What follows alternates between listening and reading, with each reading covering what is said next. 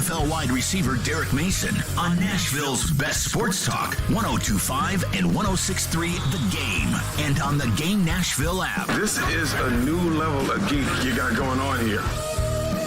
Chase, Willy, D-Mase, 102.5, 106.3, The Game and the Game Nashville app. We are live from the Hillside Medical Game Studios, and we are streaming live on Twitter, Twitch, YouTube, and Facebook Live. Our video streaming is brought to you by the law offices of Amanda J. Gentry, Caroline Fenton in for Chase McCabe, D-Mase hanging out with you. We are live from Pete and Terry's Tavern ahead of the Predators game tonight. D-Mase, how we doing? Hey, we're doing well this morning. Little rain. It's a lot warmer than it was yesterday, so it's still that's cold. a good thing. I'm still not built still for this. Cold. Yeah, I don't like it either. I don't blame you.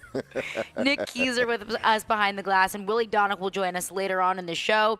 But I want to start with this, because I don't want it to be ignored how dominant and how just freaking good the Titans defense was on Sunday. The fact that the Titans defense, I believe, single-handedly won them that game. You could point to the defense and two really solid touchdown passes from Nick Westbrook-Akine. And I think the most impressive part about it is that this wasn't just a one-off, that the defense has been doing this all season long, and also the fact that this Titans defense got 6 sacks on Sunday, which is impressive nonetheless. And then when you look at the list of players who recorded sacks, it wasn't Jeffrey Simmons, and it wasn't Bud Dupree, because Jeffrey Simmons and Bud Dupree were out on Sunday.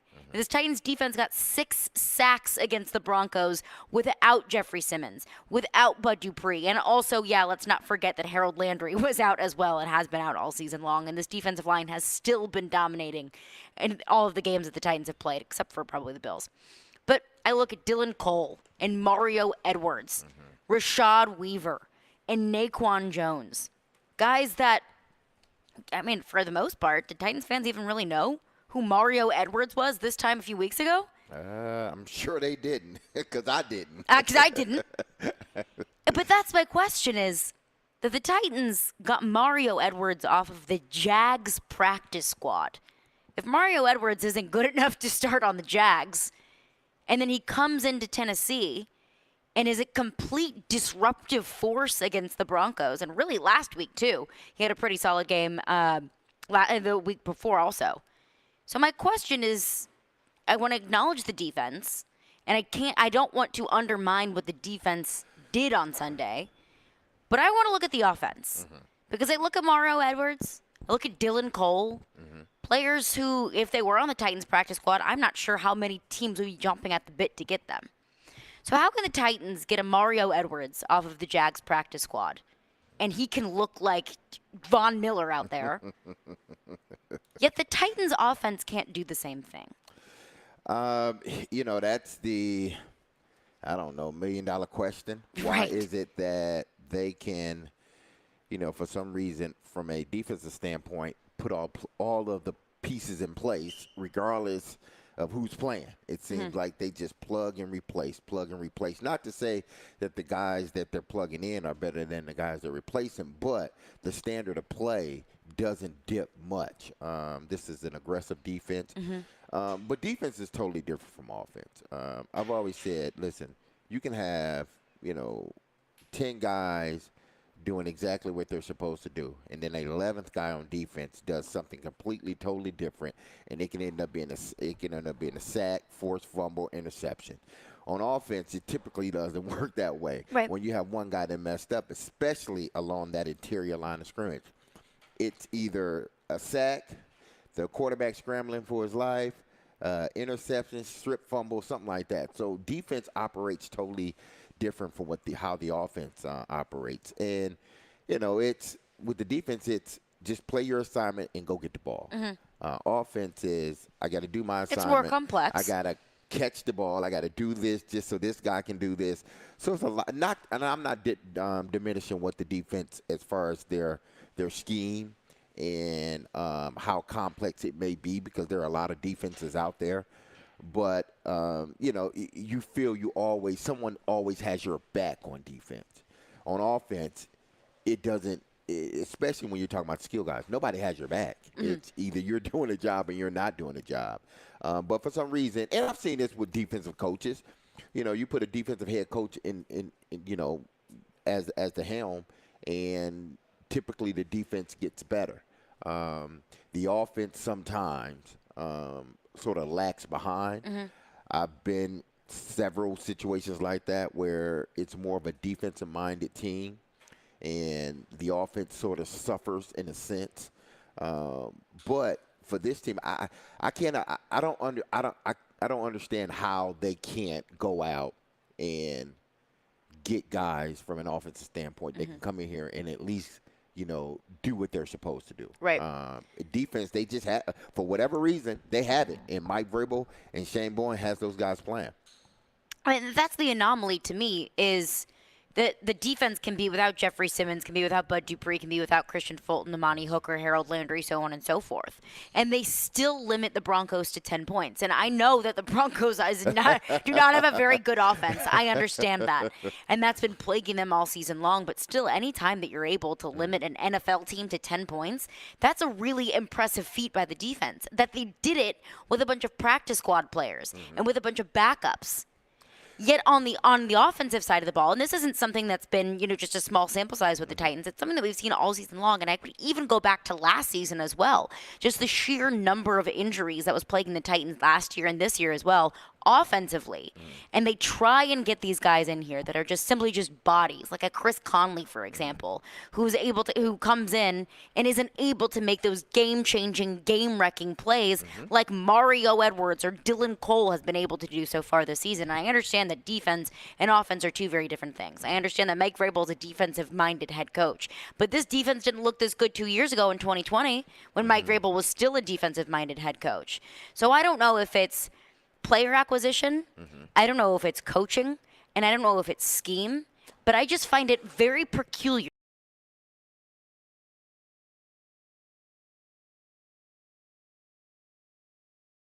defensively and still limit Denver to 10 points. And they can still sack Russell Wilson 6 times. Yet they can't bring in anybody offensively, not even their first-round pick in Treylon Burks, that's able to be a game wrecker or a game disruptor.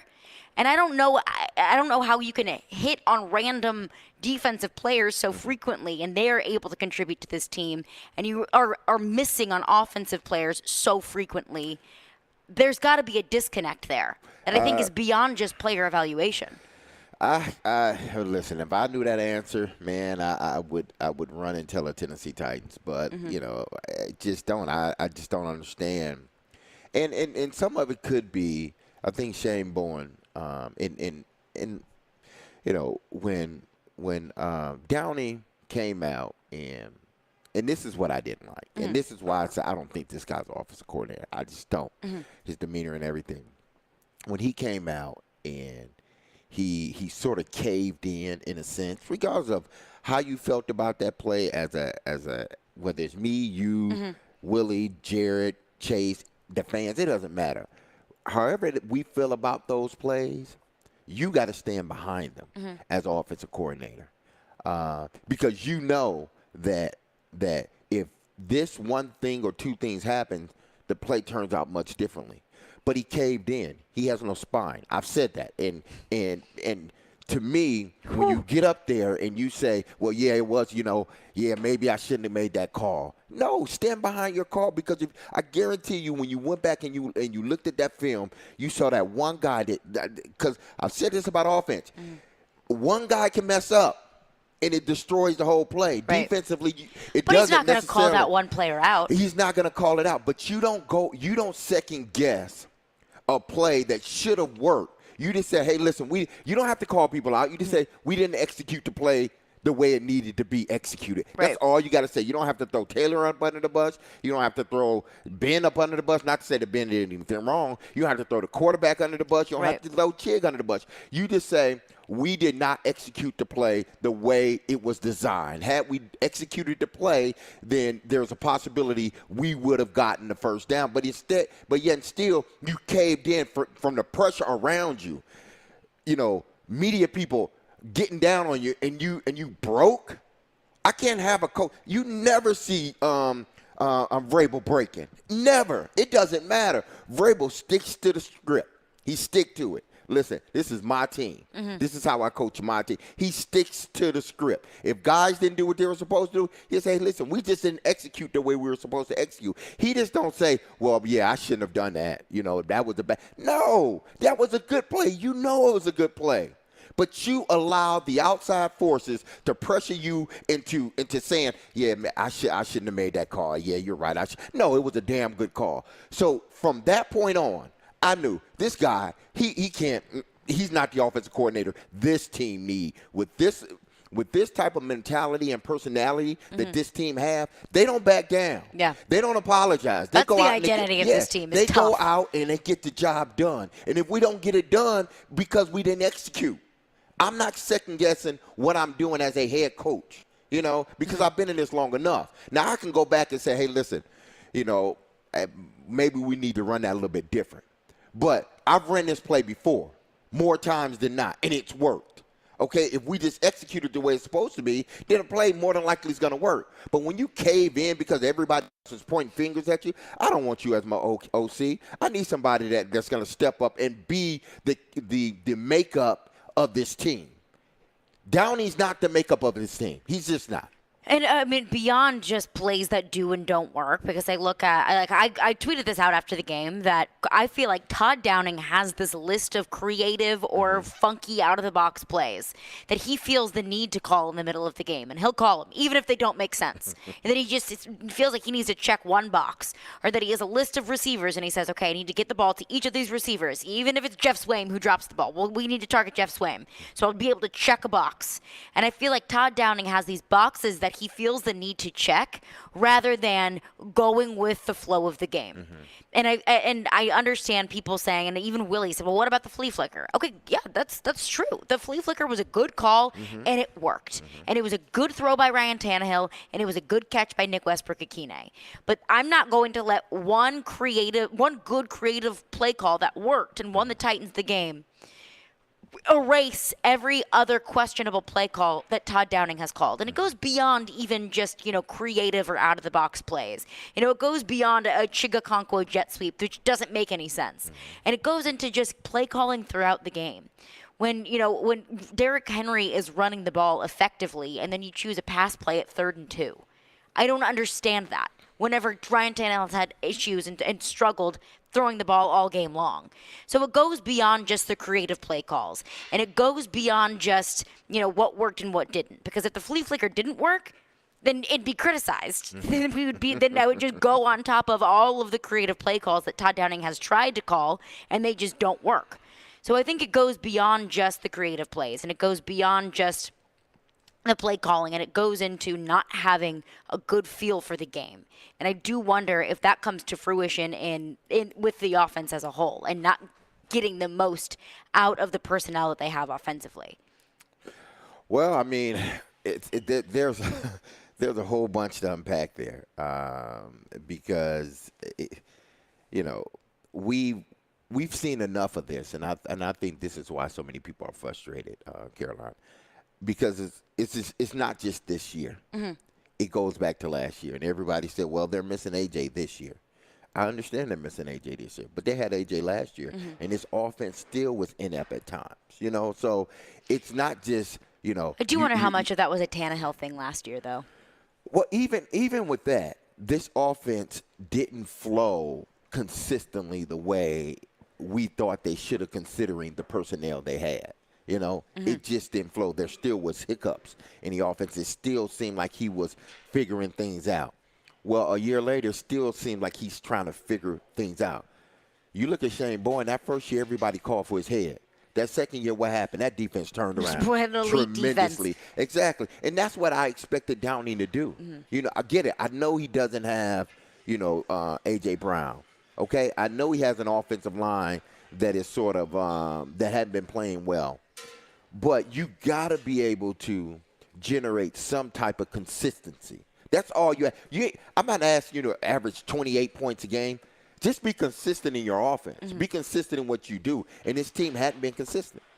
615-737-1025 is our phone number. We'll get your calls, your texts, your reaction to that. Plus also, who can we put the blame on for some of the offensive woes that have been facing the Titans so far this season? We'll get into that coming up next. Chase, Willy, D-Mase, Caroline Fenton in for Chase McCabe, 102.5, 106.3 The Game. The college football season never stops. ESPN college football analyst Trevor Manich joins Stillman and Company every Tuesday at 4:30. They've got to do what Nick Saban in Alabama has done so successfully over the last 10 years. Presented by Houston Clinic Orthopedics on Nashville's best sports talk, 102.5 and 106.3 The Game and the Game Nashville app. It's Week 11, folks. NFL season. You can start off right with a no-sweat same-game parlay from FanDuel, America's #1 sportsbook. Doesn't matter if you're new or if you have an account. You're going to get free bets back if your Thursday night same-game parlay doesn't hit. Same-game parlays are the perfect way to combine your bets for a chance at a bigger payday. This one is the big one. Titans at Packers, of heavy local interest here.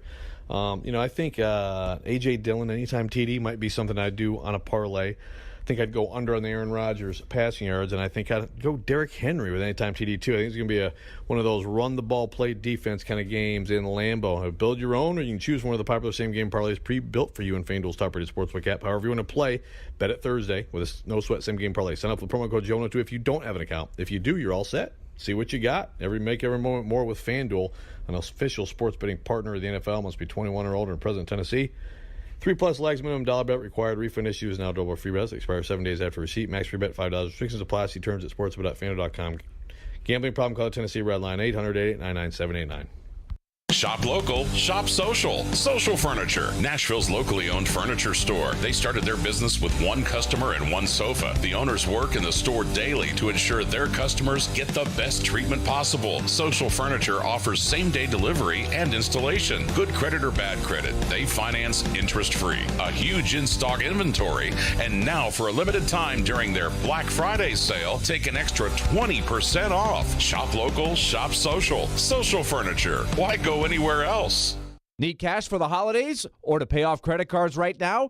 Loan Pronto's all-new Express Equity Line of Credit program is just what you need. This is great. You can keep your low mortgage rate and still get cash out. That's right. You don't have to do a full home refi. You can tap a small portion of the equity you have and enjoy a super low rate. With Loan Pronto's Express Equity Credit Line, you can close in 7 to 10 days, and a $50,000 loan will come your way, and it only costs you around $300 a month. Use that money to pay off whatever bills you have, credit cards, consolidate other debt, or start a home improvement project. With Loan Pronto, you can access up to 95% of your home's equity, and 9 out of 10 homeowners won't even need the appraisal.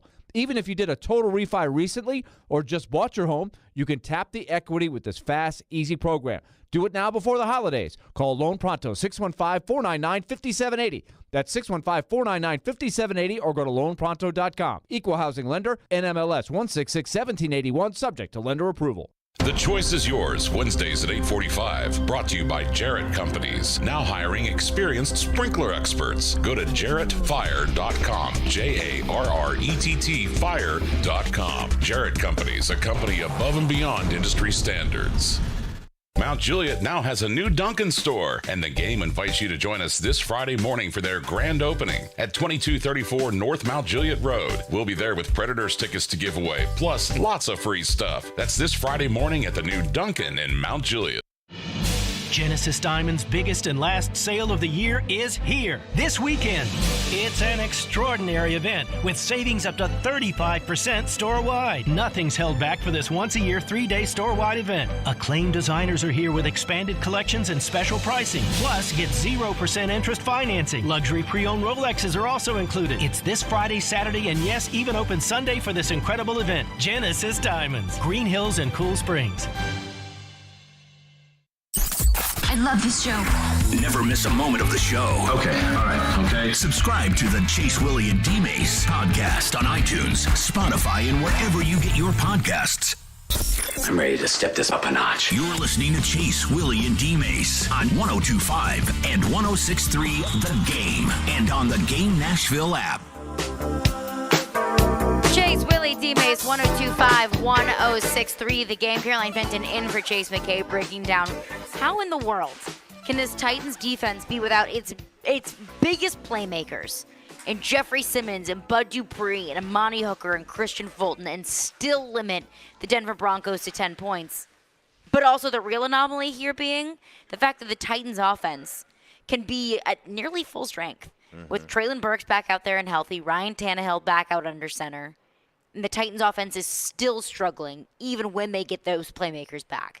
So my question is, who is to blame for the Titans offensive woes? And I think we touched a bit on Todd Downing. And I think that he is a fair person to look to and to point to and say, well, why can't this Titans offense look like it did in 2020? I understand there is no A.J. Brown, but when you got Ryan Tannehill and you got Derrick Henry and the wide receiver core, I understand, is not at the strength that it was in 2020. But also, that's not on Todd Downing. That's a John Robinson thing.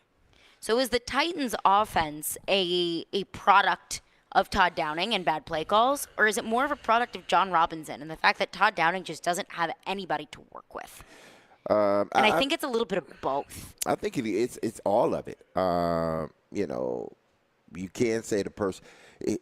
Here's the thing. I don't think Todd Downing is experienced enough from a play calling standpoint, not from a coaching standpoint, because obviously he's been a coach for a bit. But from a play calling standpoint, I don't think he's experienced enough to take a subpar offensive personnel, and make them better than what they are. I just don't. It's evident. We point at the personnel on offense, and we're right. They have maybe 2 or 3 playmakers. But because he doesn't have that experience at play calling, he can't elevate the personnel that they have. Now, if you get a seasoned play caller in here, maybe he's probably been through this before, where the personnel was inept, or they didn't have the depth that they needed on offense. But he was able to design some things and manufacture some things to get yardage. Well, Downey isn't there. And I don't, again, just like I've said about the players, like, I'm not saying you're not good enough to play on this. I'm not saying you're not good enough to play in the NFL. You're just not good enough to play for this team. I don't know if you're good enough to play in the NFL. You're probably young. You just need to learn. Right. But you're not good enough yet to play on this team. Well, Downey, I believe, is the same way. I think he's good enough to be a coach. I'm not saying that. I'm not questioning whether he should be out of the league. I don't think he should be. Right. But he's just not good enough for this team. Where this team is at with the personnel that this team has. I think they need a more experienced and more seasoned play caller with this personnel. Now, if he had, Devontae Smith, A.J. Brown, and Chigakonkwo at tight end, Derrick Henry at running back, Woods as your third receiver. Okay, he can call that because you got playmakers littered everywhere. But then I also look at the Raiders, for example, and they've got talent all over that offense. Or Josh is just why do they want 2 games? Yeah, Josh is just I don't understand that. That is just like, it's mind-blowing that you had that talent on that team and you're not able to consistently get that talent to go. You got a quarterback. You feel you got a quarterback. You got a receiver. You got a running back. You got a tight end. One of the best tight ends in the league. What more do you need? So when you have to control a game and no one's sort of looking over your shoulder saying, you know what, maybe we shouldn't run that play. Like Bill Belichick, I want to run that play. Yeah, you could. No, right now, I want to play something. He doesn't have his babysitter Bill anymore. Absolutely. And I just think Downing, again, I'm not saying he's not good enough to be a coach in this league because I'm not qualified to say he can't be in this league. I think he's a good coach. It's just for this team where they're at. I don't think he's the right coach for this team. Just like I believe Vrabel's the right coach for this team at this time, considering their makeup. Vrabel's the perfect coach. Well, Downey's not that coach. He's not even a makeup of Mike Vrabel. It's not. It seemed like he's totally opposite of that. Well, and I've plenty of my own issues with Todd Downing. And I think that there are a few games so far this season where I looked to Todd Downing and I said, look, you didn't do anything to hurt this team. Because I feel like for the most part so far this season, Tannehill's been playing Tannehill ball. You know, the 250 passing yards a game, 2 touchdowns, no interceptions. I feel like that is where Tannehill needs to live. He's not going to be a 35 passing attempts, 450 passing yard kind of guy. That's just not who he's not Patrick Mahomes. No. He's not Joe Burrow. That's not who they need him to be. But, I mean, as many issues as I have with Todd Downing and as many questions as I have for him throughout the game, like, what are you thinking? That makes no sense within the context of the game. I can't help but put a majority of the blame on John Robinson because I don't think it's a coincidence that in 2020 the Titans had one of the best offenses in the league, one of the worst defenses in the league, and then John Robinson takes offensive pieces, trades them away to build up the defense. And I would say that's a net positive. You know, you trade away Corey Davis and Jonnu Smith, and in return, you get Danico Autry and Bud Dupree. Well, it absolutely elevated the defense. And then the offense took a step back. And what did they do to improve the offense in the offseason? Traded away arguably their best player offensively in A.J. Brown and did nothing to help the offensive line except draft Nicholas Petit-Frere in the 3rd round. So I look to John Robinson and I say, look, you did what you needed to do to build up the defense. But the offense has been ignored, essentially. So I don't think that that's a coincidence that now all of a sudden the Titans offense is struggling mightily because they haven't had any player in to replace the pieces that, one, they were lacking or 2 pieces that they traded away. Yeah, so that's why I said there's enough blame to go around to everyone. You know, because we can start at the bottom of the top, however you want to start this. You know, if you want to start at the bottom, the players, you know, as a whole, this personnel is not good enough. Which goes back to the GM. Yeah, exactly. And then you can say, well, the coach, is he coaching them up the way they need to be coached? And then the play caller, is he calling the right plays for his players to allow them to succeed? And then you say, well, the GM, this is what the GM is giving me. You know, I got to work with what I'm given. So there's enough blame to go around for everybody. But the fact remains, this is the team they got. And if it doesn't get any better moving forward with this offense, I feel for the defense because they play, almost 100 plays against Kansas City? 41 minutes. They're going to have to play a lot more. As if they have to play a lot more as the season winds down, you look at this injury report now, it's going to be even longer come toward the end of the season. So to me, this offense they got to find a way to pick it up. I don't know how they do that because they haven't done it in a year and a half, but they have to somehow, some way. 615-737-1025 is our phone number. I see your phones lining up. We'll get to those coming up next. And hey, Preds Game Day is brought to you by Social Furniture, Nashville's locally owned furniture store. A huge in-stock inventory. And now for a limited time during their Black Friday sale, take an extra 20% off at Social Furniture in West Nashville.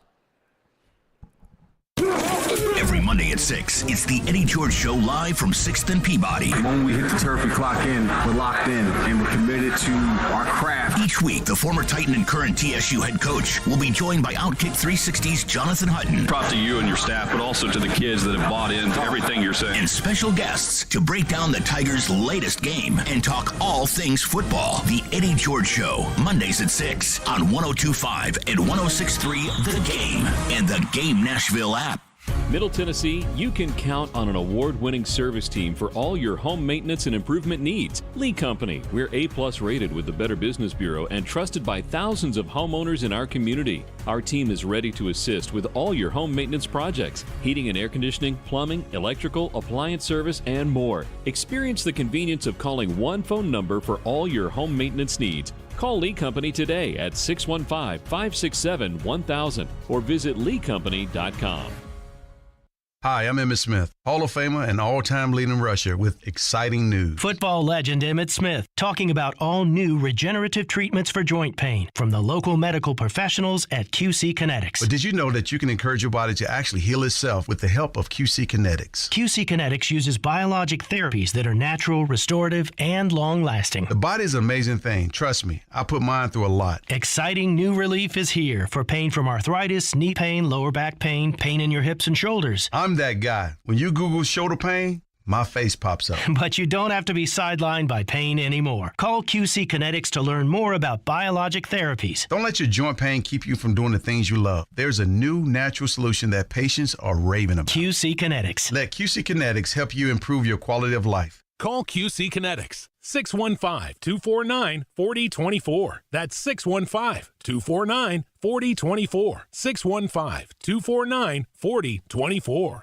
Hey, it's Big Joe on the go. Look, I get it. Nobody likes being in a car accident, but when that happens, make it easy on yourself and call Apple Collision Centers so you don't have to stress. They're locally owned with 3 convenient locations in O'Hickory, Hendersonville, and Gallatin. Apple Collision Centers managers combined for 60-plus years experience, and they only recommend original equipment parts on your vehicle. So, if you're in need of a repair today or down the road, just head over to Apple Collision Centers. Stan and his team will take great care of you. Online, applecollisioncenters.com.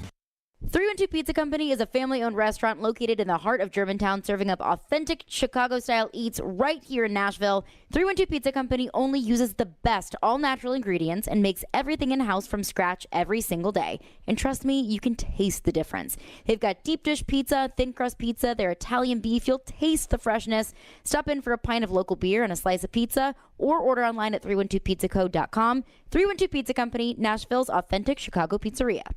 Hey, it's Jared. Are you looking to move? If so, do yourself a favor and reach out to my friends at TriStar Moving. You can be assured your move will be stress-free because they've got new utility vans to help with pack jobs to separate your high-value or fragile items from the bulk of your furniture, and their movers are carefully picked and highly trained. No one in the game is doing this. TriStar Moving is raising the standard in the moving industry. When you're ready to move, give them a call. TriStar Moving, 615-640-1219, or online at nationalmoving.org/radio, and tell them Jared Stillman referred you for 10% off. That's TriStar Moving.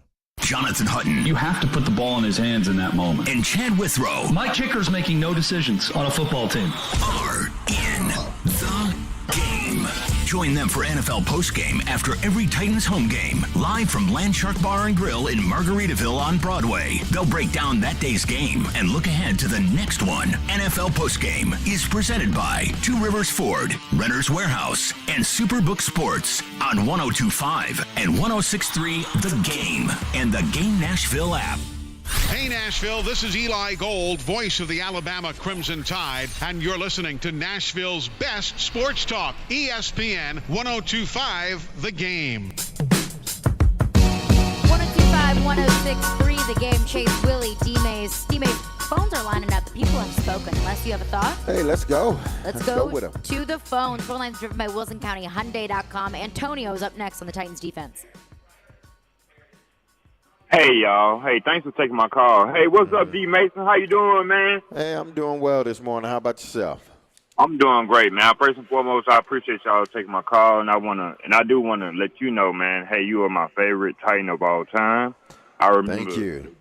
I remember the first year when you came in and man, you just balled. I mean, you was a dog. But, okay, let's get to what's going on. I don't know what's the reason. What's wrong with the offense? I don't. When my theory is like, okay, we did regress from 2020, but my thing is, it's like you got Derrick Henry back there, and you know what I mean. But it's like having Shaq in the middle. We got Derrick Henry back there, and I don't know if the blame is on the players or the person or the coaches. Somebody has to step up and take and realize that, hey, they're loading the box.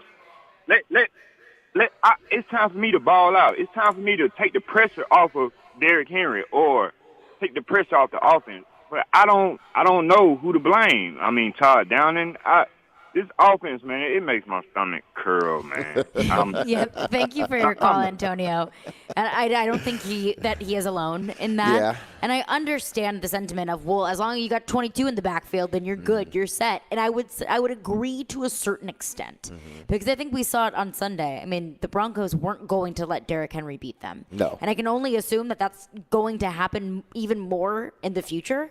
And I think that's been the game plan against Titans opponents in the past is we're not going to let Derrick Henry beat us, and Derrick Henry beats them anyways. Exactly. But the Broncos defense is good enough that they said we're not going to let Derrick Henry beat us, and if these receivers that the Titans have, and if Tannehill with a bum ankle beats us, then so be it. And that was the case. And so, I mean, I understand when you got 22, you feel a whole heck of a lot better than if you don't. But teams that play the Titans are going to stack the box. They're going to limit what Derrick Henry can do. You cannot just run the ball with Derrick Henry on every single play. You cannot run the ball with Derrick Henry on every single down.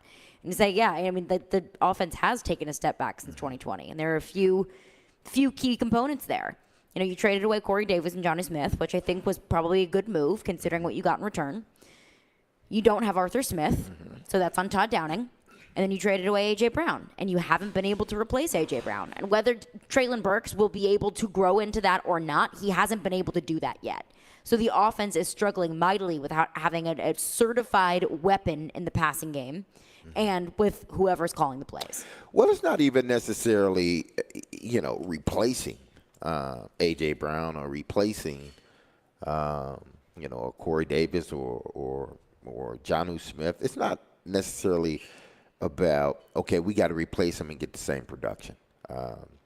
When you replace players of that caliber for this team, you got to be able to insert somebody that's at least going to get the job done consistently. Listen, whoever they brought in, whether they draft Treylon Burks, they bring in Robert Woods, Nick Westbrook-Ikhine, none of them are better than A.J. Brown at this particular point in his career. None of them are. Treylon might. He has the potential. We've seen it. But right now, at this point in time, nobody on this team is A.J. Brown. Right. So if the three of them combined aren't even A.J. Brown. Yeah, if you look at their numbers. But I got to get some type of production out of them. You may not be A.J. Brown, but I need to get production and consistency out of you. I need to get something out of you. I'm paying you enough money to get something. When I brought you in, I expected this is what I should get. And they're just not getting it from anybody. Nick Westbrook-Ikhine had a great game last game. But where has he been? As much as I like him, where has he been all season? Robert Woods had a really good game 7 games ago. But where has he been? You brought him in here for the money you gave him. You brought him in here to catch passes and to get open. And he hasn't gotten open consistently. Has he gotten opportunities? I don't know. I'm not looking is the guy open or is he not? That's just basically what I look at. And then when they throw you the ball, do you catch it? Robert Woods has dropped a lot of balls. A lot of balls. And as much as I've watched him over his career, I don't think he's dropped balls like this. He was like sure-handed. He was one of those guys that was sure-handed. They just hadn't gotten any production consistently from anybody. I didn't expect when they traded away A.J. Brown for them to get A.J. Brown production back. But don't you think they expected that? No, they didn't. They didn't expect that. Then why trade away A.J. Brown? Because they couldn't pay him. They didn't. No, I'm not going to say they couldn't pay him. They probably just didn't want to pay him. And then they got tired of his antics. The Titans are not about all that other, outside stuff. It's about team and team only. And when you start giving us this other stuff that just doesn't make any sense, that's counterproductive to what we're trying to do, then we need to get rid of you. As much as we like you, as much as I like you as a head coach, we got to get rid of you because we don't want that to infiltrate and infest and sort of come in and sort of spill over everybody. Kind of manifest throughout the entire locker room. We don't want that. So we got to get rid of you. And I agree that AJ's social media antics were just as annoying to me as they probably were to anybody else. And they're still annoying to a lot of people. Still annoying. I mean, he still can't get off Twitter. And it is amazing to me just how much trouble AJ Brown seems to get himself in on Twitter. But in my opinion, for how integral A.J. Brown was to this offense, not just last year, but, the entire time since he's gotten here. Yeah.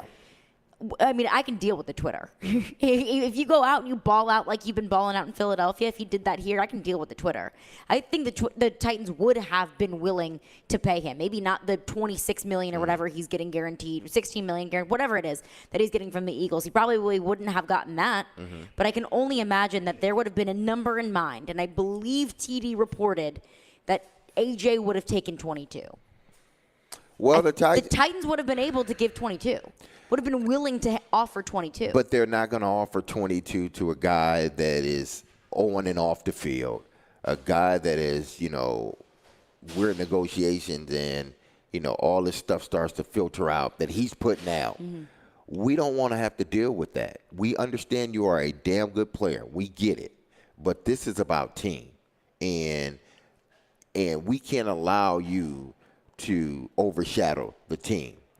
Again, if he had played every game up until his last day with the Tennessee Titans, or up until that point where they were getting ready to trade him or thinking about trading him, I'm sure they would have thought, well, maybe he's been reliable. He's our best pass catcher. Hell, he's one of our top 3 players. Let's keep him. But because we talked about this with AJ, he was off the field just as much as he was on the field. Yeah. He was injured just as much as he was playing. So why am I going to give somebody $25 or $22 million that this trend may continue?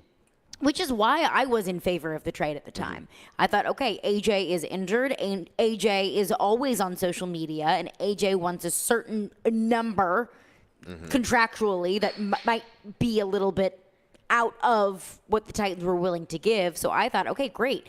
You're going to trade away an injured player, and you're going to get a younger, healthier, and less expensive A.J. Brown. That's what I thought the Titans were getting, and I can only assume that's what they thought that they were getting too. Rid themselves of the A.J. drama, get healthier, and get cheaper. But the problem is they didn't do that. They knew that, okay, we bring in Robert Woods. Is Robert Woods a number 1? No, he's a number 2. We draft Treylon Burks. Is he going to start off like A.J. Brown started off? Well, maybe, maybe not. But we know through time he will get better. We believe that he will get better and he will be that receiver that we need. Well, it just hadn't happened that way. I think it was almost, we hope that he comes in and give us 1,000 yards, 8 touchdowns, 80 catches. Oh, I would take that in a heartbeat. But we know more than likely that's not going to happen. So we're not going to put that pressure on him to be A.J. Brown. Just come in here, learn the offense, and be the playmaker we believe you are. But he hasn't even been able to do that. He hadn't been able to stay on the field. And he hadn't been and even when he was on the field, they didn't target him enough. Again, I go back to this. If you drafted this guy, that's like bringing in a free agent.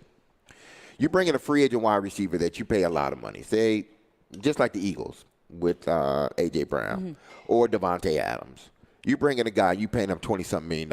What do you think I'm doing every game as offensive coordinator? I'm designing my plays. Scheming to get him open. For that guy, yeah, because this is the guy we brought in to be our big play guy. All right. Well, why didn't you do that with Treylon Burks? You got to give him opportunities. I understand slowly bringing him along, but the NFL is totally different now. These kids are coming in and they are balling. These first round wide receivers, they're coming in and they're balling out. Just look at them. For the last 5 years, look at the first round. They've been balling out. Why don't you take that same approach? Give him an opportunity. Y'all wasn't giving him opportunities. Even in preseason. And I'm like, why aren't y'all giving? And the question was asked of Mike Vrabel, where we're not going to do that with just one player. Why the hell not? Why? Who he didn't say we're not going to do that specifically, but I'm just paraphrasing. But if you listen to that interview, it was basically like we're not going to go out of our way to design plays for one guy. Why? That's exactly. Your first round. You just round traded pick. away arguably your best offensive player and I want to see what I got. That guy instead. I want to see what I got. Yeah, and that's why I go back to, okay, who is to blame for the offense as a whole? And I really can just specify in the passing game. Because you could blame John Robinson for trading away A.J. Brown and bringing in Treylon Burks, who hasn't been able to fill in that role. Or is that on Todd Downing for not taking full advantage of Treylon Burks and not being able to scheme for him and get the ball into his hands whenever Treylon Burks is on the field? And I mean, we go back and forth with, is it John Robinson? Is it Todd Downing? And overall, it's both of them. They're both the reason why this Titans offense has been short of expectations, to say the least.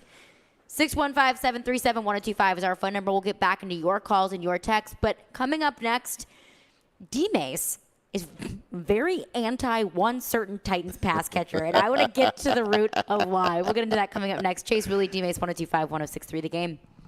Silly Underdog Picks is back.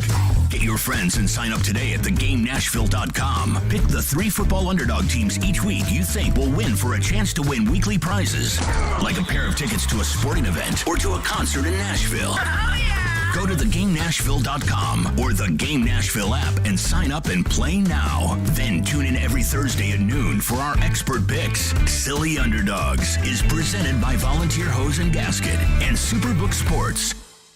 Lift it, load it, grade it, grind it, move it, haul it, rig it, dig it, Craneworks, Rentalworks, yeah! The big dog's got it. Craneworks is ready to help lift Nashville. As the Southeast's most trusted name in crane and equipment rental for over 30 years, Craneworks offers certified operators to make sure the job is done right. Rentalworks has a diverse fleet of equipment to assist in any project, big or small. From forklifts to carry deck cranes, they have it all. When it's time for your next lift, machinery moving, or rigging project, call Craneworks. Visit craneworks.com.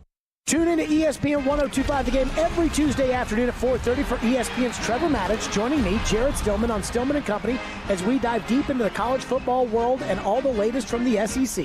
It's all brought to you by Houston Clinic Orthopedics, when experience matters.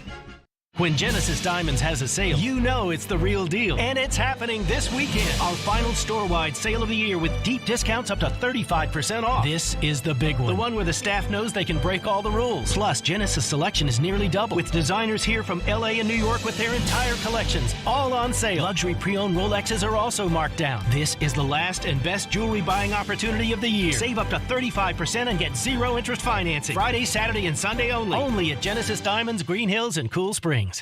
The Nashville Jam Company is already a super popular weekend breakfast and brunch destination. But with summer over, it's time to put the beach body away for a while. So for fall, they've expanded their offerings and added what they call the Meat and 3 menu. Yeah, cool weather and Southern comfort food go hand in hand. And the stars of this show are the hefty meatloaf, Southern fried catfish, slow-cooked pot roast, fried chicken, Salisbury steak, and a slew of other rib, stick, and delicacies. And they have salads, too, if you're into that kind of thing. Come see the new menu Monday through Friday from 10:30 till 2. Join Middle Tennessee football one last time this season inside Floyd Stadium for Senior Day. The Blue Raiders will host the Florida Atlantic University Owls with kickoff set for 2:30 p.m. Come early and wear your blue because it's going to be a day full of family fun. Be sure to check out the Blue Raider Beer Garden and the Blue Raider Family Fun Zone inside the stadium, too. Come out and help us honor our 2022 seniors. Secure your seat today at goblueraiders.com/tickets. Middle Tennessee, we are Blue Knighted. Now's the time to get a great deal on select Kubota compact tractors, rated #1 in durability and owner experience. They're designed for easy operation and feature performance-matched attachments. Right now, put 0 down and get 0% APR for up to 48 months, plus save up to $1,100. Now through December 31st. See us or go to KubotaUSA.com for full disclaimer. Visit Coleman Tractor Company, your local Kubota dealer in Clarksville, Nashville, Paris, and White House today. Robbie Stanley. To avoid non-contact injuries and not repeat last year, Joe Rexroad. Just wait until next year's national TV schedule comes out. Robbie and Rexroad. Mornings from 6 to 10 on Nashville's best sports talk. ESPN 102.5 and 106.3 The Game. And on the Game Nashville app. This is Chase, Willy, and D-Mase on 102.5 and 106.3 The Game. And on the Game Nashville app.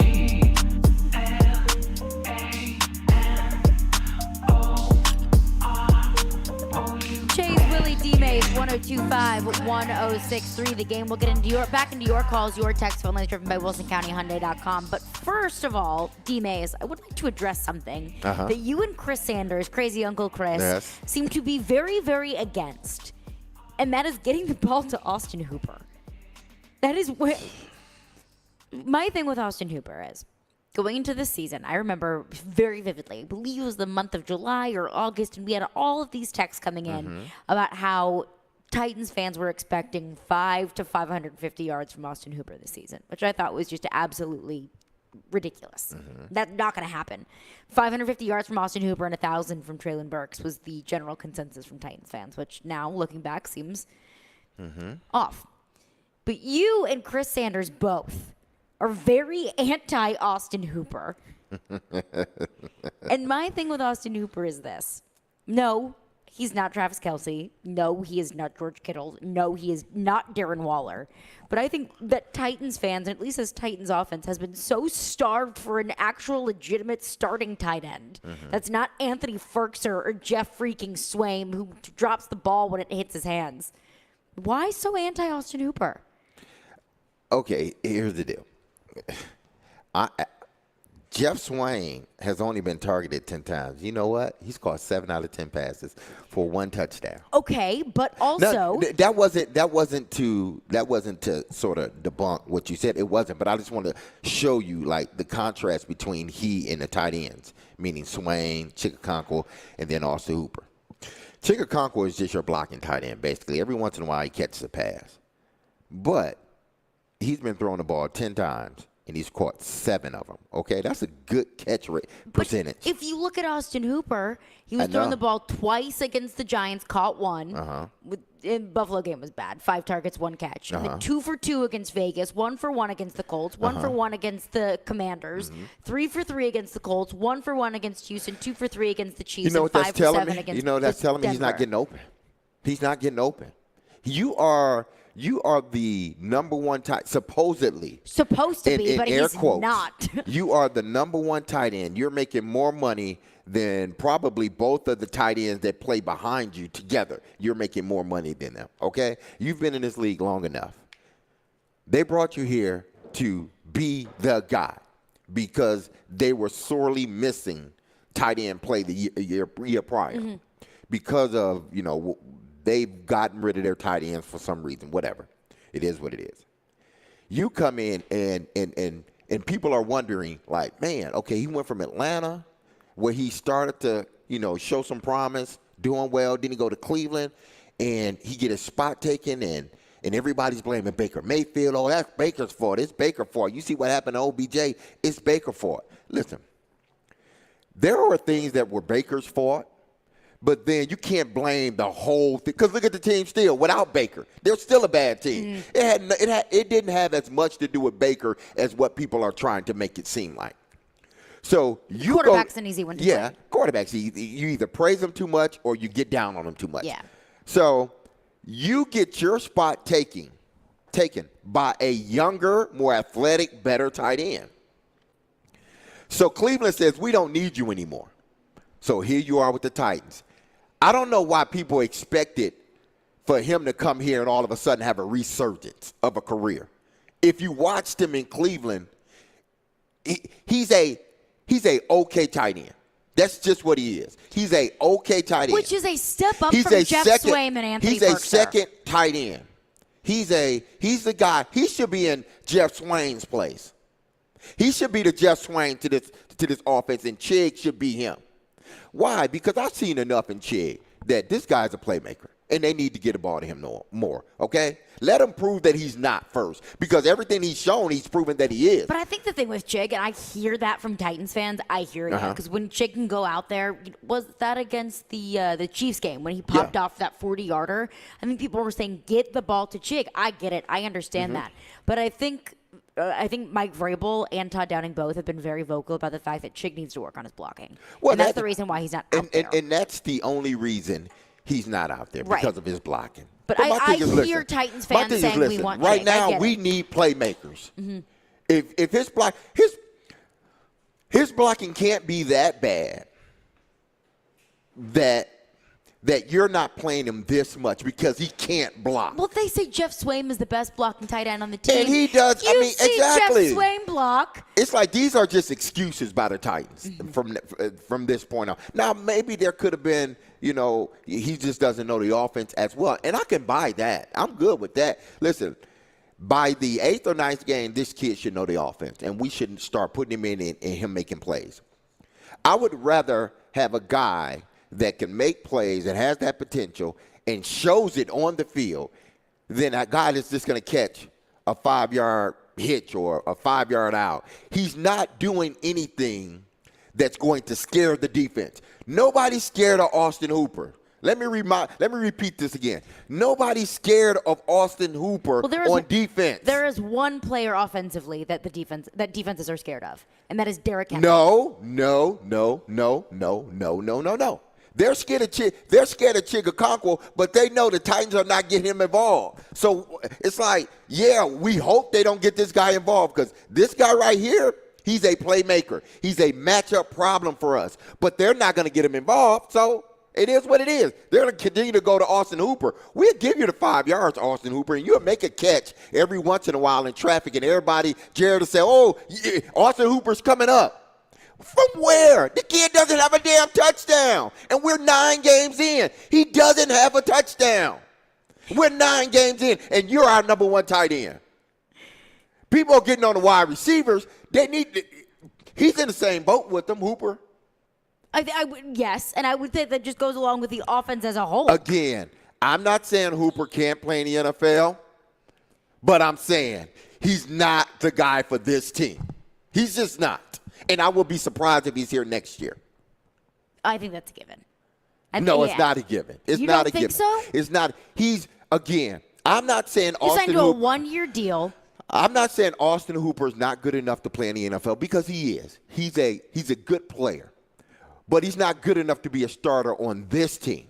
This team needs playmakers. He's not their playmaker. He's a guy that catch the ball every once in a while. He can't get open half the time. It's like, dude, you can't get off press. We talked about the pass interference that they should have called, and they should have called it. Yeah. But he got no separation whatsoever.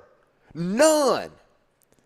But we expect him to go out and catch 5 balls a game or 4 balls. If you can't get separation, I can't. I mean, if you're getting no sense of separation, I can't throw it to you. I just can't. So to me, as the season, now the second half of the season, Chigakonkwo will need to be more a part of this offense. Because what the fans have seen from Chig is he make plays. When he touches the ball, he make plays. That's all we know. Let him prove to us he can't make plays because up until this point, he's proven to us he can. But I think my thing with Chig, though, is that in the very limited play, because we have not seen a lot of Chig. Exactly. We have not seen a lot of him. Isn't that by design? Because when we do see Chig out there, I think they're all illustrated and scripted plays for Chigakonkwo that they have practiced and they have gone through in practice. I don't know what it is with Chig and their reluctancy to play him, but I believe that they view Chig as just not a refined product. And I get that, believe me. I get the whole he's not, he doesn't have like that NFL savvy that he needs. And I get that part. But the kid has talent. I understand that. And he's proven that he has talent. Only thing, guys with talent in this league, like if you got a guy that has real talent that can play the position, you see it. Because Chig has that dog in him. That's one thing I believe he does. This kid has dog in him.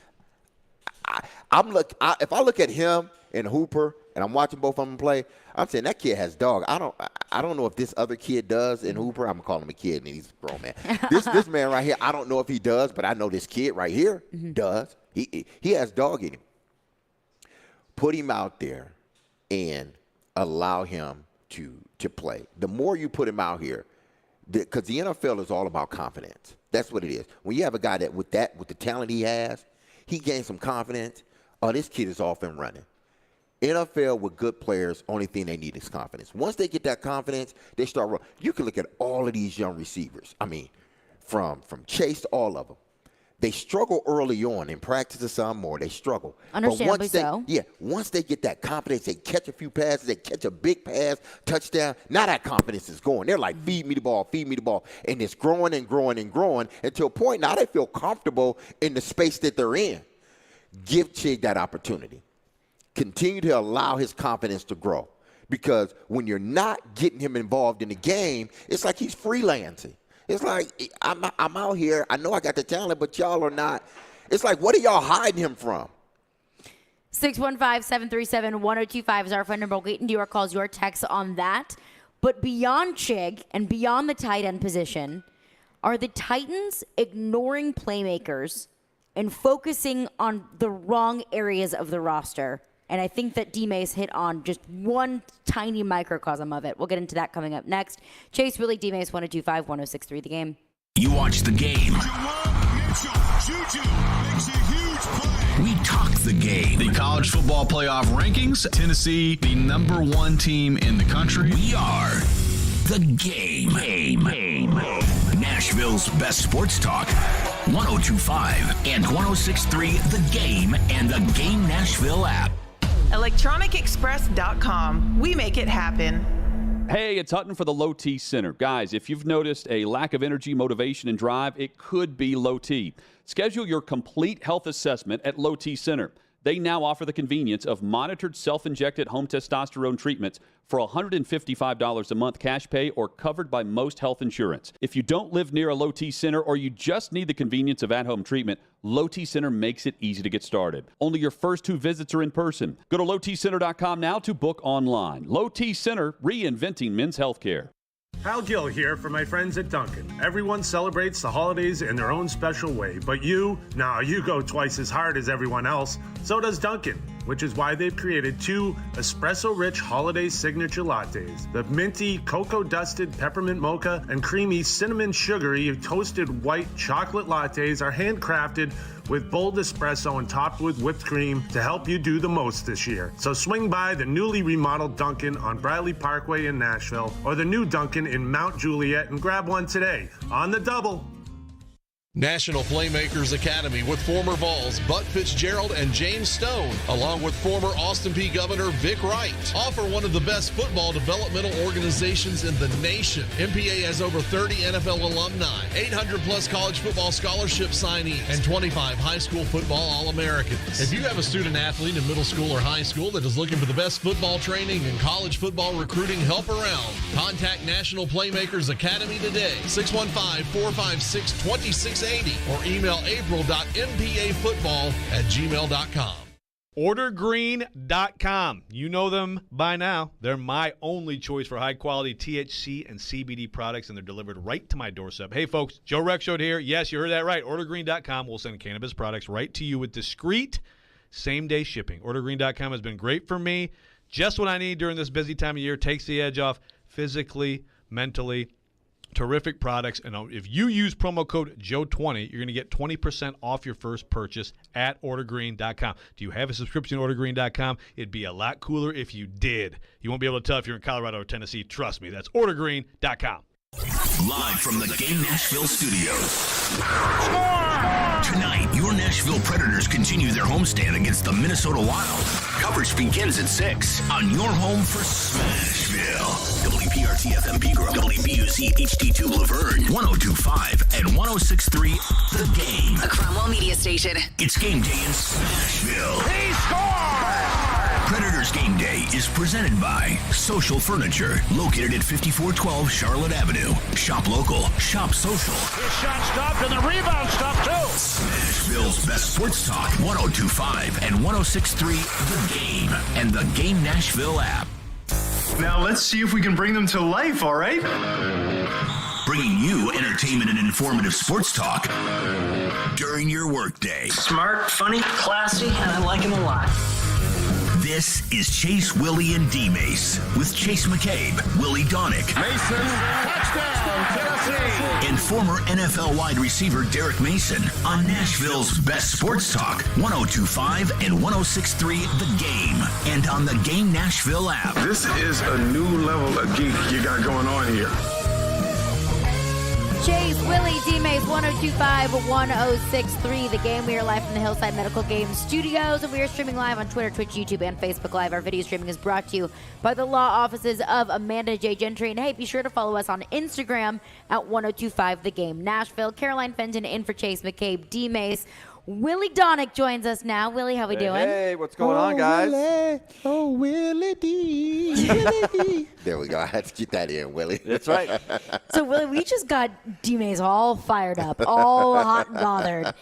What is new? Yesterday was no different. About a certain Austin Hooper. And I heard Derek Mason. Oh, man, yesterday I heard the rant the first time. Oh, well, yeah, this was D-Mase and Chris Sanders on the pregame show on Sunday, just going off about Austin Hooper. You guys are missing the guy that has actually made some plays lately. And don't you even say it. Don't you even say it on offense. Don't you even say it. Hooper. It's Hooper. Hooper has, in my opinion, Austin Hooper has earned more of an opportunity because unlike everybody else, he's actually caught it and done something with it. There, he got 4 passes and two catches, right? Austin Hooper? Yeah.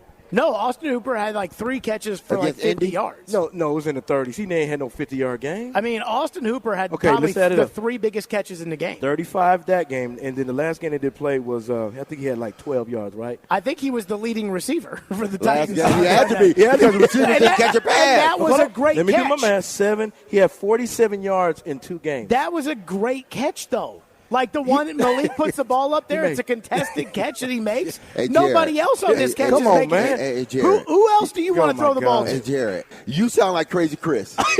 Uncle Chris. You sound like crazy Uncle Chris. Not Chris. You sound like Uncle Chris. Who else are you going to throw the ball to on this team? With Ryan Tannehill back in the fold, they can find other guys to throw it to. I am paying Austin Hooper $7 million to do what? The same thing he did last year with Cleveland, which is nothing. He's not other than the fact that he won you the Colts game. He made 3 catches. No. He won that Colts game for this team. He made you 3 catches out of 8 games. Thank you. Okay, so that was D-Mase, Chris Sanders, and Jared on the pregame show on Sunday. And I do have to say, he had some pretty badass catches against the Colts. See, this is what, and give him credit for that catch. And then I'm gonna pass it over to Coach Willy, because I know Coach Willy kind of brings it down. He kind of settles everything. Like, wait, hold on. But here's the thing, people. It's not a great catch. That's like telling my son. And I said this yesterday. When you've been an A student pretty much your whole collegiate career. Mm-hmm. And that's what he's been. And I'm proud of my son. And you come home with a C. I'm not going to sit here and say, dude, great job. What a great C. No, I'm going to look at it and be like, what? Dude, what happened here? What happened here? Yeah, you passed the class. I get that. But we're not about just passing. You set a standard, and you need to stay at that standard. I understand things get hard, but I'm not going to praise you over a C. Because you're supposed to get better than C. You know that. Same with Austin Hooper. Dude, I'm not praising you for a catch you should make. That wasn't a acrobatic.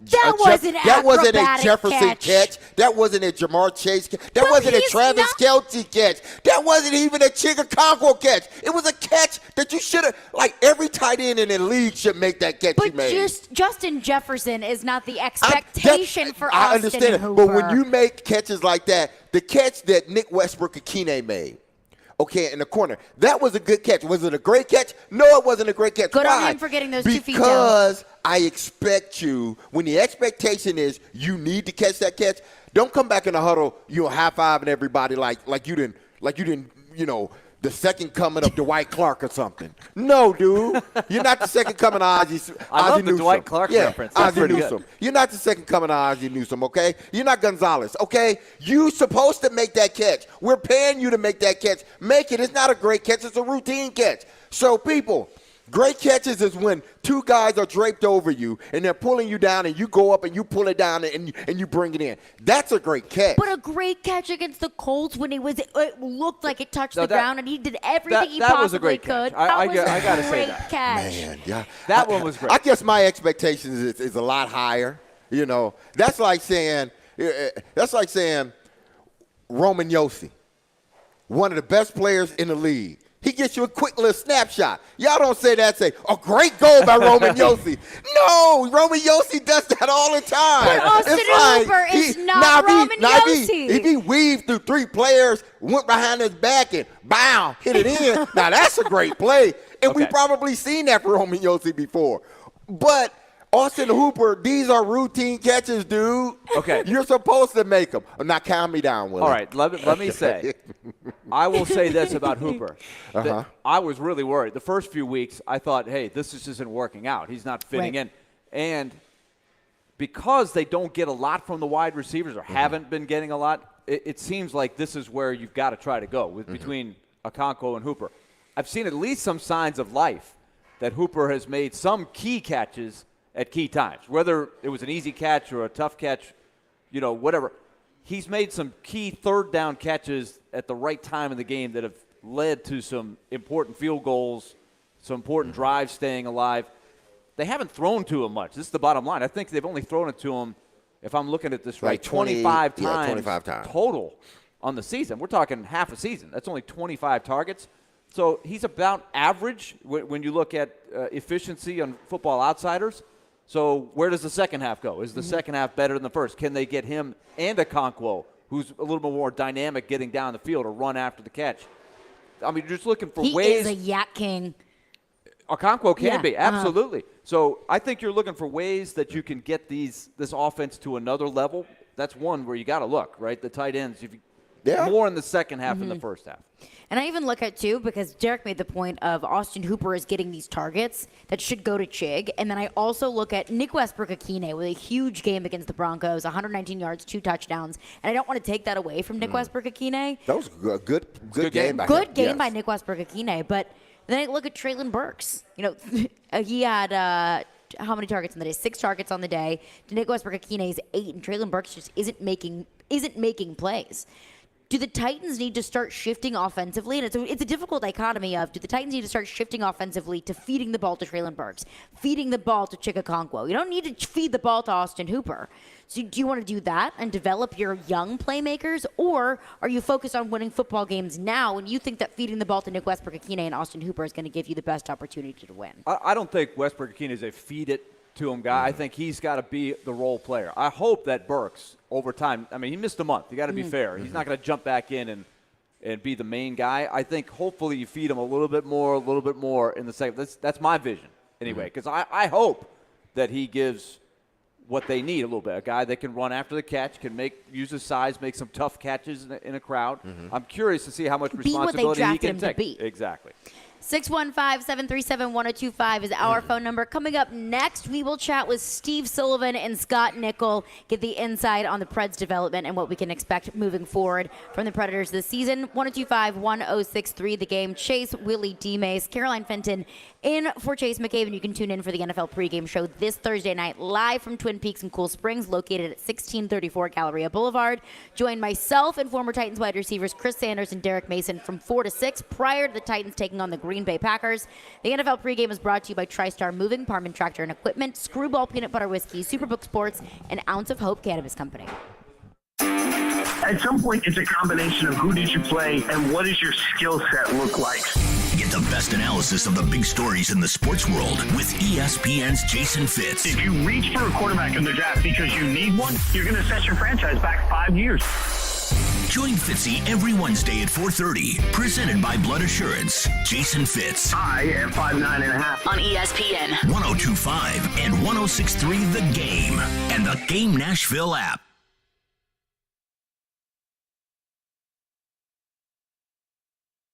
Hey, it's Joe Rexroad here for FanDuel Sportsbook, America's #1 sportsbook.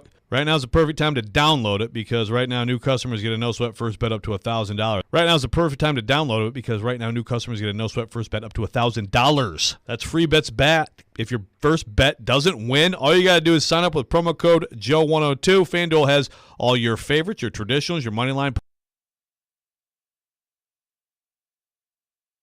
Win. All you got to do is sign up with promo code Joe102. FanDuel has all your favorites, your traditionals, your money line, point spreads, player props, but you can combine them for a bigger payout with a same game parlay. You also get paid fast. It's safe, secure. Very important to me. It's easy to use. If I was looking at a parlay Thursday for a little Titans at Packers, I think Derrick Henry is going to find his way in the end zone. I think I'd go there. Cold, windy night. I feel like I'd go the under on that one, and I would also go Titans. That'd be my parlay. You do whatever you want to do. Just sign up with promo code Joe102 for that no-sweat first bet. Again, promo code Joe102. Make every moment more with FanDuel, official sportsbook partner of the NFL. Must be 21 or older, present in Tennessee. For a silent room and wager only. Refund issue is not over. Free bets expire in 14 days. Restrictions apply. See terms at sportsbook.fanduel.com. Gambling problem? Call the Tennessee Red Line 800-889-9789. Men, are you asking yourself questions like, why am I gaining fat? Why is my energy or sex drive down and maybe haven't been getting the exercise you need? If you want to get back to the man you used to be but just don't have that youthful energy, that edge you once had, you very well might have low testosterone. Low T causes all kinds of issues, from a reduced libido, lower drive, and bad sleep patterns to problems with muscle gain, bone density, and more. It may even contribute to erectile dysfunction, and if this sounds like you, it's probably time to get treated for your low T. At the Tennessee Men's Clinic, we've treated thousands of men for low T. We've seen them put on muscle, add to their energy, improve their sex lives, get better sleep, and just feel better. Plus, if you're like most men, you'll see results in only a few weeks. So make an appointment today and experience how testosterone therapy can truly change your life. Your initial appointment is only $99 with results in minutes. Call today, 615-208-9090, or go to TennesseeMen'sClinic.com. Visit our website to learn more, including side effects, treatments extra, results vary. Winning this award is truly like winning the Super Bowl of car dealer awards for Mercedes-Benz. Edwin Vickery, General Manager of Mercedes-Benz of Music City. Culture, eat strategy for lunch. You have to hit on all cylinders to win this award. You can strategize all you want. You got to still have the right tools, and our tools are our people. Live the dream with 3-time Mercedes-Benz Best of the Best Award winner, Mercedes-Benz of Music City. Go to mbofmc.com. Do Tennesseans know every word to Rocky Top? Well, the construction industry doesn't call our area rock country for no reason. Harmon Tractor and Equipment is your tractor and equipment solution and Middle Tennessee's employee-owned Link Belt and Takeuchi dealer. So if you hit rock, need a breaker, and it's time to dig, give them a call. Rent a track loader, an excavator of any size for landscaping, building a pool, construction, utilities, or more. Visit ParmanTractor.com, providing totally outrageous customer service. Genesis Diamond's biggest and last sale of the year is here this weekend. It's an extraordinary event with savings up to 35% store-wide. Nothing's held back for this once-a-year 3-day store-wide event. Acclaimed designers are here with expanded collections and special pricing. Plus, get 0% interest financing. Luxury pre-owned Rolexes are also included. It's this Friday, Saturday, and yes, even open Sunday for this incredible event. Genesis Diamonds, Green Hills and Cool Springs.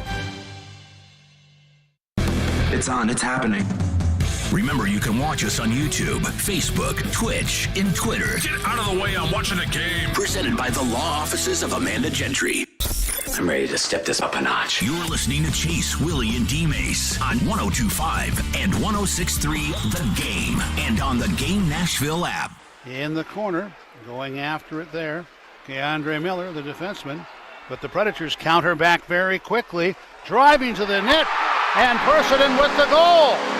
Juuso Parsonen, maybe his third shift in the NHL, gets the goal, and the Predators lead at 1-0. Well, that's a pretty good way to start your NHL career right there. He set the bar pretty high. There you go, Juuso Parsonen with a goal in his NHL debut. Steve Sullivan and Scott Nichols joins the show now. My question for you, Scott, you see Juuso Parsonen in his first game being able to come in and contribute right away. And you look at some other development of players within the Pred system, you look at a Cody Glasser, Philip Tomasino, who haven't been able to bring in that kind of impact. What's the difference with Juuso Parsonen? Well, I think he played 2 years pro last year in Finland, and then I think the biggest positive for him was he came back after his season in Finland, came to Milwaukee and played for us in playoffs. And was he going to play for us in the playoffs? We didn't know because, you know, our team goes through 76 games and we're going first round of playoffs against Manitoba, and we have this kid that came in for a week, and then we watched him in practice, and good detail. He's a big kid. So then we just, you know, put him in the fourth line role, and then he just kind of gradually gained more momentum. And I think that was a huge stepping stone for him to realize what our, you know, the American League, North American hockey looks like, smaller ice session or smaller ice rink. So he was good, and then he just kind of, you know, had a great preseason here, and then he's just kind of spread his wings.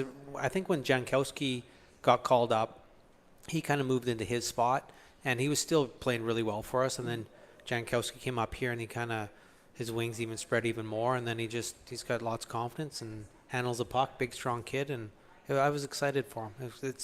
It's fun when you work with these kids for so long and they score their NHL goal, and even just giving them a phone call in in the afternoon, told him he's welcome to the National Hockey League. You're getting a call up, and his head's just spinning because I think we all remember it. Sully remembers when you get that call from your coach or GM that you're playing in your first NHL game. So I was proud of him. He's a good player. Sully, what was your role the first game that you played? Do you remember, Yusuf Parson comes in, he ends up playing more minutes than any forward in the game. It was pretty interesting. They threw him in there. He was doing so well. He handled all this stuff. So what was your first game like? Yes, you know what? That a lot of times it's the opportunity to have success and be put into the same role. So in the American League, you're a goal scorer. You're in the top 6 role. You're trying to make a contribution. You're trying to make the next level, but you're still trying to make a contribution to your team down there.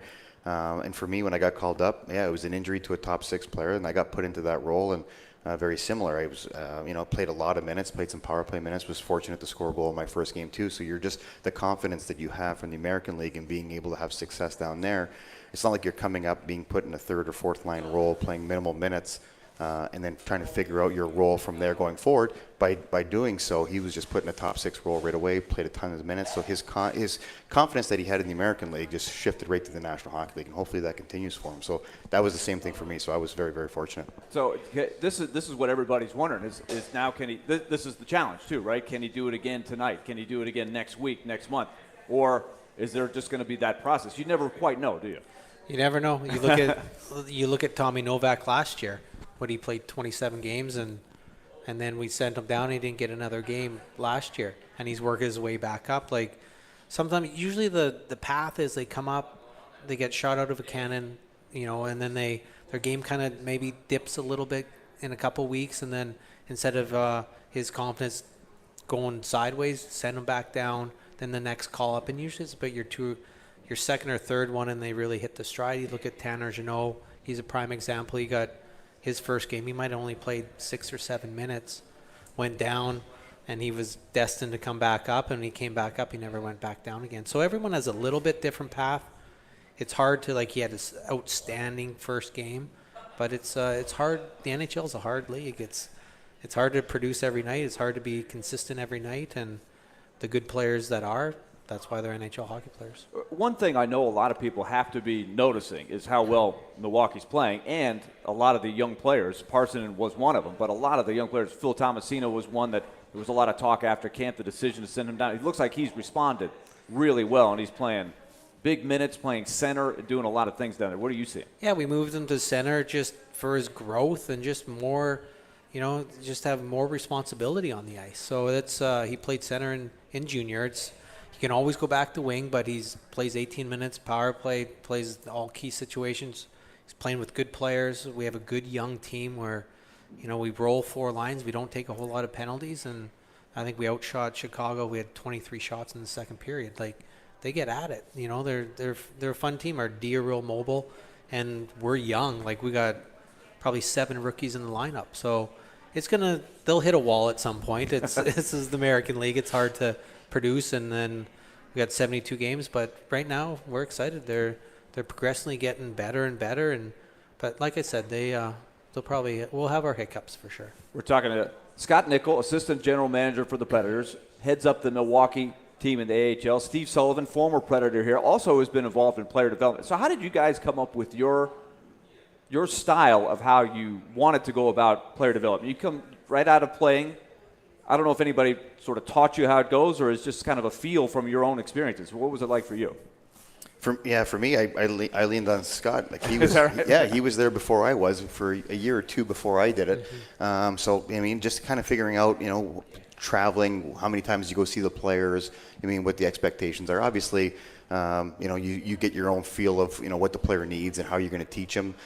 So that's different than player development. But just the whole role itself, you got to lean on some people who've done it in the past and have a blueprint of having some success with it. And he's definitely one of the best at it. So I leaned on him. But and then you start finding your own way and how you want to do it, and tweaking it and trying to find it, make it your own, and bringing in your own staff and people that you think can have success in helping you. So. But yeah, you got to lean on some people to figure it out, because it's not an easy path just to be like, hey, you're the player development coach, and how do you do this? And there's no blueprint for it, so you got to lean on some good people. It seems like there's the technology, the knowledge of sleep patterns and nutrition and stuff like this come a long way over the last 15, 20 years. Yeah, like Sully and I did it ourselves. Like I was the only guy. Me too. And it just hasn't been too long ago where now I got a forward development coach and Nathan Gerby. We got Rob Scuderi, our D. We have Marietta, who's our nutritionist. We have Vicky Woosley, does all our mental side of things. And it's a team. We had 2 goalie development coaches. Like I did it all myself. And, you just work. That's the thing. You just put your head down and work. And I remember staying a week in Victoriaville, Quebec, like at a Quality Inn. People are coming up with skidoos and parking the skidoos where I got my car. I'm like, where am I? But that's what you do as player development. You go to these little towns and these little cities, and you work with your players. You go on the ice with your players if they're in junior, and college you can't. But it's just, I don't know, communication with the Zooms and everything with the video, and just the kids want it though. When we played, there's no chance we had somebody like that. It was like, okay, your season's over. Do you want to sign a contract with Buffalo Sabres? And I never talked to Buffalo for 2 years before they drafted me. So it's changed. But I think that's why the young kids now coming into the NHL, they have confidence and they're playing younger and younger, because basically you're grooming them and helping them. You're showing them the Predator way at 18 years old. So when they come in and they go to training camp, they don't stick out like a sore thumb. They're part of our fabric already.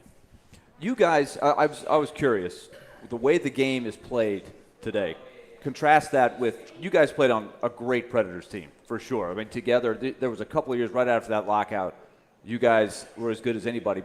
But the game, even though then, I think there was a little emphasis of trying to open up the game a little bit more. Now, the way that you can't hook, you can't slash, there's a freedom for the skilled players. I'm just wondering if you guys put yourself into that game today, especially you, Sully. What could you see? We were talking downstairs. I was talking with Hal and Mace.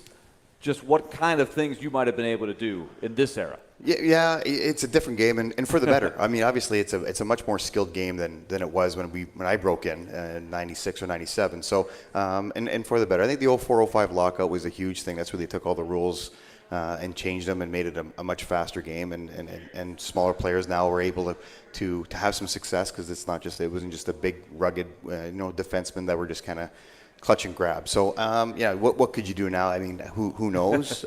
You like to think about it, but it's still the same. You still have to have success. You still have to do the same things. You got to go to the dirty areas. You have to go to the blue paint. You're gonna have to try to score some dirty goals. But you see some of these young kids with the talent that they have and the skill sets that they have. We never had that. We never even imagined to do that when we were growing up, right? I think we're a little bit more structured than just the free flowing that they have now. But so much better game to watch now. So, all right, Caroline, the Saturday goal, we mentioned Parson. You brought him up. Mm-hmm. They were wearing the reverse retros, which resembled the reverse retros. Yes, and they resembled the old. But do you remember? Have you ever seen a picture of the actual retro that it's inspired by? Yeah, of course. They call it the mustard, right? So these guys used to wear the mustard. The team's record in the mustard was awesome. It was like 38-19-4 or something. You guys had huge winning percentage. Good juju in those jerseys. Yeah, and it was even before the lockout, before the team really got good. Yep. So that's why they kept going to. But I know you guys didn't exactly enjoy wearing them just because it was so thick, right? It was the heaviest jersey I've ever worn. But looking at it live, right? When it was on the hanger in the locker, it was a nice jersey. It was a cool look. It was a cool look because you had like the blue behind the yellow. Right. That's what created the mustard look. That's what created the mustard look. And obviously, without HD TV, it probably didn't look very good on TV, right? But I liked it. I didn't like wearing it because it was so heavy, right? Yeah. And then if it got wet, it was even worse. But the new retro jerseys are outstanding. Having the vibrant gold that they have with all the logos and the look of the 03-04 jersey and mustard jersey is a phenomenal job. Hopefully they sell out and a lot of people wear them. Scooter, I think I was interviewing one time. I think you were the first guy to bring this up to me. It was like between periods I was interviewing, and you were like, this is like, it was off the air. You said, I think this is like a fur coat. I feel like I'm wearing a fur coat. That's all I could afford. That's my fur. But it shows you how old we are. Like, I look at the Buffalo Sabres. That was a jersey I wore. Now it's a retro. This one's a retro. I was like, geez, how old am I right now? They're all coming back. It's good to go old school, right? Yep. Absolutely. I love the retro look. Steve Sullivan, former Predator, Scott Nickel, Director of Player Development for the Nashville Predators. Appreciate you joining us. Thanks for having us. And coming up next, we're just 2 weeks away from the quote-unquote line of demarcation for the NHL playoffs. So what do the Predators have to do from now until then to set themselves up in prime position in the Central Division standings? We'll get into that coming up next. Plus, it is Predators Game Day, brought to you by Social Furniture, Nashville's locally owned furniture store. Huge in-stock inventory, and now for a limited time during their Black Friday sale, take an extra 20% off at Social Furniture in West Nashville. Thursday night. And that shot, oh, what a stop there by UC Saros. Your Nashville Predators are back in action against the New York Islanders. Pre-game at 6. Puck drop at 7 on your home for Nashville. 102.5 and 106.3 The Game and the Game Nashville app. As a roofer, every second counts. Late deliveries and incomplete orders cost me time and money. That's why I partner with Beacon. Beacon's unique network of branches work together to get me what I need when I need it. Every branch working together. With Beacon, I know my supplies will be delivered on time and complete. Homeowners rely on me, so I rely on Beacon, because I never stop building, and neither do they. Go to BECN.com to get started building with Beacon. Beacon, always building. Need cash for the holidays or to pay off credit cards right now? Loan Pronto's all-new Express Equity Line of Credit program is just what you need. This is great. You can keep your low mortgage rate and still get cash out. That's right. You don't have to do a full home refi. You can tap a small portion of the equity you have and enjoy a super low rate. With Loan Pronto's Express Equity Credit Line, you can close in 7 to 10 days, and a $50,000 loan will come your way, and it only costs you around $300 a month. Use that money to pay off whatever bills you have. Credit cards, consolidate other debt, or start a home improvement project. With Loan Pronto, you can access up to 95% of your home's equity, and 9 out of 10 homeowners won't even need the appraisal. Even if you did a total refi recently or just bought your home, you can tap the equity with this fast, easy program. Do it now before the holidays. Call Loan Pronto, 615-499-5780. That's 615-499-5780, or go to loanpronto.com. Equal housing lender, NMLS 1661781, subject to lender approval. Harman Energy is now hiring drivers for their Nashville team. Harman Energy is Tennessee's petroleum solution for major industries. Right now, they're offering competitive compensation. Fuel tank wagon drivers start at $26 an hour. Fuel transport drivers, $29 an hour. Plus, there's a $4,000 sign-on bonus for CDL drivers. Top quality benefits and a great place to work, Harman Energy employees provide totally outrageous customer service. Come be an employee owner with the Harman team. Apply now at harmanenergy.com. Joe Rexrode here for OrderGreen.com. Listen, to do the job I do, got to stay on the move at all times. Lots of travel, early mornings. Sometimes it can catch up with you. And when it does, I always enjoy natural and enjoyable ways to de-stress my mind and body. That's why I use a high-quality, wide selection of THC and CBD products from OrderGreen.com. It's not just me. Lots of my friends are on the bandwagon here, including a sick family friend of ours who has gotten great benefits. OrderGreen.com. You subscribe, you save 25% off shipments of gummies, or use promo code JOE20 for 20% off your first purchase. OrderGreen.com. You've got advanced prostate cancer, but you're not waiting around. You want straight talk, the facts about Orgovix. Orgovix Relagolix 120 milligram prescription tablets is a treatment for adults with advanced prostate cancer.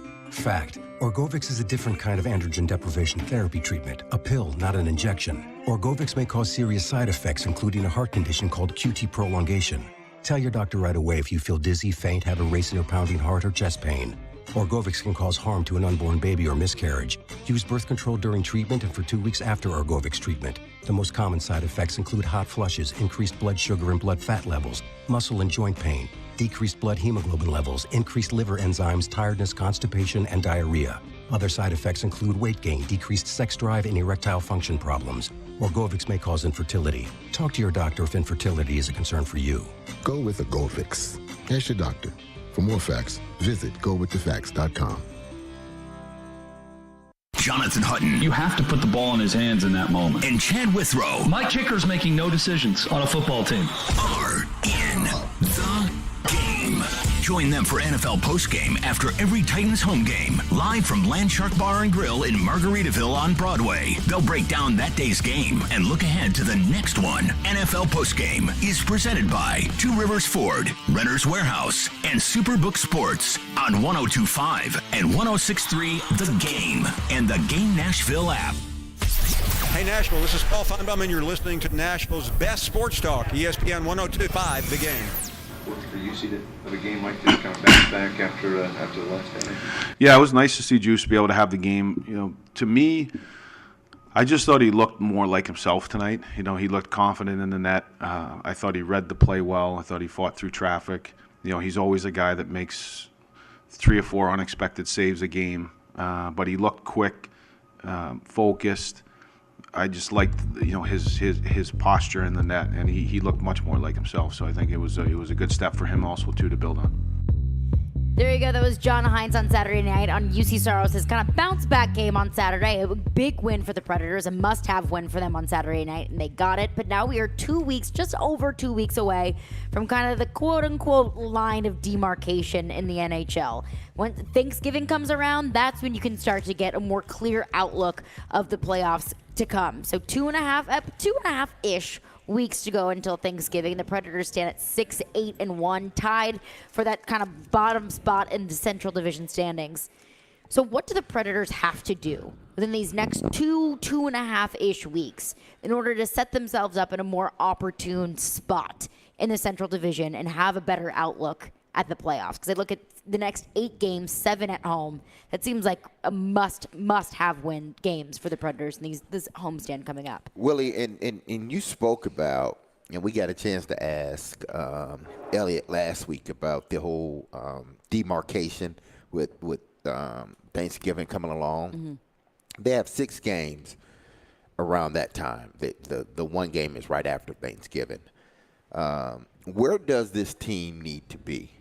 Going along with what Carolyn just said, where does this team need to be? Because I'm looking at the opponents they have, the Wild, the Islanders, the Lightning, Arizona, Detroit, and then they ended day after Thanksgiving with Colorado. We know how that game can be. Yeah. But they pretty got tough some teams yeah, overall. They got some teams that are pretty tough teams in this little stretch.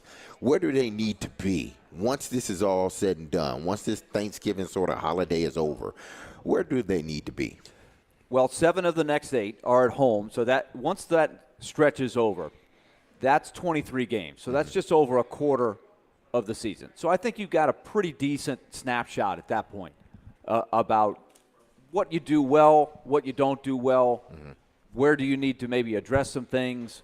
So I think to answer the question, I don't think you have to be in a playoff spot per se.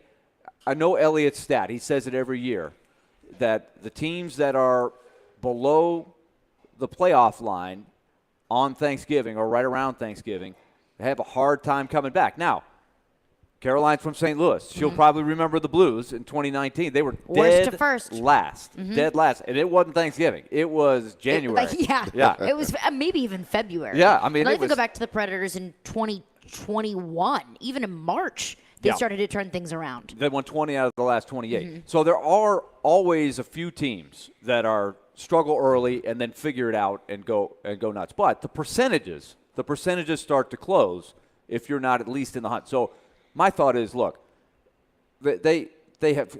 I hope they can build on what they did Saturday. I didn't think Saturday they played great, but they played with the emotion, the fire, the physicality, and they got UC Saros playing the way that he's capable of playing. He's obviously a huge key. If he plays the way he's capable, he's going to give them a chance to win night in and night out, no matter who you're playing. But, this is a stretch where you hope to make up some ground, at least be right there in the pack. If you're below the pack and you got to jump a lot of teams, we know the 3-point games make it tough, right? It's just because you might be playing well, but a team might lose a few games. Let's just say they go 3-3-3. They're still getting points, right? It's hard to leapfrog teams with that tie that gives you that point. That's what sort of makes it hard to make up ground. I was listening to the morning show on my way here, and Hal was on. And I remember asking you this question, I think, Willie, after maybe the first 2 weeks of the season, somewhere around there. Is there any, do you think UC Saros, is there any sort of lingering effects of that injury? And I heard Hal talk about it a little bit. And he said this past game was the first game they really saw Juice be himself. So I wonder if the injury, because I never knew what it was. They just said a lower body injury. You can assume that it was an ankle somewhere. But do you think, it was an ankle for sure, yeah. Yeah, do you think now he's finally at that point where, okay, now I'm over it, I feel comfortable, I can do some of the things that, that I wasn't able to do in the first 8 to 9, 10 games of the season? It's a question we should probably ask UC just to see how he feels about it. I know he talked pretty extensively in the Behind the Glass feature that they did in the preseason. I know what happened that is he normally would go home. He stayed in Nashville to rehab. They did the PT on the ankle to make sure he was ready to go. If you looked at his first game in Prague, you'd have thought no problem at all. He was really sharp in that game. He dominated that game. Looked like himself. But since then, it's been sort of hit or miss. In particular, it's been the first periods that have been shaky for him, and that's been completely baffling to me. It's asking Chris Mason, a former goalie, a lot. I mean, he's a little bit dumbfounded as well, surprised that has been the case. So I thought the first period on Saturday was big. He got through it without giving up a goal. Then from there on, he looked much better. So let's hope that he goes on one of these streaks. So I don't think it's physical, but when your whole offseason routine is different, you never know how that maybe affects him a little bit. You're just kind of looking for stuff. But I think physically, he looks like he's moving fine. I don't see anything wrong with how he's moving. He was certainly outstanding when he needed to be on Saturday. And I think that is one thing that has concerned me about UC Saros is we've seen this season, and even I'll go back to last season as well. UC Saros really is the catalyst for this team, that he can carry this team, and he carried this team a whole lot last season. So when you talk about the slow starts from UC Saros, I think we've all noticed that. We've all seen that. Can this team do enough to dig themselves out of a slow first period hole? And so far we've seen not really. Well, definitely when you're getting behind 3-0 right. or 4-1 in the first period. That's right. hard. I mean, if you're down 1-0, okay, but they've had some lapses within games that have been crushing to them when they've struggled. You can go through game by game. And in Colorado, it happened in the second period, not in the first period. But all of a sudden it goes from a 1-1 game to 4-1 like that, and you're not coming back against the Avalanche when that happens. The defense isn't doing a lot of heavy lifting for you either. Yeah. Right. So I think the blueprint for Saturday: play tough defense, don't give up anything easy, get the good goaltending, get the lead in the game. That's how this team has got to win.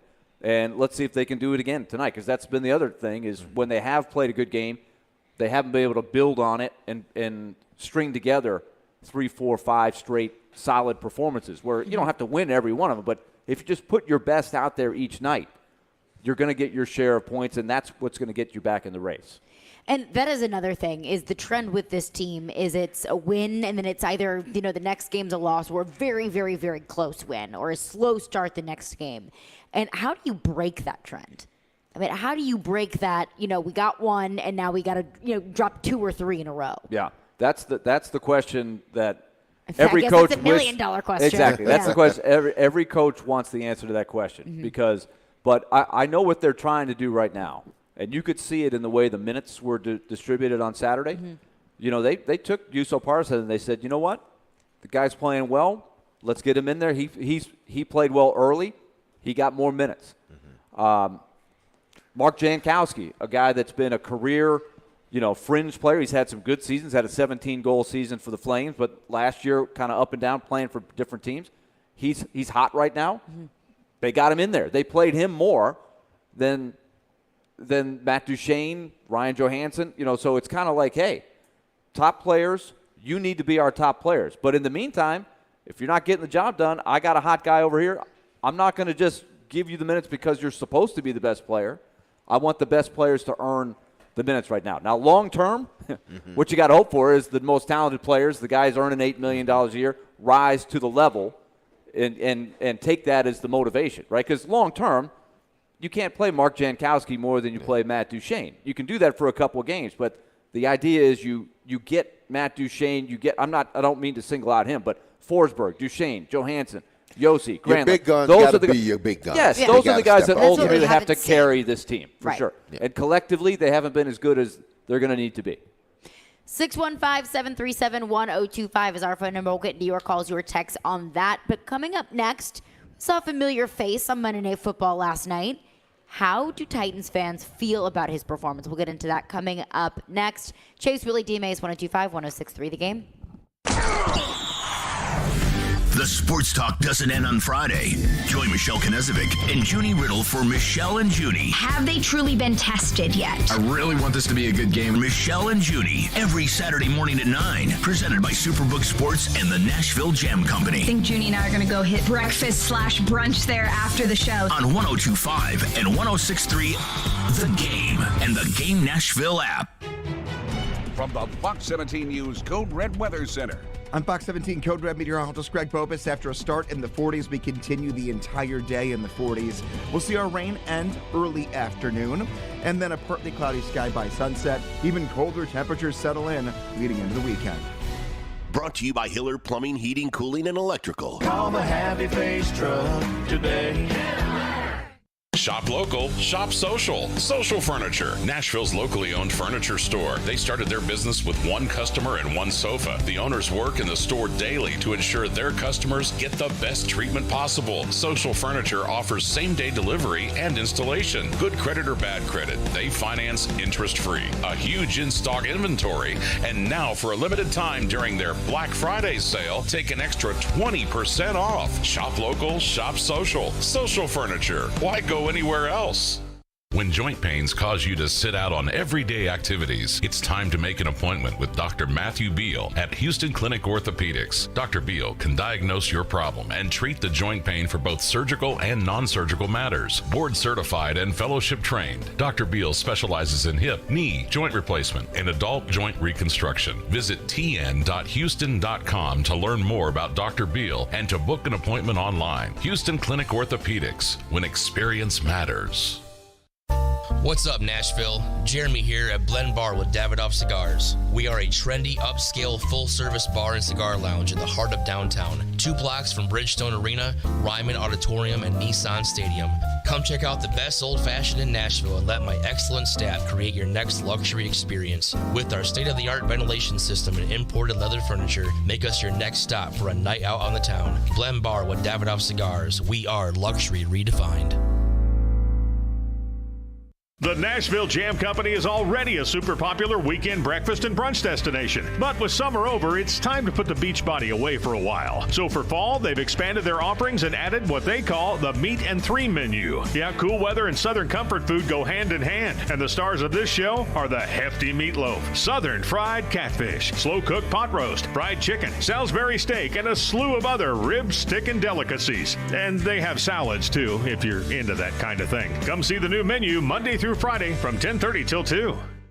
Prescription products require an online consultation with a healthcare provider who will determine if a prescription is appropriate. Restrictions apply. See website for full details and important safety information. Subscription required. Refund available for 60 days after purchase. Hey guys, did you know there's a generic form of Viagra that works just the same but is 90% cheaper? And you can get it online? Just go to 4hims.com/radio. You'll get a free medical consultation, discreet shipping if prescribed, a 100% online process, and trusted generic alternatives to the biggest brands at 90% off. That's right, get generic for Viagra, the same active ingredient as brand name Viagra, but 90% cheaper. It's the same medication you get from your doctor, but with zero copay, no expensive appointments, and no awkward face-to-face conversations. Results are guaranteed or your money back. To start your free online visit, you need to go to this exclusive address, 4hims.com/radio. That's 4hims.com/radio for your free online visit. FORHIMS.com/RADIO. Jared Stillman. If you get 3 games where he doesn't turn the ball over, you're going to the Super Bowl. Caroline Fenton. I don't know if he would be open to joining another team. Stillman and Company. Afternoons from 2 to 6. Presented by TriStar Moving. On Nashville's best sports talk. ESPN. 102.5 and 106.3 The Game. And on the Game Nashville app. This is Chase, Willy, and D-Mase on 102.5 and 106.3 The Game and on the Game Nashville app. Hey, Preds fans, hang out before the Preds games at the Superbook Lounge and Landshark Bar and Grill, Margaritaville on Broadway with 102.5, 106.3 The Game. Place your bets with Superbook and enjoy great food and drink specials. Plus, enter for a chance to win a pair of tickets to an upcoming Preds home game. So we had a text in the text line earlier talking about how, the Titans wide receiver core is young. The Chig is a true freshman. I've done that so many times. Got college on the brain. Chig's a rookie. Traylon Burks is a rookie. This team, it'll grow into itself. And he said, and plus, A.J. Brown had 1 reception for 7 yards last night. So it's the Titans are fine, which is true. A.J. went out, and the Eagles went out on Monday Night Football. What a great and also gross game that was on Monday Night Football last night. But one thing that I wanted to clear up is I know a lot of Titans fans, and I mean, y'all correct me, or you set me straight if you think differently. I know Titans fans are going to look at AJ's game last night and say, look, that's the AJ that we know.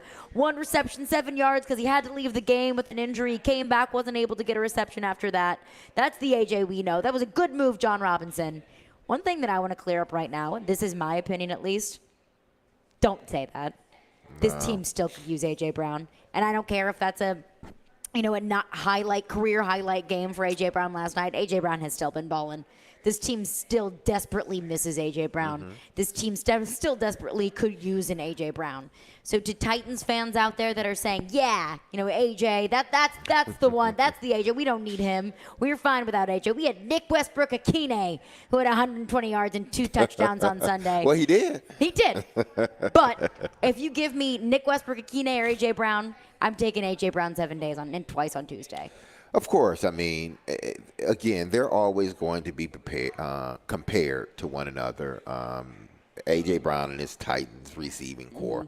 They're always going to be, the numbers are going to be what they are, and people are always going to take them in either. People are going to compare your ex. Exactly. Either they're going to compare them and say, hey, listen, this goes right along with what we were saying, or they're going to say otherwise. This team has operated from a standpoint of, regardless of how you look at it, that A.J. Brown is no longer a part of this team. And Mike Vrabel's not going to talk about it. And nor should he. I'm dealing with the team that I have now. Yes. Vrabel doesn't even talk about the players on this team. Yeah, exactly. Half of them, he don't talk about. But we are working with, what we have. And, it may not look pretty.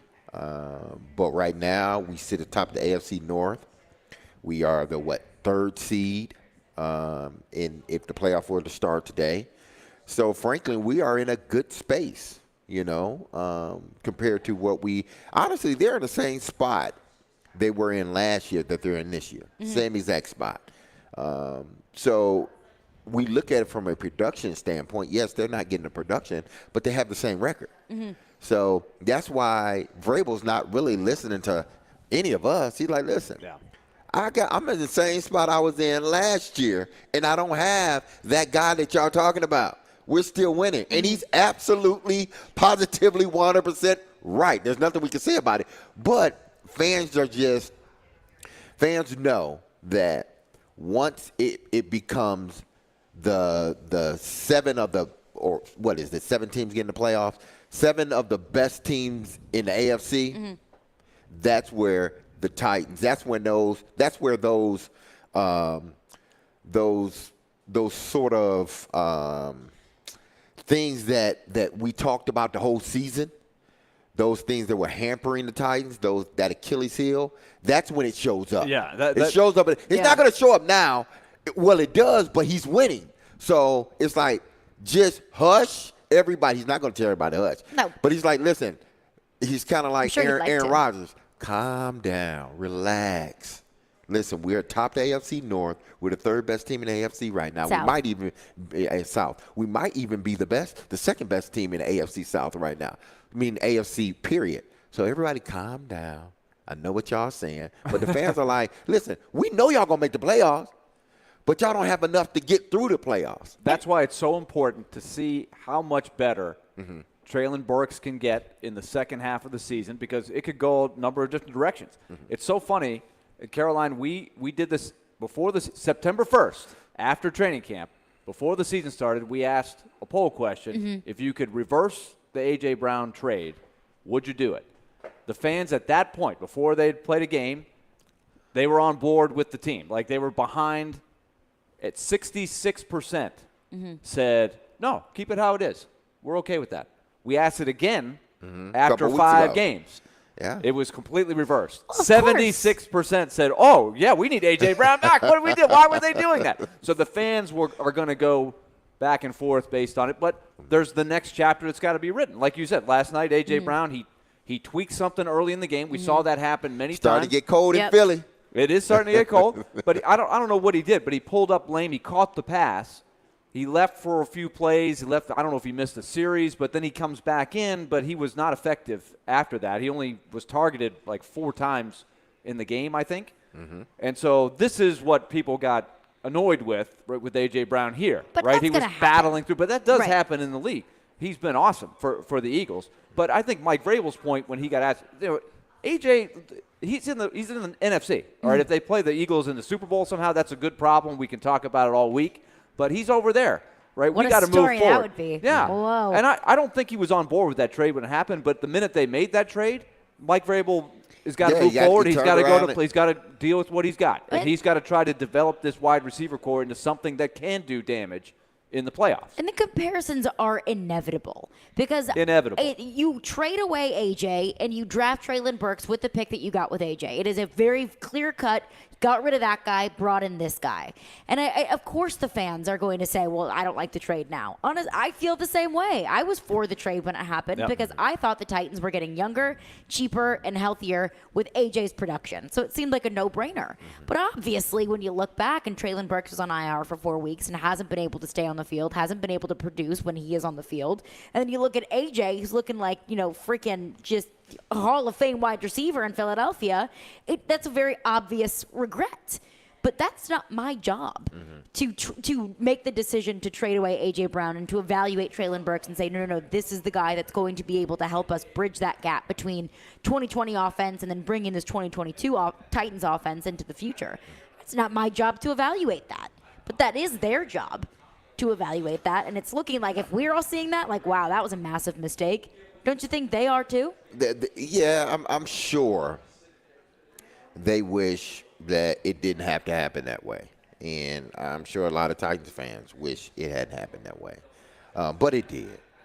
But the end result is still the same. This team is atop the AFC South. They have the third best record, I believe, in the AFC, or tied with Baltimore. I think they may be one game up on Baltimore. But they're right in the same exact space that they were in last year with A.J. Brown. That's why this team was able to make that trade, because they believe in their hearts. They truly believe, and I understand it. They believe that one guy is not bigger than the team. As long as we play great defense, as long as we can run the football, we will find ways to win games. That's Titans ball. And at the end of the day, where are we at this point? Where were we last year at this point in the season? We have the same exact record. So technically, really, we're no better or no worse with or without A.J. Brown. I'm just telling you what they're thinking. They have the right mindset with that. It's like, listen, we are just moving ahead. They also know that to win the Super Bowl, you got to have enough players that move the needle. Like, obviously, when you have the quarterback, and they don't have that, right? They don't have Patrick Mahomes. Mahomes won the game. They almost pulled off the miracle at Arrowhead without their quarterback and not being able to throw the ball at all. And they almost beat the Chiefs at Arrowhead if it weren't for Mahomes making just enough great plays at the end of the game. Really, if it weren't for Tannehill being out. Exactly. You could argue that if Tannehill plays, maybe they eke that one out. But the point is, in the playoffs, they're going to miss A.J. Brown unless Treylon Burks turns into something that resembles a person that the other team's got to say, wow, I got to account for this guy. Only thing they need him to do once they get in the playoffs, and this is a long shot, and I know it is, but the only thing they need to happen is for them to go on a 3-game run where Derrick Henry's running the ball well, and we get a few plays in the passing game. Which is what I was hoping maybe Julio Jones could do in the playoffs. He could have been awful the whole regular season, but it looked like he was starting to get there. Remember in the last couple games, wait, he actually played and he actually caught a touchdown. But I was hoping that would be something. So you're right. It's got to all come together for that 3-game stretch. And you mentioned, Derek, I mean, the Titans are going to win the division. Mm-hmm. The Titans are sitting in a comfortable spot in the AFC right now. But is that because of what the Titans are doing? Or is that because the rest of the league, frankly, just isn't very good? We'll get into that with Tim Hasselbeck coming up next. Chase, Willy, D-Mase, Caroline Fenton in for Chase McCabe. It is 102.5-106.3 The Game. And hey, Preds fans, you can hang out before the Preds games at the Superbook Lounge in Landshark Bar and Grill, Margaritaville on Broadway with 102.5-106.3 The Game. You watch the game. Sliding across, making the stop, UC Cerro. We talk the game. That wraparound goal by Sanford was a beauty. Tanner Janot, Ryan Johansson gets on the board. We are the game. Nashville's best sports talk. 102.5 and 106.3 The Game and the Game Nashville app. ElectronicExpress.com. We make it happen. When Genesis Diamonds has a sale, you know it's the real deal. And it's happening this weekend. Our final store-wide sale of the year with deep discounts up to 35% off. This is the big one. The one where the staff knows they can break all the rules. Plus, Genesis selection is nearly double, with designers here from LA and New York with their entire collections, all on sale. Luxury pre-owned Rolexes are also marked down. This is the last and best jewelry buying opportunity of the year. Save up to 35% and get zero interest financing. Friday, Saturday, and Sunday only. Only at Genesis Diamonds, Green Hills, and Cool Springs. People, let me tell you something, okay? Men, I know you're listening out there. I got something to tell you, and it's about Cool Springs MD. Over the years, more men have started to seek help for hormone deficiencies and imbalances, and Dr. Jeffrey Lodge and his wife Daphne, along with that experienced staff, give men the treatment required to improve their quality of life. Cool Springs MD services have already helped many men, that's including me, of Brentwood, Nashville, and the surrounding areas in Tennessee with improving their immune systems, energy levels, cognitive functions, and more. They are there to connect you with the medical care you require to have a healthy and enriched life. And who doesn't want that? So there's no better time now to achieve a healthy lifestyle, man. So what are you waiting for? Give Dr. Jeffrey Lodge and Cool Springs MD a call today for an appointment. And here's the number, 615-486-3458. That's 615-486-3458, or visit the website at coolspringsmd.com.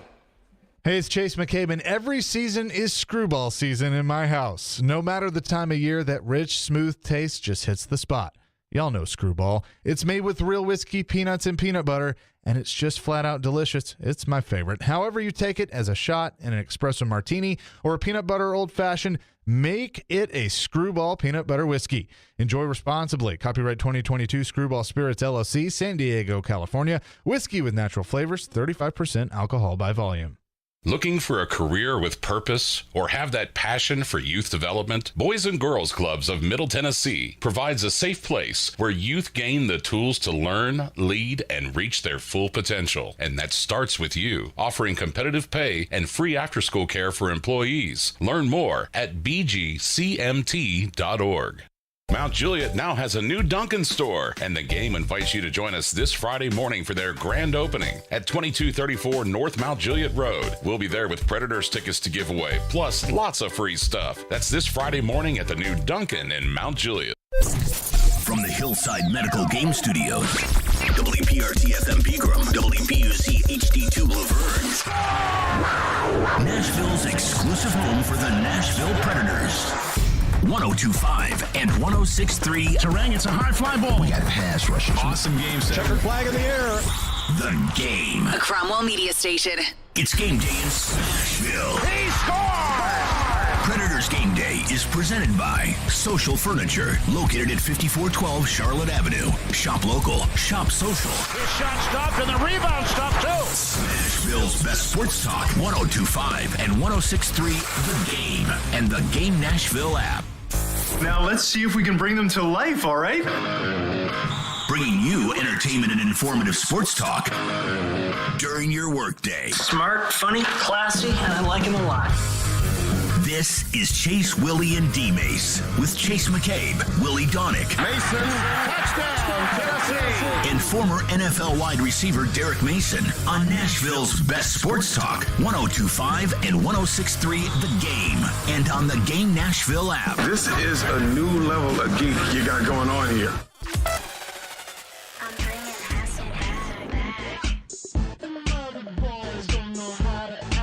Chase, Willy, D-Mase, 102.5, 106.3. The Game. We're live from the Hillside Medical Game Studios, and we're streaming live on Twitter, Twitch, YouTube, and Facebook Live.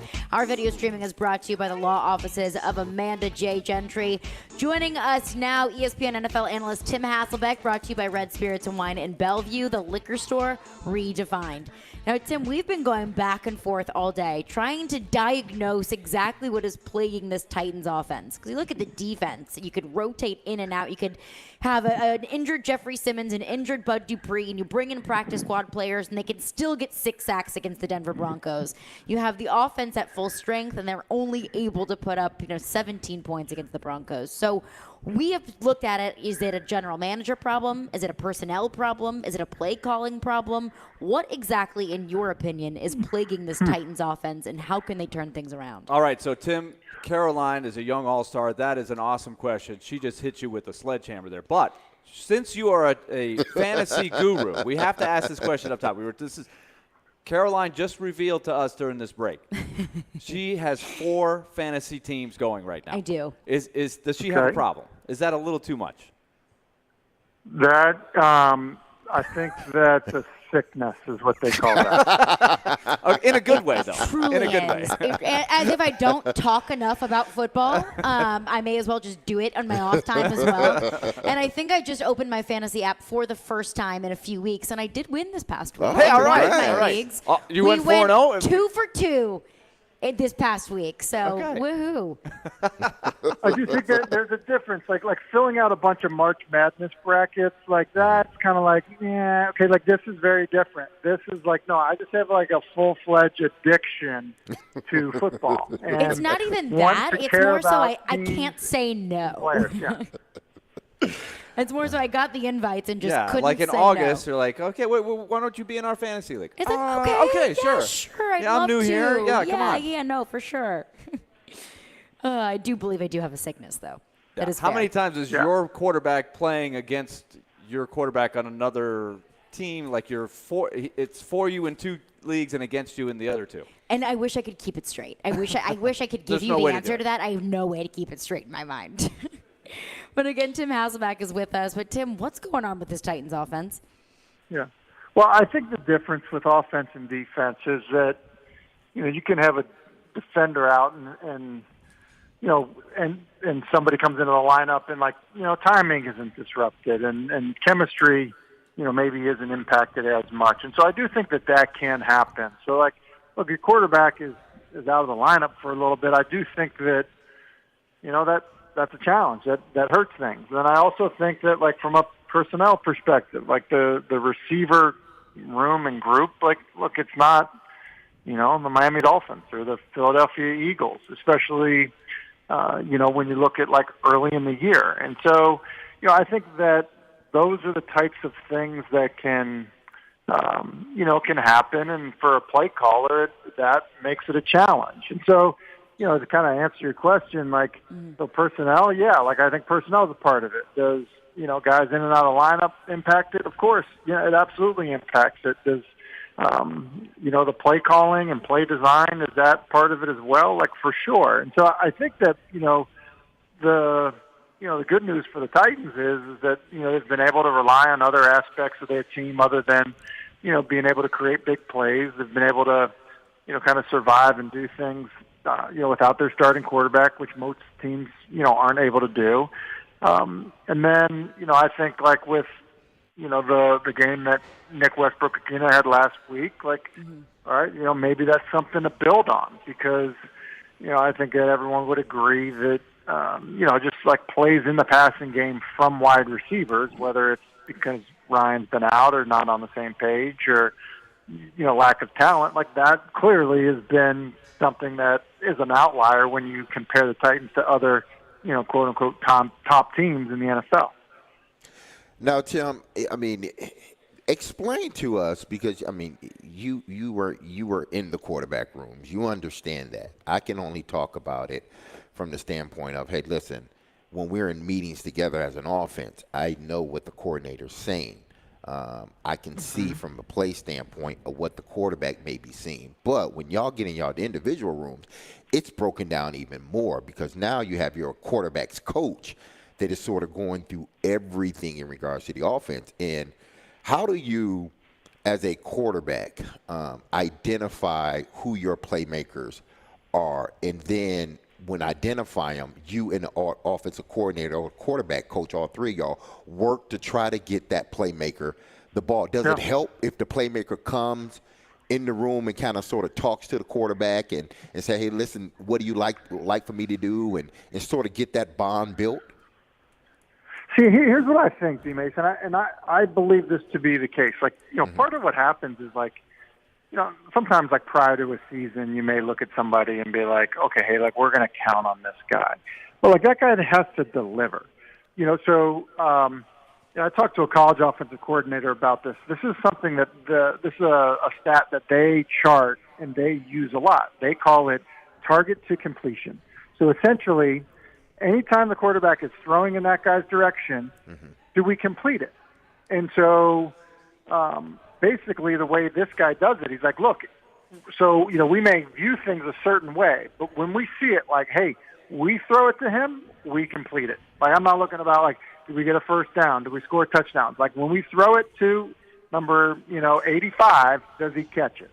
And so I think that sometimes, like, that starts to define itself, right? Like, that doesn't, doesn't have to be, somebody coming into the room and being like, hey, I want to be more involved or anything like that. And so typically speaking, like, the guys that are making plays, when the offensive coordinator is designing a plan, what he does is he will design route combinations where, the primary receiver, the guy that they are hoping to get open is that player, right? And so,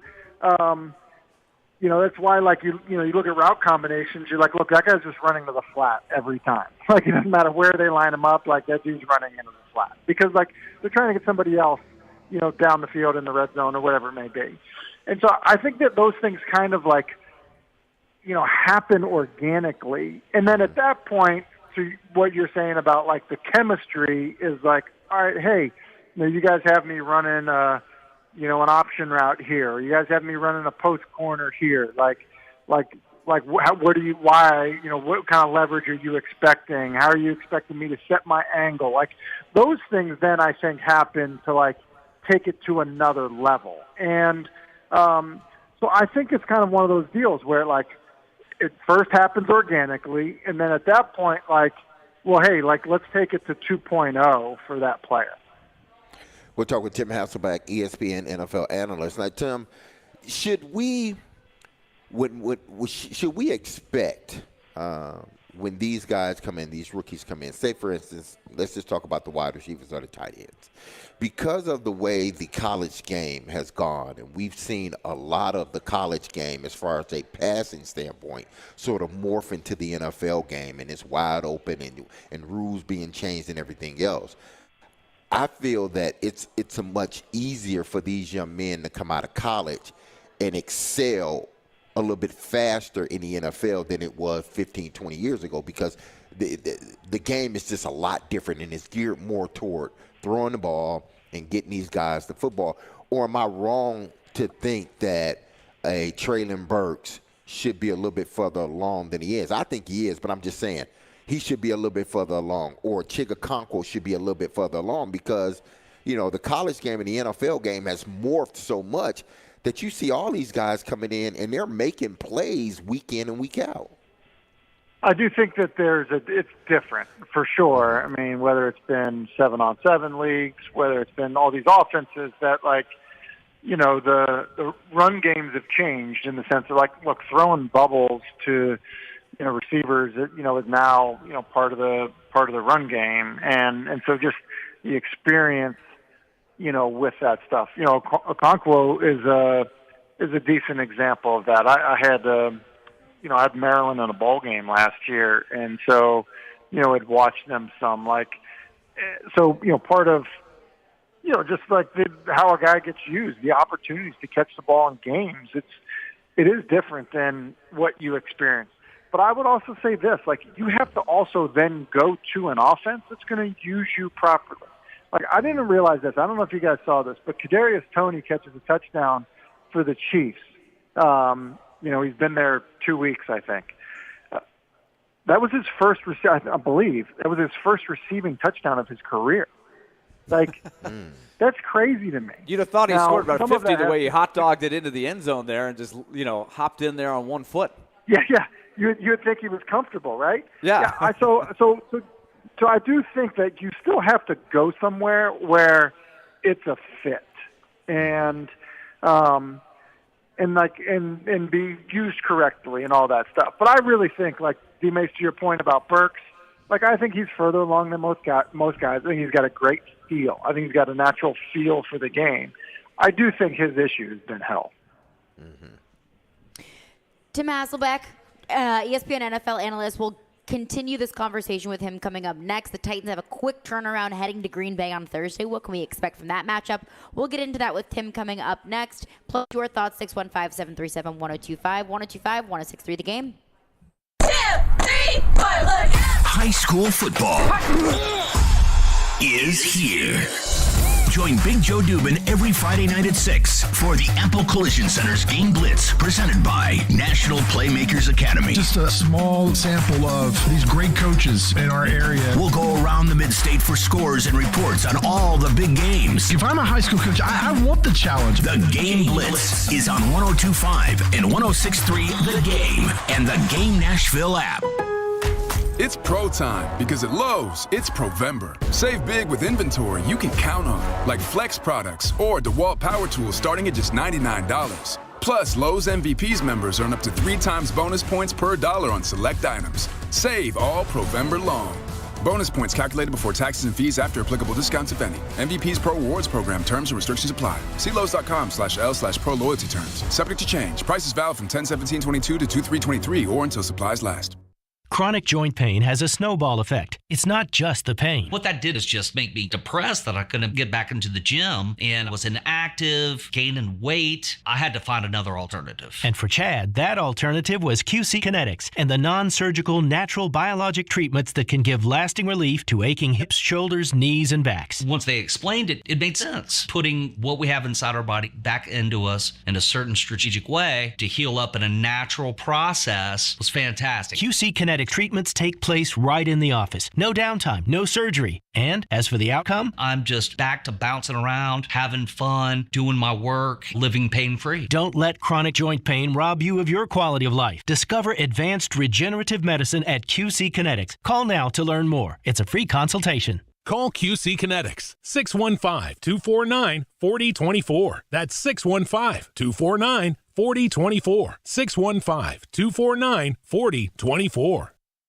Hey, Robbie Stanley here, and you can start NFL Week 11 off the right way with a no-sweat same-game parlay from FanDuel, America's #1 sportsbook. And it doesn't matter if you're new to FanDuel or already have an account. You'll get free bets back if your Thursday night same-game parlay doesn't hit. NFL same-game parlays are the perfect way to combine your bets for a chance at a bigger payday. Give me the Titans plus the 2.5. Give me Derrick Henry over on rushing yards. And give me Aaron Jones as an anytime touchdown scorer for the Packers. But you take it any way you want to take it. Build your own or choose from one of the popular same-game parlays pre-built for you in FanDuel's top-rated sportsbook app. However you want to play, you can bet the NFL on Thursday night with a no-sweat same-game parlay. Just sign up with promo code ROB if you don't already have an account. If you do already have FanDuel, you're all set. Just sign in to see what you've got. Must be 21 or older and present in Tennessee. 3+ legs, minimum $1 bet required. Refund issued as non-withdrawable free bets that expire 7 days after receipt. A max free bet of $5. Restrictions apply. See terms at sportsbook.fanduel.com. Got a gambling problem? Call the Tennessee Red Line at 1-800-889-9789.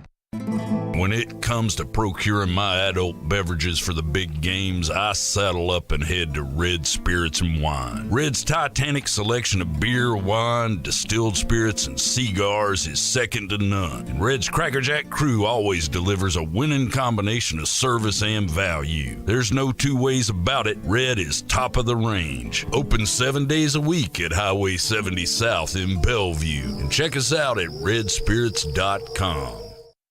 Preds fans, you coming out for tonight's big game? The pre-party action is at Landshark Bar and Grill in Margaritaville, steps away from Bridgestone Arena. Enjoy great specials like $3 off any appetizer in the bar area and $20 bucket specials on Bud, Bud Light, Mick Ultra, and Landshark beer. A sports TV viewing mecca, the Landshark Bar and Grill is a Lower Broadway must-see. That's the Landshark Bar and Grill in Margaritaville on the corner of 4th Avenue and Broadway. Stop in before the Preds game tonight. The Nashville Jam Company is already a super popular weekend breakfast and brunch destination. But with summer over, it's time to put the beach body away for a while. So for fall, they've expanded their offerings and added what they call the Meat and Three menu. Yeah, cool weather and Southern comfort food go hand in hand. And the stars of this show are the hefty meatloaf, Southern fried catfish, slow-cooked pot roast, fried chicken, Salisbury steak, and a slew of other rib, stick, and delicacies. And they have salads, too, if you're into that kind of thing. Come see the new menu Monday through Friday from 10:30 till 2. We want to hear from you. Thanks for taking the call. Join the conversation. Call or text at 615-737-1025. Driven by WilsonCountyHyundai.com. I'm ready to step this up a notch. You're listening to Chase, Willy, and D-Mase on 102.5 and 106.3 The Game and on the Game Nashville app. Chase, Willy, D-Mase, 102.5, 106.3 The Game. Tim Hasselbeck joins us now. Tim, I think a lot of Titans fans are worried. Now, the Titans are turning around, quick turnaround after Sunday's game, heading to Green Bay to take on the Packers on Thursday. I think a few Titans fans are a little bit nervous that Green Bay may have just figured something out. So in your opinion, did Aaron Rodgers find his new go-to guy in Christian Watson, or is that more so of a flash in the pan? I think it's probably more flash in the pan than finding like a true, number one, reliable, hey, like count on him type of guy. I do think Watson, they're expecting big things out of him. I still think they're expecting bigger things out of Lazard. They're going to end up getting, Randall Cobb back here soon. We'll see what his status is. So, it was one of the few times this year that we've seen, the Packers be able to rely on and a wide receiver, coming through for them. So can they build off of it? I'm sure that's what they're hoping they can do. But to me, they have big, fast wide receivers. They just are guys that have not done a great job of coming down with the ball this year. Watson did last week. So, Tim, as you look, the body language of Aaron Rodgers has been so shaky the last few weeks. But did they, and the other thing I noticed about that game when they were behind is they ran the ball. He only threw the ball 20 times in the whole game. You would think for a team that's behind, any kind of comeback is going to involve him just slinging it all over the field. But they really did it with the running game. They really did. I mean, Aaron Jones had 24 carries. A.J. Dillon had 13. And, you mentioned the 20 attempts. I mean, we were pretty, if I'm remembering correctly, I think that we were, well into the fourth quarter, and he had like 11 or 12 attempts. So, some of those attempts ended up coming, relatively late in the football game. So the best thing they've done all year has been run the ball. They have two very talented backs. There was a stretch where they were playing both backs at the same time. I guess they still are, but they were playing both backs on the field at the same time because I think they felt like it was their way to get their best 11 players on the field. So, yeah, that still ends up being the key. And I think your assessment of, like, Aaron's body language, as the offense, has struggled is accurate as well. I mean, I don't think that he has helped because of, just kind of how he's expressed his frustration with a team that, is, trying to get more out of younger receivers. So, Tim, we saw the Cooper Kupp high ankle sprain. It's going to be out for a while. Every time I've watched the Rams this year, they've thrown him the ball a ton of times. So now you take that away. They're sitting there at 3-6, really struggling. Are they done? I feel like they're done. I guess they're not out of it because of what that division looks like. I mean, Seattle's 6-4, and there's still a lot of season left. But I don't see the.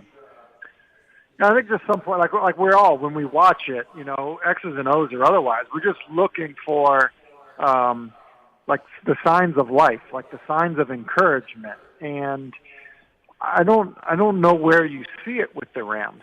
Like, okay, best receiver is now out. Quarterback has struggled, and we know that he's kind of dealing with shoulder and elbow issues.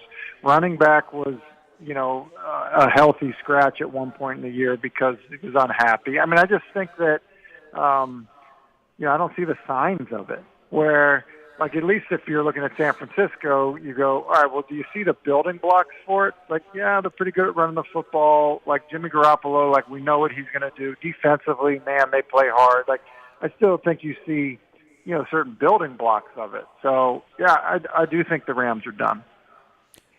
And then I wanted to ask you, too, about last night's end to the game. Like, we know the Eagles, a lot had to happen for the Eagles to lose that game. They turned it over a bunch of times. They got a couple of unfortunate calls. But the one at the end of the game really bugged me. I was really surprised. I thought Troy Aikman showed restraint. You know he was churning inside. I think he's probably been told, hey, ease up a little bit, because he had some really outspoken comments about the roughing the passer. But this was a totally different category. You've got a guy that basically took a knee last second. The guy clearly slides and pulls up. He could have hit him 10 times harder than he did. I just don't understand why there isn't a little bit of leeway, a little common sense, a little slack. It's like the ref is programmed. I have to throw this flag right here. To me, it was a horrendous way to end the game. I think the biggest challenge with those calls is forcible contact. Like, that's the phrase that I think is the biggest challenge. Like, we see it happen all the time where, like, play clock's running down, the ball is kind of like snapped at 0, but somebody on the sideline, took a timeout, and so, the left tackle doesn't move, and here comes the defensive end sprinting up the field, and, the play's dead, and he kind of, like, runs into the quarterback and holds him up, or, things like that, right? Like, there are times where it's like, you're allowed to touch the guy. Right, so like he declares himself down, right? He takes a knee, back, behind the line of scrimmage. Brandon Graham is chasing him. Brandon Graham tries to hold up clearly, and was that forcible contact? Like I think that ends up being the conversation, right? It's no different than when the guy's hand is up because he's trying to bat a pass, and then it comes down and touches the guy's face mask. Is that a hit to the head and neck area? Like, well, I mean, it is. Is it forcible contact? Well, now it's a judgment call on what is forcible contact, and it's not something that can be reviewed. So I think that really is the problem, and I think that came into play, right? Like, so I think there were a few. Willy, to your point, though, like the offensive pass interference, that happened a little earlier. That's not offensive PI. Like, that's just and Aikman, disagreed. He did at the time. So with that one as well. But yeah, look, I call a college game every weekend as well. Like, officiating is hard, so I don't want to minimize how hard it is. But it's also, it's also frustrating to watch when you see blatant stuff, the face mask that led to the fumble, in the game last night. It's hard to see that and feel like, you can feel good about the call. Now, Tim, before we get you out of here quickly, did we just overhype the season in regards to the teams that made these huge moves in the offseason? Did we sort of put the cart before the horse? Because the way it's looking now, it's almost boiling down to the same old teams that we've seen the last, 4 or 5 years. Kansas City Chiefs, the Buffalo Bills, the Tennessee Titans, and maybe the Baltimore Ravens. And I know Miami's having a really good season. And then you look at an AFC and NFC, you got Philly that's doing well, Minnesota. Green Bay's not out of it. But then you look at Tampa, and Tampa's right back in it. Why? Because of the quarterback. So when these moves were made, did we sort of think too much of it and we should have just allowed it to play out? Well, I don't know. I mean, I think you probably see it both ways, right? Like, look, the A.J. Brown move, which was like, oh, okay, hey, this is big, like, it worked. So I think, paying attention to that move, or for Philadelphia, that is, paying attention to that move is fair.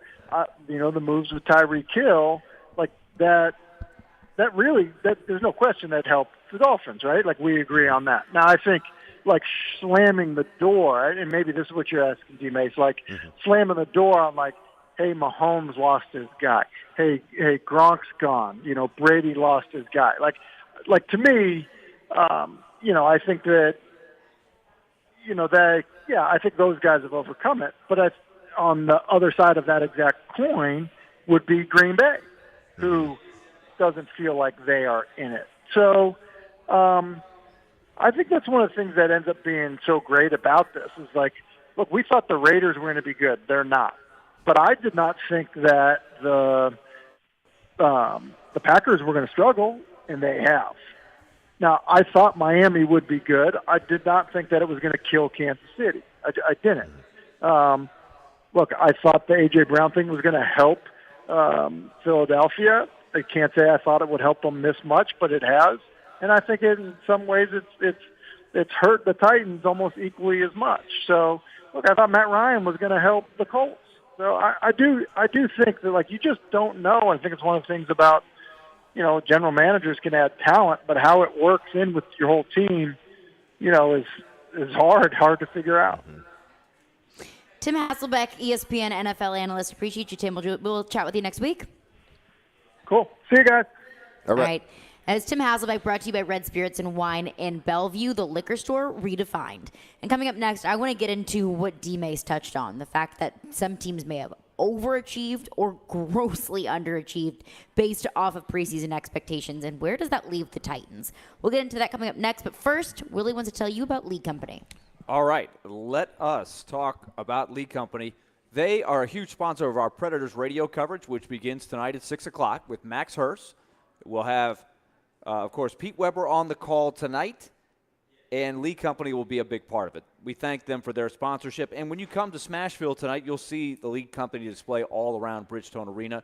They do a lot of great things for you. I always tell you, make sure at this time of the year your heating unit is running properly. If it's not, call Lead Company at 615-567-1000. But also, while you call that number, get the information on the home maintenance plan, because you'll get that year-round coverage, not only on your heating, but your cooling in the summer, your plumbing, your electric systems. They've got it all for you. It's the home maintenance plan from Lead Company. Small monthly fee.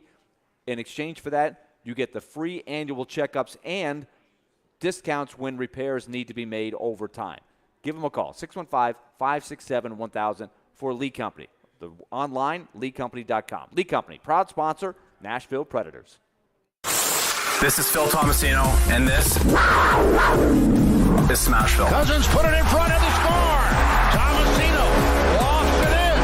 2-0 Nashville. This is the flagship of the Nashville Predators Radio Network, ESPN 102.5 The Game. Need cash for the holidays or to pay off credit cards right now? Loan Pronto's all-new Express Equity Line of Credit program is just what you need. This is great. You can keep your low mortgage rate and still get cash out. That's right. You don't have to do a full home refi. You can tap a small portion of the equity you have and enjoy a super low rate. With Loan Pronto's Express Equity Credit Line, you can close in 7 to 10 days, and a $50,000 loan will come your way, and it only costs you around $300 a month. Use that money to pay off whatever bills you have, credit cards, consolidate other debt, or start a home improvement project. With Loan Pronto, you can access up to 95% of your home's equity, and 9 out of 10 homeowners won't even need the appraisal. Even if you did a total refi recently or just bought your home, you can tap the equity with this fast, easy program. Do it now before the holidays. Call Loan Pronto, 615-499-5780. That's 615-499-5780, or go to loanpronto.com. Equal housing lender, NMLS 1661781, subject to lender approval. Hey, it's Hutton. Guys, do you need an annual health exam? I recommend going to Low T Center to get your complete health assessment. They will check all of your levels, not just your T level. In most cases, it's completely covered by your health insurance. And if you don't have insurance, it's less than $100 for a full lab panel and an office visit with their medical provider to give you a complete health assessment. Low T Center specializes in men's health, making it quick and easy, even verifying your insurance. Go to lowtcenter.com now to book online. Low T Center, reinventing men's healthcare. Hey Nashville, TJ Anderson here. With real estate listings, you have to read between the lines. Like cozy means super small. Great bones means money pit. And motivated sellers? Well, that means the honeymoon is probably over for them. My team at TJ Anderson Homes at Benchmark Realty is ready to help both home buyers and sellers decode the market. Oh, and if the house needs a little TLC, you should probably pack your hazmat suit. Google TJ Anderson Homes, read our reviews, and see why we are referred for a reason. TJ Anderson Homes of Benchmark Realty, 615-432-2919. Ajax Turner Company, Middle Tennessee's Anheuser-Busch distributor, is hiring full-time warehouse order pickers, forklift drivers, merchandisers, delivery, and more. Pay rates have increased, and new hires will now be eligible for a $500 sign-on bonus. This is more than seasonal work. This is a career with year-round stability and promotional opportunities. Go to ajaxturner.com/careers to apply or call 615-280-3904 for further details about open positions. Please remember to drink responsibly. Jonathan Hutton. You have to put the ball in his hands in that moment. And Chad Withrow. My kicker's making no decisions on a football team. Are in the game. Join them for NFL postgame after every Titans home game. Live from Landshark Bar and Grill in Margaritaville on Broadway. They'll break down that day's game and look ahead to the next one. NFL postgame is presented by Two Rivers Ford, Renter's Warehouse, and Superbook Sports on 102.5 and 106.3 The Game and the Game Nashville app. Hey Nashville, this is Penny Hardaway, University of Memphis coach. You're listening to Nashville's best sports talk, ESPN 102.5 The Game. I think the biggest challenge with those calls is forcible contact. Like, that's the phrase that I think is the biggest challenge. Like, we see times, like we see it happen all the time where, like, play clock's running down, the ball is kind of like snapped at zero, but somebody on the sideline, took a timeout, and so, the left tackle doesn't move, and here comes the defensive end sprinting up the field, and, the play's dead, and he kind of like runs into the quarterback and holds him up, or, things like that, right? Like, there are times where it's like, you're allowed to touch the guy, right? So, like, he declares himself down, right? He takes a knee, back, behind the line of scrimmage. Brandon Graham is chasing him. Brandon Graham tries to hold up, clearly, and, was that forcible contact? Like, I think that ends up being the conversation, right? It's no different than when the guy's hand is up because he's trying to bat a pass, and then it comes down and touches the guy's face mask. Is that a hit to the head and neck area? Like, well, I mean, it is. Is it forcible contact?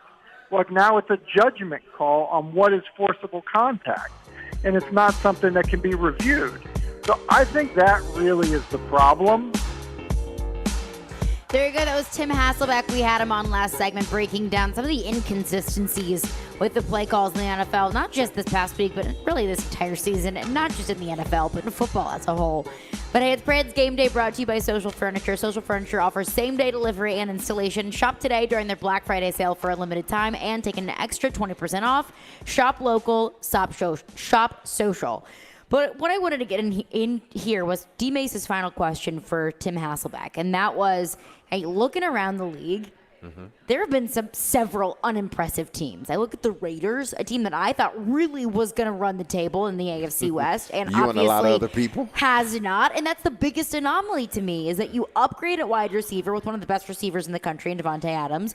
You've got Darren Waller, who I think is probably a top 3, top 5 tight end in the league. You've got Josh Jacobs, a solid running back, and you've got Derek Carr, who I don't think is an elite quarterback, but not a bad quarterback by any means. I feel like he kind of lives in that same quarterback tier as Ryan Tannehill. So why are the Raiders so bad? The Rams, the reigning Super Bowl champions, they have definitely fallen short of expectations. So it's so interesting to me to see how many teams have underperformed so far this season and how that really can benefit the Titans. The Titans offense has struggled, but here they are at 6-3, running the table in the division. They're going to be in the top half of the AFC at what I can predict by the end of the season. So can the Titans really benefit from a pretty weak NFL so far this season, and how far can that truly carry them? I think they're benefiting, at least the last 2 years, I think they benefited from a bad AFC South. But the Titans have had solid to good, really good teams. I think this year's team is solid, and they're only solid, I believe, because of the way the defense is playing and the way the running game's going. Defense, Derrick Henry, Mike Vrabel. Exactly. So that's what makes them a solid to good team, a team that you don't want to play heading into the playoffs. Right. But the NFL as a whole, I think when you start to dissect it and what we believe would happen, we thought the AFC West would be the toughest toughest division there was. And you look at it, Kansas City, again, is atop that division. 2 games in front of the Chargers, and I think they've already played the Chargers once, I believe. Denver sitting at 3-6. The way they played, they're nowhere near getting back into the playoff hunt. Absolutely not. But also, who would have thought that? Exactly. I didn't expect the Broncos to be some sort of Super Bowl contender, but I definitely thought Russell Wilson would at least bring them to the next level. I thought they would be a playoff team. Hell, Willie, I picked the Raiders to win that division. I know. And look at them. They're at the bottom of that division. Yeah. And they have all that talent. I can tell you, though, every year when we do these predictions, I write them down. They're laughable halfway through because you're going to get a few right. You're like, look how smart I was here. Right. And then you look over here. What was I thinking with that pick over there? Because you always have to expect the unexpected. Green Bay, another one, too. Green Bay, we had this argument in the preseason. Could you possibly get yourself to pick anybody but Green Bay or Tampa Bay in those 2 divisions? Just the way they looked out. And nobody would have seen. I picked Minnesota. And that is one of the ones you got right. So you got. That's a pretty impressive You were pick. way wrong on the Raiders, but you were way right on the Vikings, and that was a gutsy pick. I didn't have the guts to pick anybody but Green Bay. I don't think a lot of people picked Minnesota to be at this position that they're in now. Sure. Because of what has happened in previous years with Kirk Cousins. That's why it's so crazy when the schedule comes out in the spring or the summer to sit there and go, well, that's going to be a win there. And this one, it's going to be a tough game over here. Right. Because you just don't know. When they get so many things happen. Like you're saying, the Rams might be done. They might just spiral completely out of control. Without Cooper Kupp, And if Cooper Kupp's out for the season, how are they going to do that? But this is why I believe teams like the Titans, teams that have been consistently there the last 4 years, let's say 4 or 5 years. Let's just say 5 since Vrabel's been there. Right.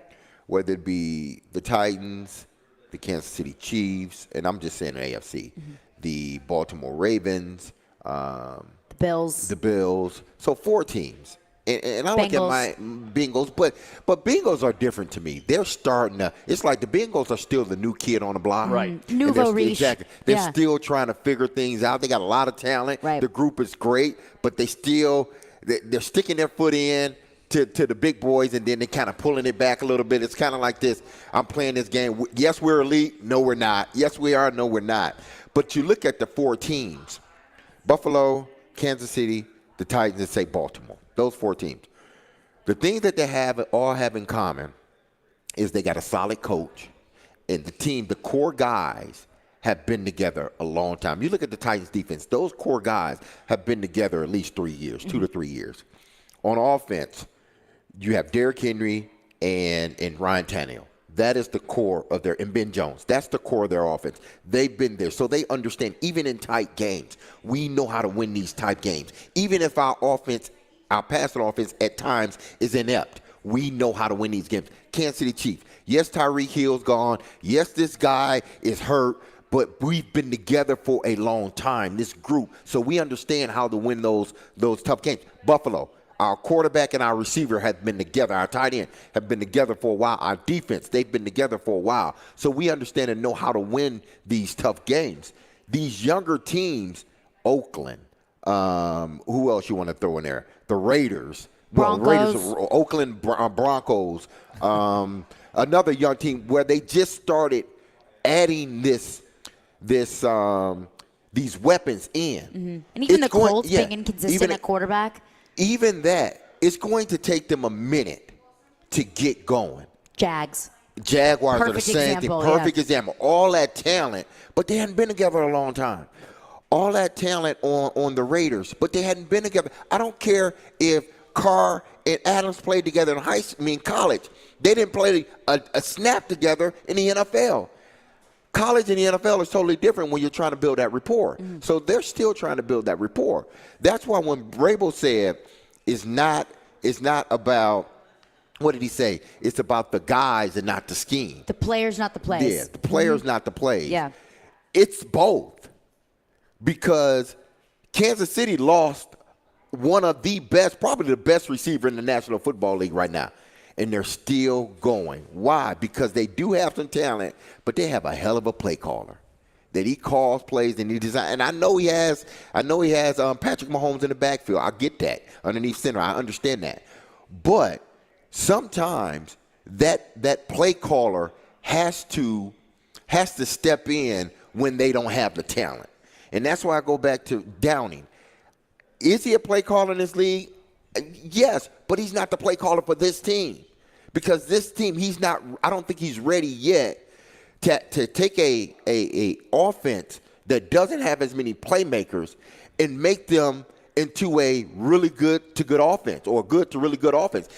He just doesn't have enough experience, I don't think. You put another offensive coordinator in here, he might do better. Why? Because he's been in these situations before. Experience means a lot. You can't tell me that you say a player needs experience, but a head coach or offensive coordinator doesn't need experience. Yes, they do need experience, okay? Especially when your talent is not at the level you expect it to be.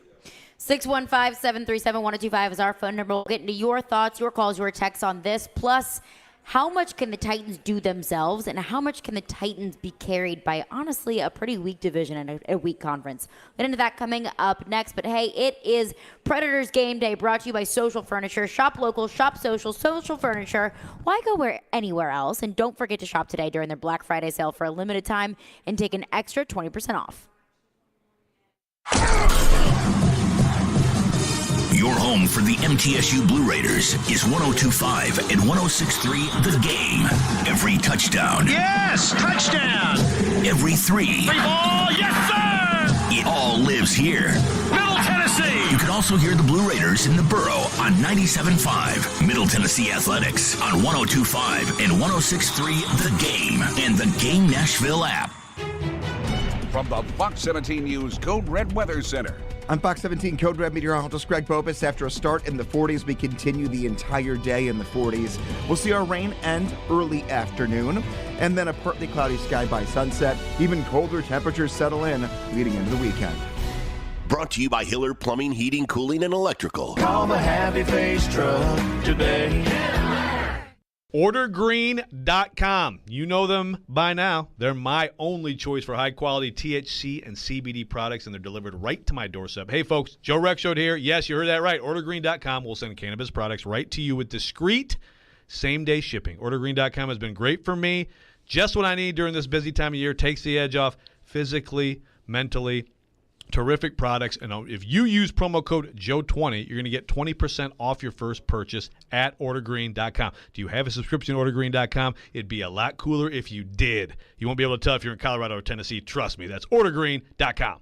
In 1972, a Nashville family business story began when Bill and Beverly Finley founded Volunteer Hose and Gasket. 3 generations have grown the business into the local industry leader, supplying just about anything to anybody, from the largest of contractors to your neighbor that mows his own yard. Over 1 million items in stock: belts, belting accessories, gaskets, gauges, hose fittings, hydraulics, industrial hoses, lubricants, sealing products, tubing, fire protection, and more. All at volunteerhose.net. If Volunteer Hose and Gasket doesn't have it, then you probably don't need it. Call them at 615-242-0461.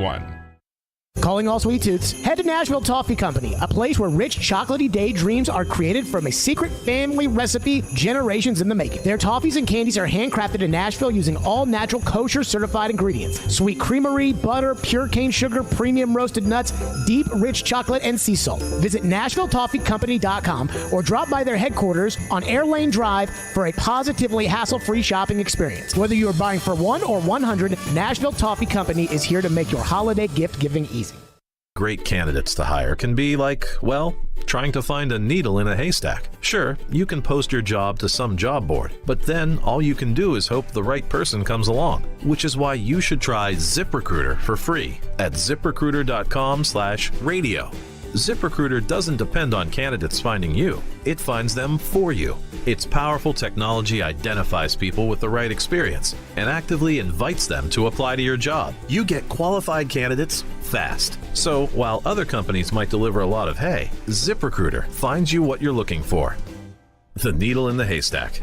See why 4 out of 5 employers who post a job on ZipRecruiter get a quality candidate within the first day. ZipRecruiter, the smartest way to hire. And right now, you can try ZipRecruiter for free. That's right, free at ZipRecruiter.com/radio. That's ZipRecruiter.com/radio. ZipRecruiter.com/radio.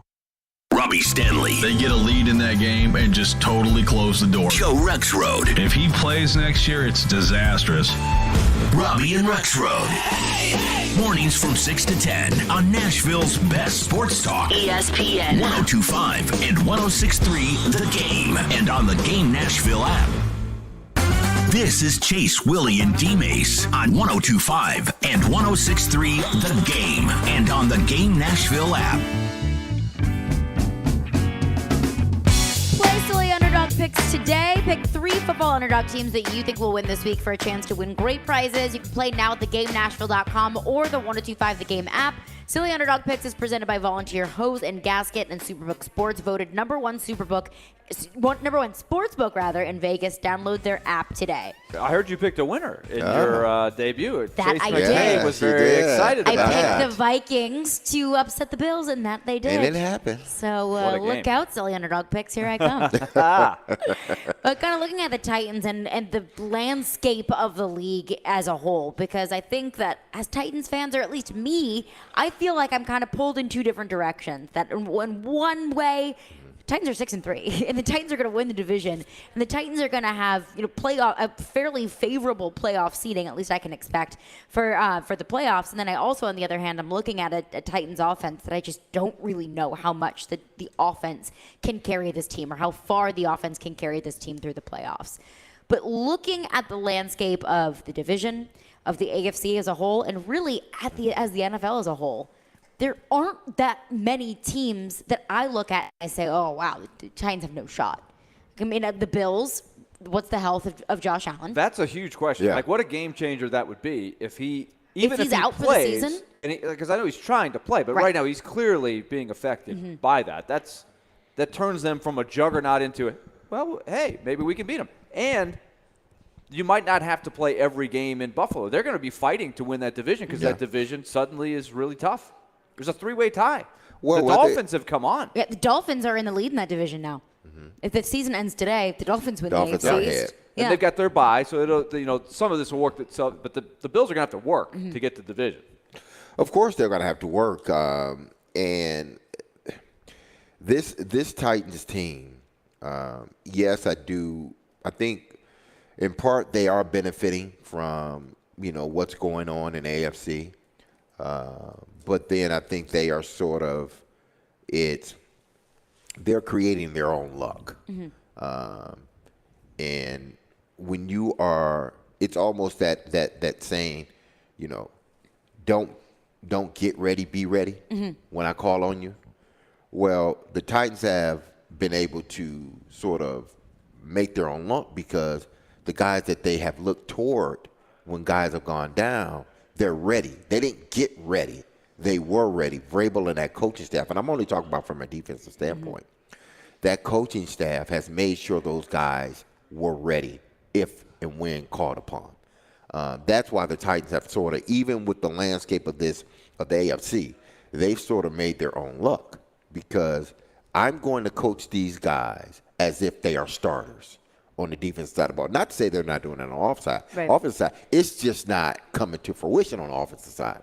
On the defensive side, they're coaching them to, listen, we don't know what's going to happen, but y'all going to be ready if we do call upon you. It may be one play that we need you for. You better be ready, and we're going to make sure you're ready. So when guys go down, these guys step in, we marvel at, wow, they're doing a great job. Well, they're doing a great job because Vrabel and Boynes has those guys ready to play when called upon. And because they're ready to play in those crucial situations, they are creating their own luck. They're creating their own path to win the game. From a defensive standpoint, offense just don't turn the ball over and we're good. That is, I think, where you have to sort of look at the complementary part of this that Mike Vrabel is always talking about. Right. And that's where, when you're evaluating the offense, especially the last 3 weeks, with Tannehill's situation, right? He missed 2 games and then clearly was battling through he was limited. He wasn't rolling out, wasn't running a whole lot. Todd Downing knew and had faith that we're not going to have to score a ton of points to win these games. Obviously, in Arrowhead was maybe a little different story. But against Houston and against Denver, the 2 games that they won, they knew they didn't have to light up the scoreboard. So they certainly played that way. But even against Kansas City, what the defense was able to limit Kansas City's offense to do, they didn't have to score 40 points to win that game. No, and they were right there in that game. So I think the real question going forward for the offense is, can they get to a level in the second half of the season? Maybe they get a little luck with health, but can they get to a level where this offense has enough to beat you in Kansas City or in Buffalo or in Miami if they have to go play again like that? Because that's going to be something that I wonder about. Who's echoing? Is that me that's doing that? Or no, somebody's echoing in the Zoom. But I haven't looked at them as a team that could be a threat to win it. But look, if Josh Allen goes down, and who knows what's around the corner, right? If you get a little bit of luck, I don't think I would have thought that the Bengals could make the run that they did. No, I didn't think they were the best team in the AFC last year. And I look at the AFC where it is right now, and there's several teams that I thought were going to be contenders that are no longer contenders. The Titans currently sitting at 3rd in the AFC. So where the AFC landscape is right now, and also the Buffalo Bills, who I thought was going to run the table. What's the future with Josh Allen? I don't know. It's a question mark. So where it is right now, combined with the way the Titans are playing right now. So the AFC being where it is, can the Titans compete for a Super Bowl by just playing really good defense and the offense not turning the football over and just scoring enough points to win games? Well, is that a realistic conversation that we can have? You got to believe that you can if you're in that building. Because, look, next year Ryan Tannehill is going to be older. Derrick Henry's going to be older. That's why I was surprised at the A.J. Brown trade, because I thought they were in that window. They kind of hedged their bets. They do have some younger players. But to me, you don't get these opportunities all the time. Like from 2009 until 2016, those were some lean years where they didn't have any chance, right? They got a chance. Well, they still have an opportunity because of the way the defense plays. That's an elite and defense. Because of Mike Vrabel being a coach. But how far in the playoffs will they go? I don't know. They're going to have to get plays from guys that they have not gotten them from thus far, whether it be Hooper, whether it be Burks, Woods, guys that were either drafted in the first round or you're paying them a lot of money. I can scream all day about Chig getting the ball, and he should get the ball. Get the ball. I can scream all day. But they drafted Chig in the, 4th round, 5th round, somewhere around that? Third or fourth. But the guys that y'all brought in as free agents, the big money guys, I should be leaning on them to make plays. And they just haven't made enough plays consistently. Traylon Burks has been out a lot. Hooper hasn't figured it out. Right. And then, Woods is just, he hadn't been able to get open. So, I don't know. From this offense, from a pass standpoint, Derrick Henry is going to have to, what I'm realizing and understanding now moving forward, and Willie, you said this offense is going to have to change. No, it's not going to have to change. Derrick Henry is just going to have to run more. Well, I didn't say change. I'm saying you got to get more out of the passing game. Well, Derrick Henry. If you can't get more out of the passing game, that responsibility goes somewhere. It doesn't have to be. You don't have to throw it all over the field. You know how you want to win. You want to run, but you have to be able to balance it a little bit. You have to get a little bit more. Yeah, but you gotta. There comes a point where you either say this team doesn't have the personnel, which I don't think they do from top to bottom on offense. It's plain for everybody to see. They don't have the personnel from top to bottom, and I don't think they have the right offensive coordinator for things to change. I don't. And if it does, great. But from what I've seen to now, it's an 8-9 game sample. You think after 9 games, this team is going to drastically change what they do? No. They're not going to change what they do, but they can get more production with better players if Burks helps, if Okonkwo develops a little bit more, if he can be out there a little bit more. But as much as I want Chig to be more involved in the offense, the coordinators got to want it too. They got to want it. They got to sit down and say, moving forward, I got to get this guy the ball. And they have not done that, even though they know that's one of their playmakers. 615-737-1025 is our phone number. We'll get back into this discussion. But coming up next, we'll chat with Mitch Light of The Athletic, college football writer, because we've got some college football playoff rankings coming out tonight. What does Mitch expect to see in the rankings? But first, Willie wants to tell you about QC Kinetics. All right, let's talk QC Kinetics. They are getting people back and healthy as quickly as possible if you've had some joint pain. And there's the traditional methods that a lot of people have used, and maybe you're still not getting the solutions that you're looking for. You may not have heard of QC Kinetics, but they can help you. They've got the advanced technology that has been available to the world-class athletes for a long time, but now they're available to you. It's called regenerative medicine.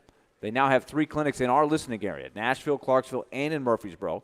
Advanced science that uses those healing properties to restore and repair the painful joint, and you'll get that pain-free movement. So if you've had arthritis or you've got a bad back, that can be addressed by QC Kinetics as well. Knees, hips, shoulders, all of that stuff. Don't let them tell you that surgery is the only method. You need that second opinion, and it's absolutely free, the consultation. So call QC Kinetics. Learn how regenerative medicine can give you your life back. 615-249-4024 for QC Kinetics. That's 615-249-4024. Nashville, Clarksville, Murfreesboro. 615-249-4024. You love the game. Tennessee touchdown! Middle Tennessee gets the score. We live the game. Just work on the little things every day. They think the coaches are just coaches. We are. We got pass rushers. Checkered flag in the air. Awesome game 7. What a stop made by UC Salem. The game. Nashville's best sports talk. 102.5 and 106.3 The Game. And the Game Nashville app. ElectronicExpress.com. We make it happen. Need cash for the holidays or to pay off credit cards right now? Loan Pronto's all-new Express Equity Line of Credit program is just what you need. This is great. You can keep your low mortgage rate and still get cash out. That's right. You don't have to do a full home refi. You can tap a small portion of the equity you have and enjoy a super low rate. With Loan Pronto's Express Equity Credit Line, you can close in 7 to 10 days, and a $50,000 loan will come your way, and it only costs you around $300 a month. Use that money to pay off whatever bills you have. Credit cards, consolidate other debt, or start a home improvement project. With Loan Pronto, you can access up to 95% of your home's equity, and 9 out of 10 homeowners won't even need the appraisal. Even if you did a total refi recently or just bought your home, you can tap the equity with this fast, easy program. Do it now before the holidays. Call Loan Pronto, 615-499-5780.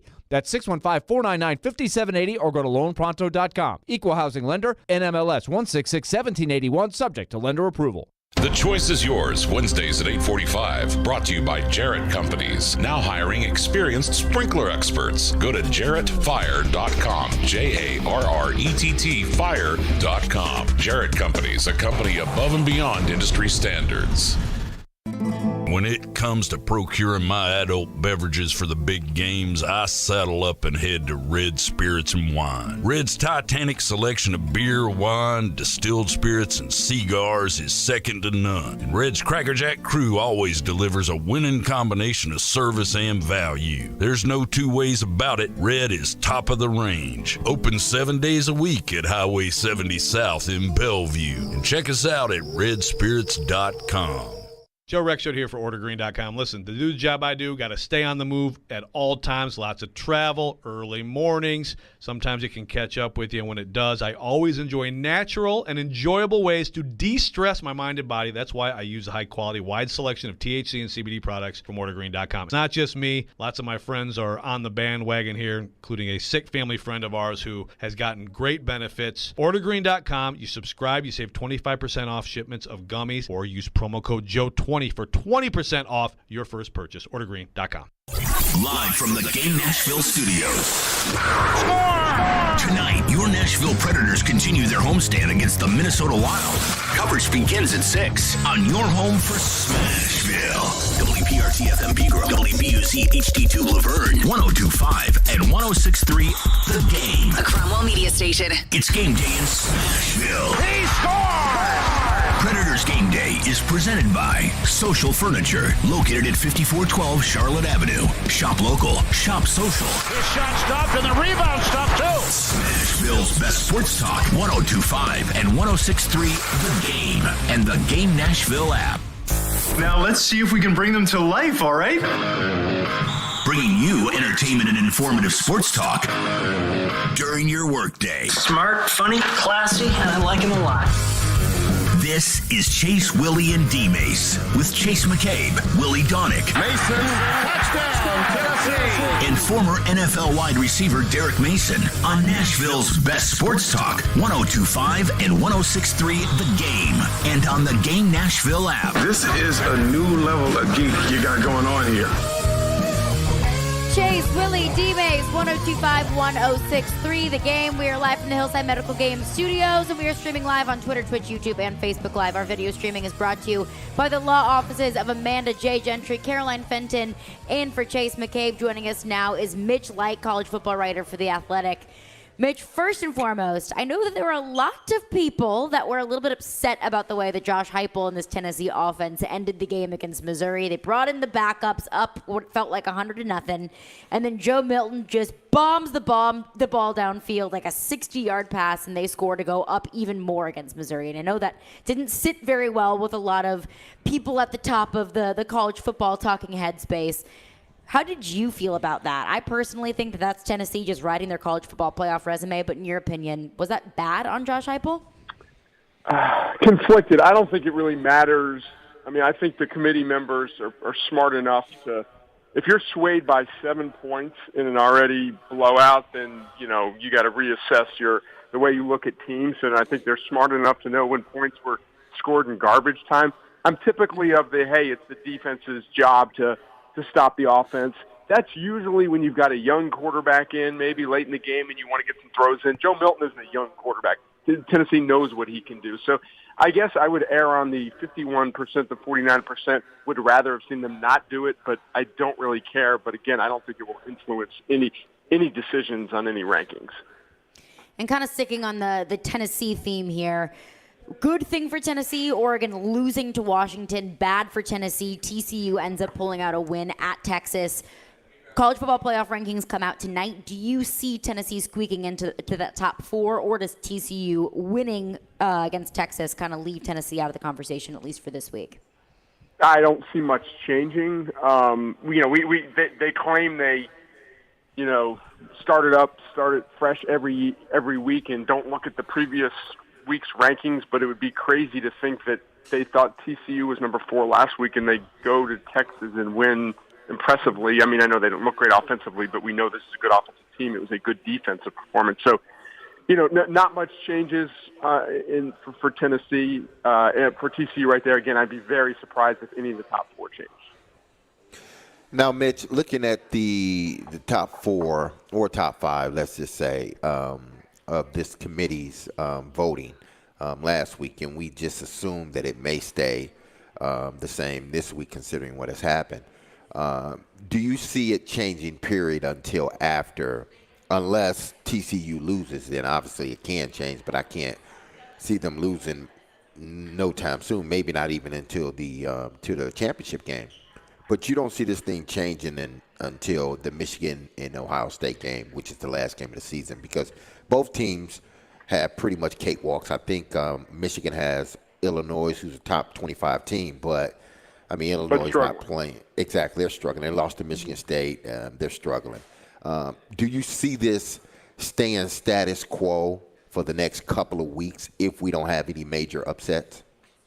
Yeah, I mean, I don't see how you could, like you just said, Derek, Ohio State's going to win this week. Michigan's going to win this week. I think Georgia's going to win this week. I don't see there's really no rationale to change things up this week. Tennessee won comfortably. I would expect they'll win again comfortably this week. So I think we're going to have to wait and see, the Ohio State-Michigan game. It's not just 2 wins. It's 2 wins, and how do they look? What's the margin of victory and all that? That's going to be one of the most, obviously when you got 2 versus 3, but because they're in the same division and one of those teams is not going to win the division, that's going to be one of the most impactful games all season on the college football rankings.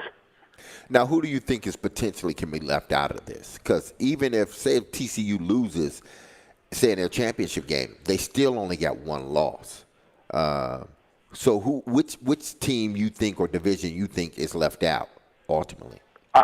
I think the most likely scenario, and this is kind of assuming no chaos, which is not very smart when you're looking at the stuff. We love chaos. I think I think the most likely scenario is the loser of Ohio State, Michigan will not make the playoff. I think TCU, I'm a believer now. I think they'll go make it through unscathed. So I think there's a very good chance it's going to be Georgia, the Big Ten champion, TCU, and Tennessee. So I think Tennessee's still a very good chance, a very good spot right now. Obviously, they'd love to control their own destiny a little bit more than they do. All they can do is go out and win their last two games convincingly. But I'm of the opinion that I can't see how the loser of the Ohio State-Michigan game has a better resume than Tennessee does, and that those two teams could be fighting for the final spot. All right, Mitch, I am really surprised that Caroline did not ask the question that we asked you last week, because she is an LSU grad. She's wondering, though. LSU, they were a little shaky, but they got it done. The question is, do we feel like it's any different this week? Because the real question is if LSU is able to find a way to beat Georgia, hanging on, assuming they don't lose any more games. They've got 2 losses, but they're the SEC champ. What's their case to get in? I put it this way. I'm glad I'm not on the committee. If I have to decide between a 2-loss SEC champ versus a 1-loss Tennessee team, when Tennessee, I mean, we all know the numbers. Tennessee went down there. They didn't just beat them. They beat them badly. But then LSU would have that win over Georgia on a neutral field. I'm not 100% willing, but I'm willing to look past the LSU-Florida State game to some degree. It was the first week of the season. Obviously, LSU's improved a lot. The thing is just how many of those committee members, because we have to say this is 13 people voting. It's not just like this one person. So there's a lot of opinions in there. How much does a conference championship mean to those people? Some of it's going to mean a lot. Some of them going to mean it's just one more game. It's one more data point. You know, I don't think Bobby Johnson is on the committee anymore, the former, obviously Vanderbilt coach, Willy, and I think you would agree with me. He was like an old school guy. He's like an old coach, I would say. Do you win a championship? That's hard. I could see him being that type of guy that just values a championship over anything else. Then you might have an athletic director on there saying, it's just one game, it's just one data point. So I do think there'll be a lot of that human element. How much do you consider the league championship to be worth? Because you don't have to feel a certain way. They don't force you to feel a certain way. Right. I would in that case, I would have to, I'd like to see the Georgia-LSU game, although I don't really know what, like LSU beating Georgia, I don't think I need to see like how convincing the fact that they could beat them would be, impressive. I would probably lean towards Tennessee in that scenario, but I could also see the argument for LSU. Where is Florida right now? Vanderbilt got the big win. They're feeling good.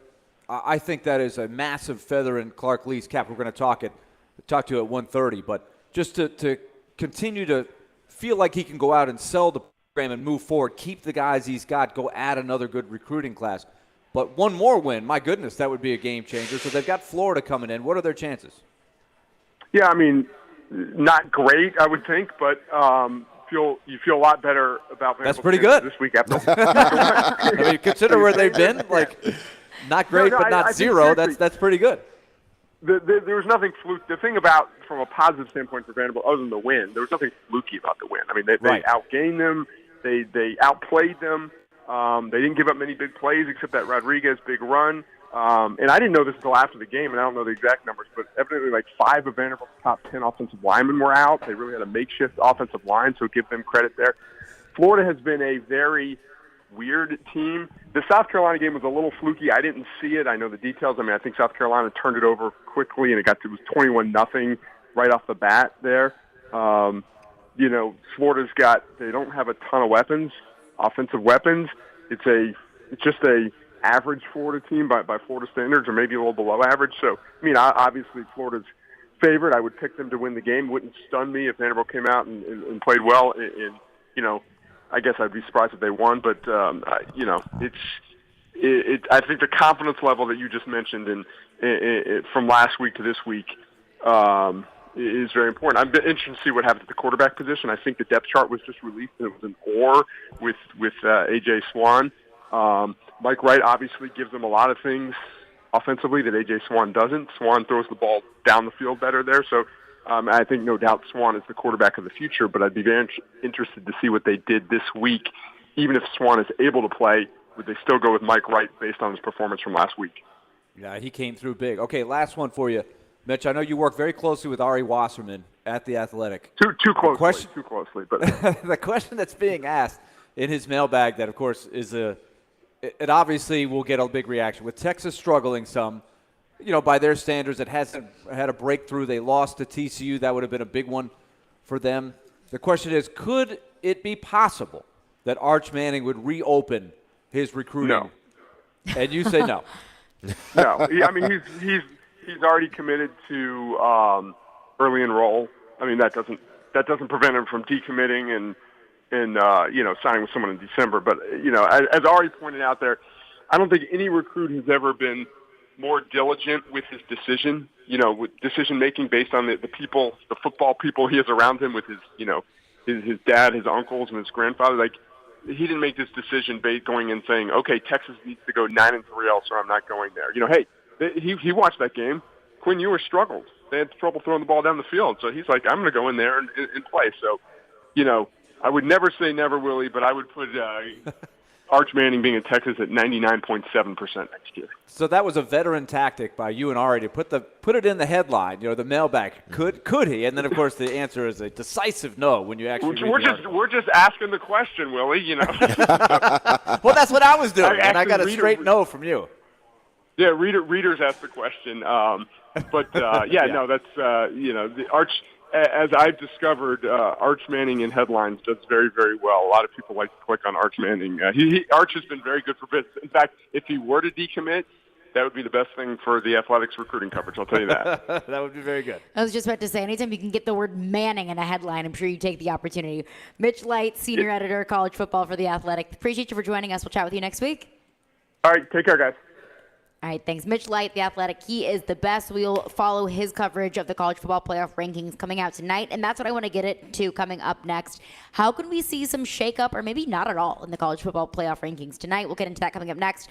But it is Preds Game Day, brought to you by Social Furniture. Shop today during their Black Friday sale for a limited time and take an extra 20% off. Finance interest-free at Social Furniture in West Nashville. Shop local, shop social.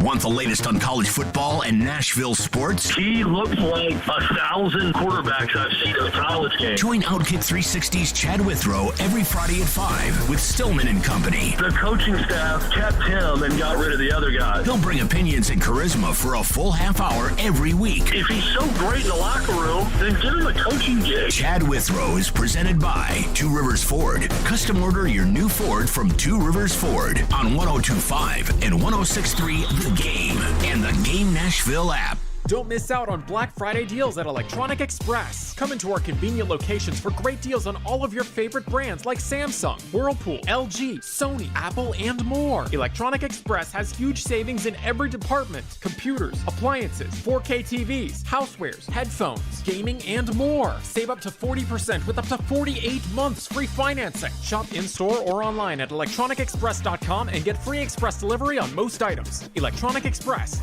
We make it happen. Hey, it's Jared from my official sportsbook app, the FanDuel Sportsbook app. Start NFL Week 11 off with a no-sweat same-game parlay from FanDuel, America's #1 sportsbook. It doesn't matter if you're new to FanDuel or if you already have an account. You'll get free bets back if your Thursday night same-game parlay doesn't hit. And a same-game parlay is the perfect way to combine your bets for a chance at a bigger payout. I'm going to go, I think the passing total is going to be low for Tannehill. I'm going to say over passing for Tannehill and over passing for Aaron Rodgers as well. Build your own or choose from one of the popular SGPs pre-built for you in FanDuel's top-rated sportsbook app. However you want to play it, you can bet the NFL on Thursday night with a no-sweat same-game parlay. Just sign up with the promo code JGM if you don't already have an account. If you already have a FanDuel account, you're all set. Just sign up to see what you've got. And make every moment more with FanDuel, an official sports betting partner of the NFL. 21 and older and present in Tennessee. 3+ legs. Minimum $1 bet required. Refund issues, non-withdrawable free bets that expire in 7 days after receipt. Max free bet $5. Restrictions apply. See terms at sportsbook.fanduel.com. Gambling problem? Call the Tennessee Red Line 1-800-889-9789. Genesis Diamond's biggest and last sale of the year is here this weekend. It's an extraordinary event with savings up to 35% store-wide. Nothing's held back for this once-a-year 3-day store-wide event. Acclaimed designers are here with expanded collections and special pricing. Plus, get 0% interest financing. Luxury pre-owned Rolexes are also included. It's this Friday, Saturday, and yes, even open Sunday for this incredible event. Genesis Diamonds, Green Hills and Cool Springs. Are you suffering from chronic joint pain like Heather? I have terrible arthritis and have had it for quite a while, and I've gone to all kinds of doctors trying to figure out what to do, and everybody just said surgery, and surgery was months of rehab, and I didn't want to do that. But then Heather discovered QC Kinetics, local medical professionals who specialize in natural biologic treatments, non-invasive solutions designed to repair and restore damaged tissue in your joints. And she absolutely loves the results. I like to tell anybody who's suffering that there are options that are not steroids, that are not surgery. You owe it to yourself to find out about QC Kinetics and find out what they can do for you. No surgery, no drugs, no downtime. Discover QC Kinetics and learn more about natural biologic treatments with lasting results. Call QC Kinetics, 615-249-4024. That's 615-249-4024. Don't wait. Call today. QC Kinetics, 615-249-4024. Hey, it's Hutton. Interest rates are rising, but not at Spring Hill Heating and Cooling. Replace your old unit fast before new regulations increase prices up to 20%. Get a new unit today at today's price and receive up to $1,500 off, or get 18 months of no payments, so the first payment is not until spring of 2024. At Spring Hill Heating and Cooling, all new systems come with a 10-year parts and labor warranty. Schedule your appointment now at springhillac.com. That's springhillac.com. I love this show. Never miss a moment of the show. Okay, all right, okay. Subscribe to the Chase, Willy, and D-Mase podcast on iTunes, Spotify, and wherever you get your podcasts. I'm ready to step this up a notch. You're listening to Chase, Willy, and D-Mase on 102.5 and 106.3 The Game and on the Game Nashville app. Tennessee needs to worry about getting into the playoff because of TCU and USC. Low-hanging fruit or truth? Truth. I think Tennessee is in a position where they could definitely get to the college football playoff, but I don't think they would get in over the likes of a one-loss USC Pac-12 champion and or a 1 or 0 loss TCU Big 12 champion. You're going to say, well, Tennessee, they might beat they'd be favored on a neutral site against both those teams. That's fine. That's great. I still don't think I feel very good about trusting the committee enough to, keep a one-loss runner-up in the division in over the likes of a Power 5 conference champion. I don't see it happening. I know a lot of people have suggested, well, Tennessee's in no matter what. They're in great shape, especially as Michigan falls out, if they lose to Ohio State or vice versa, and they're in great shape. Yeah, and for the time being, until you get to that 13th data point and somebody goes out and plays really well, next thing you know, they're knocking on the door to a college football playoff invitation as well. So I think there's a lot to look at when it comes to Tennessee. But no, I do not think they're a shoe-in at the moment by any stretch of the imagination. There you go. That was Greg McElroy on Tennessee's playoff hopes. But hey, I'm going to give away tickets for your chance to see 2 top 20 teams. So stick around to the end of the segment, and we'll give those tickets away, and I'll give you your opportunity to win those tickets. But college football playoff rankings coming out tonight, and where it currently stands, Georgia 1, Ohio State 2, Michigan 3, TCU 4, Tennessee 5, Oregon 6. Now, Oregon lost to Washington this past weekend. Oregon will probably drop down to, mid-teens, 20s. Irrelevant. Out of the conversation. Out of the conversation. LSU sitting at 6, now at 8-2, or 7 rather, now at 8-2. But I wouldn't be surprised to see USC jump LSU into that 6th spot. And the point that Greg McElroy was making there was a lot of people feel like Tennessee sitting at number 5 with an Ohio State or a Michigan, probably one of those are going to have a loss. They're going to drop out of the top 4. Is Tennessee going to be that 4th team in with TCU beating Texas? But USC is in the conversation. And even that loser of the Ohio State-Michigan game, whichever team it will be, will still have a case to get into the top 4. Well, I mean, if things stay status quo and say, obviously the winner between Ohio State and Michigan if indeed they win the Big Ten championship, they're automatically in.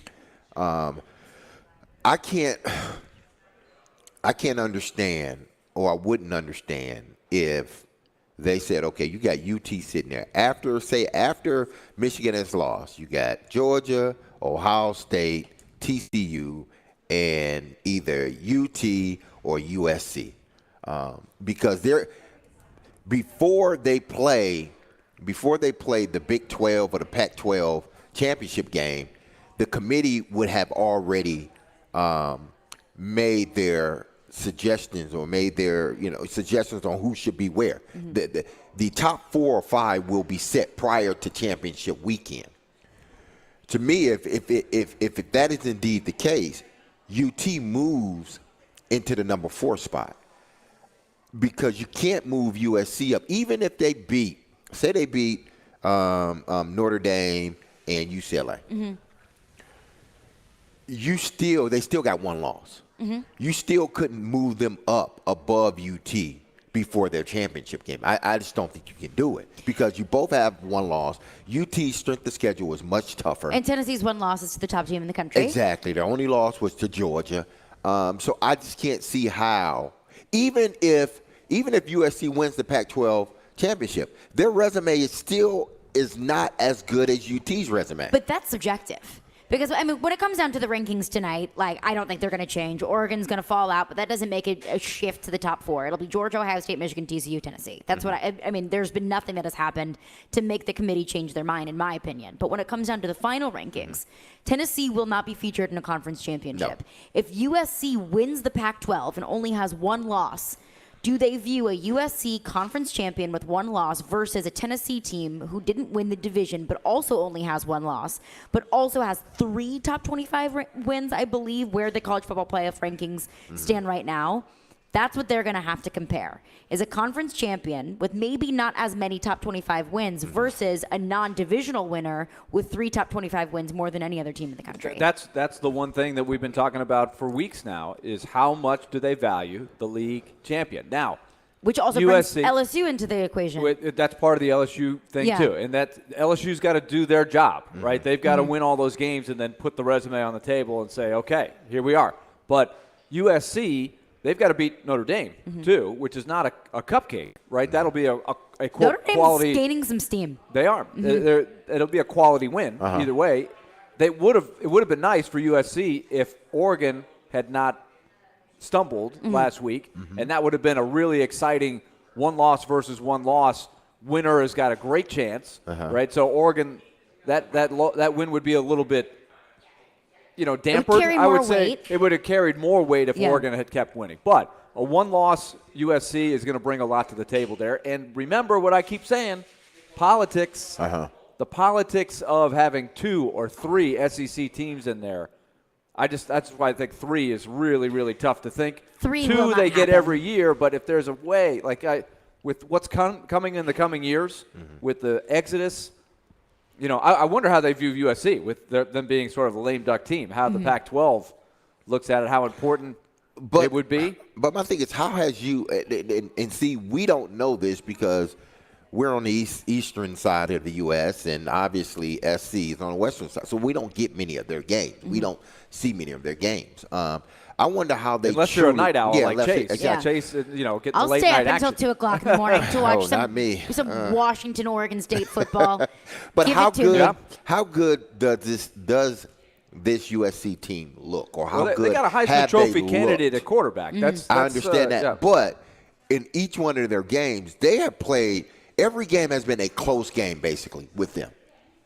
When you look at these other teams that are in the top 4, 3, whatever, let's just say Tennessee, Georgia, not because Georgia has had some close games. Just had some close games that shouldn't have been close. Exactly. Let's say UT, Michigan, and I don't know, Ohio State. Even though Ohio State has had some close games.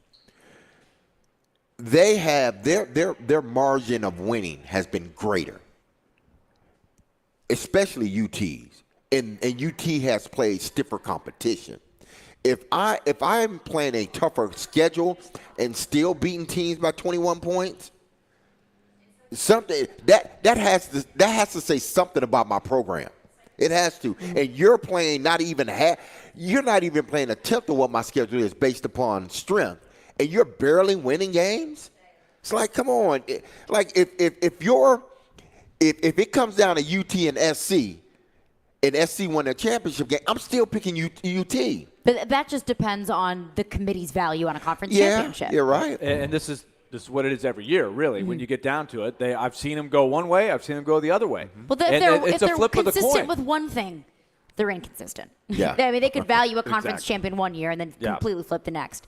But be caller 3 now to win tickets to see a matchup between two of the NCAA's top 20 ranked college hockey teams. The Northeastern University Huskies will take on the Western Michigan University Broncos at the Music City Hockey Classic at Bridgestone Arena on Friday, November 25th at 6:30 p.m. Tickets are on sale now at Ticketmaster.com. Coming up next, the man of the hour, one of the biggest wins in college football over this past weekend, Clark Lee will join us coming up next. Chase Willy, D-Mase, 102.5, 106.3 The Game. Jonathan Hutton. You have to put the ball in his hands in that moment. And Chad Withrow. My kicker's making no decisions on a football team. Are in the game. Join them for NFL postgame after every Titans home game. Live from Landshark Bar and Grill in Margaritaville on Broadway. They'll break down that day's game and look ahead to the next one. NFL postgame is presented by Two Rivers Ford, Renter's Warehouse, and Superbook Sports on 102.5 and 106.3 The Game and the Game Nashville app. Over the years, more men have started to seek help for hormonal deficiencies and imbalances. And Dr. Jeffrey Lodge and wife Daphne, along with their experienced staff, give men the treatment required to improve your quality of life, improve your immune system, energy level, cognitive function, and more. There's no better time to achieve a healthy lifestyle. What are you waiting for? Give Cool Springs MD a call today for an appointment at 615-486-3458 or visit our website at coolspringsmd.com. Bob's Steak and Chop House in the Omni Nashville Hotel. Hi, this is Chef Mark at Bob's Steak and Chop House at the Omni Hotel. Looking for a romantic dinner with that special someone? Be sure to join us and try one of our signature dishes, like our Australian cold water lobster tail, flash fried to perfection, and tossed in lemon butter. Did I also mention we've won the Wine Spectator Award of Excellence 7 consecutive years? Come join us for a memorable meal here at Omni and be sure to ask for Chef Mark. Attending an event downtown? Dine at Bob's Steak and Chop House in the Omni Nashville Hotel. Lift it, load it, grade it, grind it, move it, haul it, rig it, dig it, Craneworks, rental works, yeah! The big dog's got it. Craneworks, the Southeast leader for crane and equipment rental, is looking for the best in the business to fill positions as qualified operators, truck drivers, and mechanics. Craneworks provides superior customer service and a superior work environment. Start lifting Nashville to new heights and apply today at craneworks.com/careers. That's craneworks.com/careers.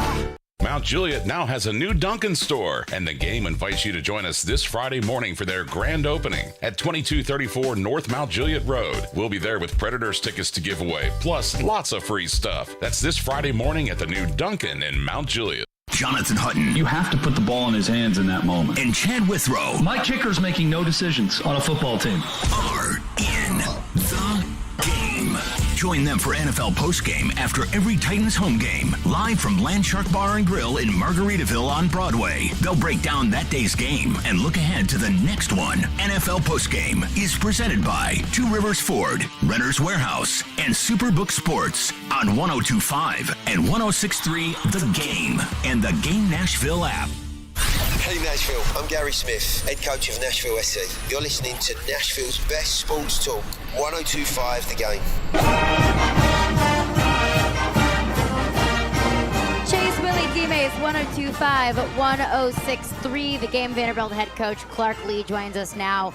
Clark, I'm sure you are probably one of the happiest men in Nashville, Tennessee, coming off of that big win over Kentucky over the weekend. What does that mean for you? What does that mean for this program? What was the feeling in the locker room after that win over Kentucky over the weekend? Well, Michelle, you wouldn't have known it looking at the video, that interview after the game with all the tears being shed. Looked to me pretty sad. I'm just kidding. Obviously, my emotion was all joy and a sense of fulfillment for the players and the staff that have given so much here early in this build, and it's not always been easy. I mean, it's been hard, and we're doing hard things together and having fun doing it. But it just it felt so good to have a group of guys that I love and I care about, both our staff and our players. It felt so good for them to find that reward, and just to finally put together 4 quarters of football that gave us access to that reward. When we play well, we're a good team, and it's about pulling that type of performance out consistently. We haven't been able to do that in conference, but on Saturday we did, and it was fun to celebrate with the guys afterwards.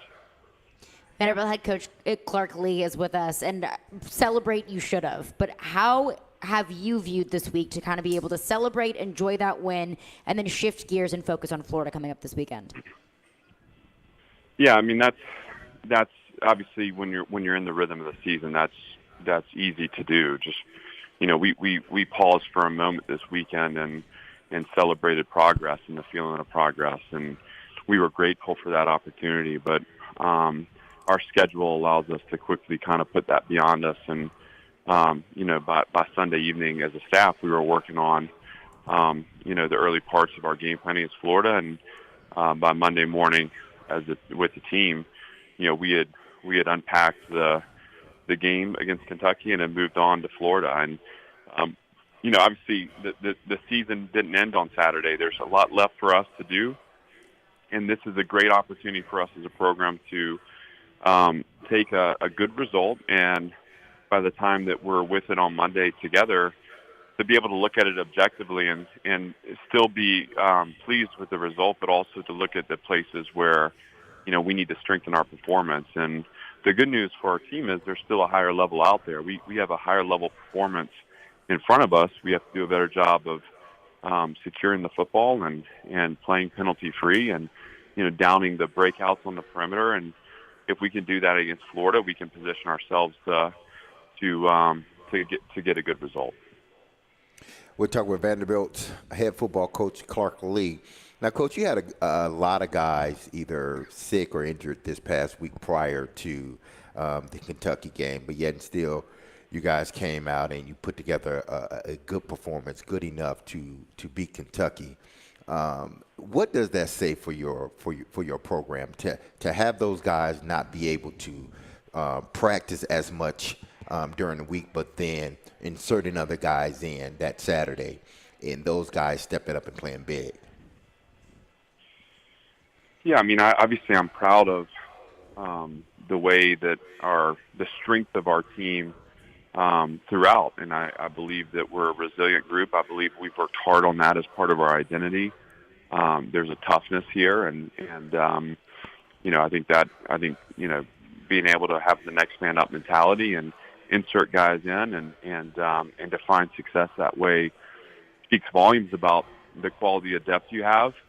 And so, it makes me happy. That's, I've always felt like for us to sustain success here, we have to develop the depth of our roster. And, I think too often you've moved past, there's too much of a gap between your 1 and your 3, where your 3 never gets a chance to be out there and get worked. But we've done a nice job here of developing the roster throughout, and so the drop-off isn't as significant. And when you have a team that's playing together and playing as one and playing for each other, you can get all those guys to go really hard, and that a lot of times, allows for the performance not to slip in the moment. Now, you know how this works, Coach, especially during the game when things are not sort of going right, and then all of a sudden you get 2 or 3, plays that whether it be big plays or just consistent plays, and you start to see the confidence build in your team. And it either works for you, or it works and it helps you win the game, or it works and helps you come back. This win against Kentucky had to have given your team a lot more confidence than they had prior. Well, the thing that I was really proud of was we never let bad moments snowball on us on Saturday. And what that means is the next unit on the field left the field better than they found it, whether it was the opening sequence where we went penalty turnover and then defense stepped on the field and got a 3-and-out stop and held them to a field goal, to the offense taking the field there after the 72-yard touchdown run and counterpunching with a score of their own. And what happens is, when you don't let bad things snowball, you're able to dictate the energy and dictate the terms on the field. Mm-hmm. And so, the offense's performance there at the finish allowed our defense to get back on the field and to actually finish the game, which I thought they did a great job of, just playing structured and playing hard and getting pressure on the quarterback and forcing a turnover. So that's maturity. That's advancement for us. Mm-hmm. Those moments for us this season have ended up in kind of like some really poor sequences where, we'll lose 21 points in a matter of, 3 back-to-back sequences. And it's hard to overcome those, particularly in this conference. The fact that we never had to do that, I really felt like gave us what we needed to finish that game off. Clark Lee, Vanderbilt head coach, is with us. And Clark, I was so happy for Mike Wright. I mean, here's a guy that, from the time he's been there, you always see him supporting his peers, not only at the football games, but at the baseball games, at the basketball games. He's always there. He's a great team guy. And I've seen so many people in college football, maybe they lose their starting spot, and then the next thing you know, they're in the transfer portal or they're saying something about it. He hangs in there and he plays maybe his best game. Some of those throws he made at the end, just in the clutch. I think about how much work that had to be for him behind the scenes when he could have taken it a different way. Oh, it's such a neat story, and I think it's just such an uncommon one anymore, where you have someone who cares so deeply about what we're building, and obviously, he wants to be the guy and he wants to lead the offense, and he should. I want for him to want that. He's at a season where it's been highs and lows, and he's dealt with his disappointment honorably. He's been a great teammate. He's been a captain for us. And when he's been called upon in relief duty, he's done a nice job. And I was so happy for him to get a chance to be the guy again on Saturday. And obviously, just overjoyed that he was able to lead our team to victory. And it's not a surprise. I mean, anyone who's spent time at Mike, he's got such a energy about him, passion, and he loves to play. That guy loves to play football. And so, it's infectious, and I definitely think that his play, his performance, his energy made a difference for us on Saturday. And it's nice to have. I know in a situation now where injuries are piling up, and you're in your second year, you're trying to build the roster, but you've got A.J. Swan now back on the depth chart. It's nice to have a little competition between two guys that have had some really good moments this year. That's right, and both of whom have led us to wins and played winning football, and they really complement each other and they help each other. I think that's a great sign too. One of the challenges I had for that quarterback room coming out of year one is it's time to put the team ahead of the competition in the room. We're not competing against each other. We're competing with each other to build a program, and they've really taken that to heart. And I've seen a brotherhood form in that room, and they cheer for each other. They help each other, and certainly Mike's response to his disappointment has been a big part of setting that culture. And AJ doing the same here as he's been out as well. All right, Clark. Before we let you go, I'm going to hit you with a fun story here. And after the game was over, where I was celebrating in the household for the victory here, and my wife comes in. She has been working with a woman that was a huge mentor for her, Beth O'Shea, who she worked with for a long time, who taught you in the Encore program way back when. And Beth is going through some cancer treatments right now, so she's fighting. My wife's there. She thinks the world of Beth, and I know Beth thinks the world of you. She was so happy for you during that, and she was telling stories about you in the Encore program, how classy you were, and so she's so happy that you've done what you've done. Willie, where do I send the check for this little character plug that you've given me? My wife, if she's listening to this, she may call in next and say, "There's no way this guy was in the Encore program." No, hey, listen, you have to give Beth a hug for me. That's what a sweet story, and I'm glad to hear that she's battling, and certainly, she'll be in my thoughts. But I appreciate you sharing that, man. It means a lot. At one point in my life, I was in the Encore program, and I was a class act in it too, huh? There you go. It's recorded. I got the witness. I got it. Vanderbilt head football coach Clark Lee. Clark Lee, we appreciate you joining us. Good luck this week against Florida. Thanks, guys. Y'all take care. Yep. All right, Preds fans, don't miss tomorrow night's 6 p.m. Smashville live show at Brewhouse 100 in Bellevue. See your Predators star players up close and personal, plus get autographs and pictures. Preds player guests tomorrow will be Ellie Tolvanen and Kevin Lankinen. Smashville Live is brought to you by Spring Hill Heating and Cooling. A little Finnish Harpeth double beer, barrel action and, right there. Yeah, there you go. And the Little Harpeth beer and Superbook Sports. But coming up next, what is plaguing this Titans offense? We'll get into that. But first, Willie wants to tell you about Lone Pronto. I do. Let's talk Lone Pronto. Cool stuff there with Clark Lee. Let me tell you what Lone Pronto's got going. If you're out there and you're a homeowner and you've got a good mortgage rate right now and you want to lock that in, keep that locked in. You don't want to mess with that right now. But if you still need cash, what Lone Pronto's got going is the Express Equity Line of Credit program. It's just what you need because you can keep your great mortgage rate. You don't have to do the full home refi, but you can close in 7 to 10 days and get a check, $50,000, whatever it is, up to 95% of your home's equity. And it'll only cost you for $50,000 around $300 a month. So you do the math, you take the check and you address the needs right now. Pay off those big loans right now, credit card bills, car loans. You can start a home improvement project if that's what you're looking for. Lone Pronto is ready to help you. So even if you did a total refi recently or just bought your home, you can still tap the equity with this fast, easy program. Lone Pronto, do it before the holidays get going. Call them, 615-499-5780. That's 615-499-5780, or go to loanpronto.com. Equal housing lender, NMLS 1661781, subject to lender approval.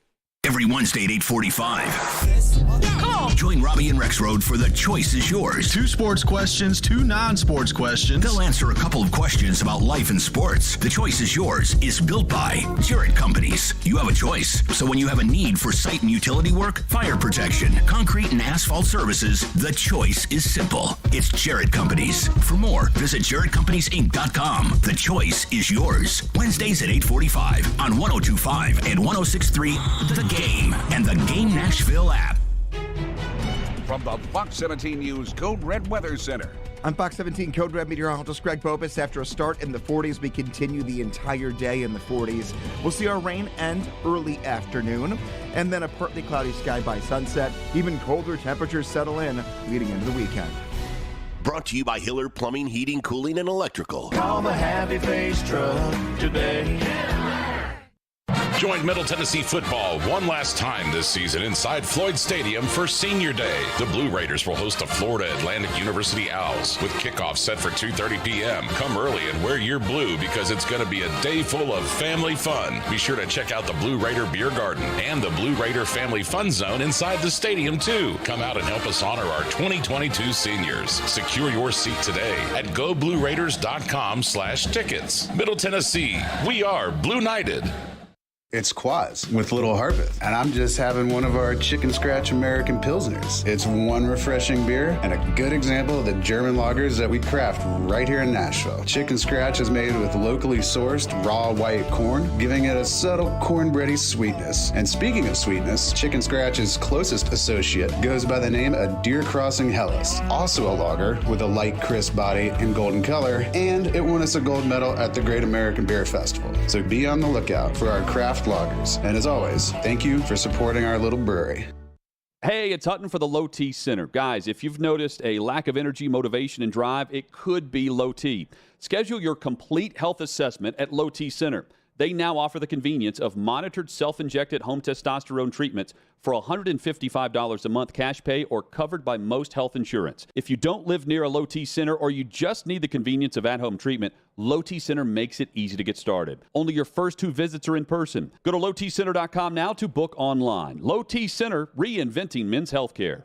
Are you looking for Tennessee-grown and crafted THC, CBD, Delta-8, Delta-9 products? Then float on over to ounceofhope.com. On top of the widest selection of luxury edibles and smokables, their customer service team is high quality and prepared to help select the right cannabis product for your needs. Their knowledgeable team will have you flying high with a smile. That's ounceofhope.com, made locally in Memphis. Ounce of Hope is Memphis Flyers' best cannabis shop 2 years in a row. Legal THC delivered to your door. Ounceofhope.com. How would you like to come home to a bartender who will fix you any cocktail you want? I'll have an old-fashioned. I'll have a margarita. Now you can with the Bartesian Home Cocktail Maker. Bartesian is a sleek machine the size of a coffee maker that makes premium cocktails at the touch of a button. Choose from over 50 different cocktails, from classics to the most exotic premium cocktails served in the best bars today. You'll always get freshly mixed, perfectly balanced cocktails with the Bartesian Cocktail Maker. And now get Bartesian's best Black Friday deal ever at bartesian.com/enjoy. Entertaining? The Bartesian is ideal for parties. No need to stock all kinds of individual mixers for complicated recipes. Every guest gets the cocktail of their choice in seconds. The Bartesian makes a wonderful gift for anyone who loves a fine premium cocktail. Now get Bartesian's best Black Friday deal ever. It's available right now, only at bartesian.com/enjoy. That's BARTESIAN.com/enjoy for Bartesian's best deal ever, only at bartesian.com/enjoy. Qatar, here we come. Christian's travel agency has one goal. Talk to you soon. The world's biggest soccer tourney. The hotel is 7 miles from the stadium. Are you serious? Did you email the transportation company? Now he needs an Arabic interpreter on his roster. I don't speak it either. Indeed can help him hire great people fast. I need Indeed. Indeed you do. You can schedule and conduct virtual interviews all from your employer dashboard. Visit Indeed.com/credit and get $75 towards your first sponsored job. Terms and conditions apply. Jared Stillman. This is a team that the entire city is losing their minds over. Caroline Fenton. It's one of the youngest teams in the league. They don't have a single player over the age of 30. Stillman and Company. Afternoons from 2 to 6. Presented by TriStar Moving. On Nashville's best sports talk. ESPN. 102.5 and 106.3 The Game. And on the Game Nashville app. This is Chase, Willy, and D-Mase on 102.5 and 106.3 The Game and on the Game Nashville app. 102.5, 106.3 The Game. Chase, Willy, D-Mase, Caroline Fenton in for Chase McCabe. Hey, come out to the grand opening of the new Dunkin' location in Mount Juliet this Friday morning. Enjoy free stuff. Who doesn't love free stuff? Plus, while you're there, you can register to win Predators tickets as well. That's the new Dunkin' location at 2234 North Mount Juliet Road this Friday morning. So we're looking kind of at this Titans team, which really throughout this entire season has been carried so much so by the defense. You could even go back to last year. This Titans team was carried so much so by the defense, but I think it was really highlighted this past week. Jeffrey Simmons out, Bud Dupree out, Amani Hooker out, Christian Fulton out. You know, 4 of your biggest role players and key players on the defensive side of the ball. And you still end up getting 6 sacks on Russell Wilson and still limited the Denver Broncos to just 10 points. So we know for certain from top to bottom, this Titans defense is elite. This Titans defense is going to be a problem for any offense that it faces. But where the defense really has to pull up a whole bunch of weight on is the offensive side of the ball. The way that, Ryan Tannehill averaging 150-ish passing yards a game. Ooh. Receivers didn't record a single catch against the Kansas City Chiefs. I understand, we got Malik Willis in there. The passing game is going to have some sort of hitch thrown into it. But the Titans offense has its own issues. And whether that's personnel, whether that's, you trade away A.J. Brown and you don't have a viable replacement for what they lost in the passing game, whether that's play calling, I think it all kind of comes to fruition into this. But it all comes down to me, the fact that the Titans just don't have enough talent. And the talent isn't being utilized offensively. No, it's not. Whatever talent they do have, it doesn't show up consistently in the form of, are you giving these guys opportunity to make plays in your offense? Are you designing things for them? It just doesn't show up on Sundays or Monday or a Thursday if they do play, which they do play this Thursday. It just hadn't shown up. And the defense can do only so much as they continue to move forward, because the more and more they play, the more and more they are susceptible to injuries. You saw what happened after, that Kansas City game. All of a sudden, you got, 5 guys that can't play in the next following game. That shows you how much strain the ineptness of the offense is putting on the defense. To whereas these guys are playing so much, they are, getting injured because they're out there on the field so much. I think that's maybe the biggest concern I Yeah. have. Yeah. Because I think the complementary football is working because you don't need to score a lot because the defense is playing so well, but you got to get some more first downs. Yeah. You got to hold the ball a little bit more. Defense being on the field for 40 minutes. That's too unsustainable. Much. Now, where it worked really well was the Houston game because they churned up so much clock. They ended up with only 17 points, but they had the ball the whole game. They put the defense in a great position, and the defense dominated a bad team. Now, what was the problem with Houston? They couldn't stop the run. They're the worst against the run. Second worst, third worst, it might be the Packers. Statistically, they struggle against the run. So I think that will be the key to try to jumpstart the offense is get back to what they weren't able to do last week. And part of it is the Broncos' defense is a really good defense. That's a top 10 D. Well, Green Bay's not. But you can run the ball on Green Bay. And you have to run the ball against Green Bay. Who knows what kind of weather you're going to get, too. For all I know, you could get a nasty day up there, as you know. You've been there firsthand. Yes. But do we believe that the offense, that the run game can do enough to open up the offense? Because even with Derek's 200 and whatever yardage, and I know Malik Willis was the quarterback, I get it. Yeah. It still didn't open much of the passing game. Right, but that was Malik Willis' first start. I mean, it's going to be way different with Ryan Tannehill in there. Even when they threw the ball to win on Sunday. They threw for 255. They really had no option, though. Yeah, I mean, but Derrick when Henry they're running the ball, moving. even when they're running the ball well, the passing game still hasn't been consistent. No. Even when they've had good running days, the passing game hasn't held up their end of the bargain. It's been, we're running the ball really well, and the offense is the passing game is but you know what? The defense is playing their ass off. And that's what's going to win us the game. Running the football and the defense. If for some reason the offense just never on a consistent basis pick up their slack. They picked up the slack last week. I'm telling you, you're 6-3.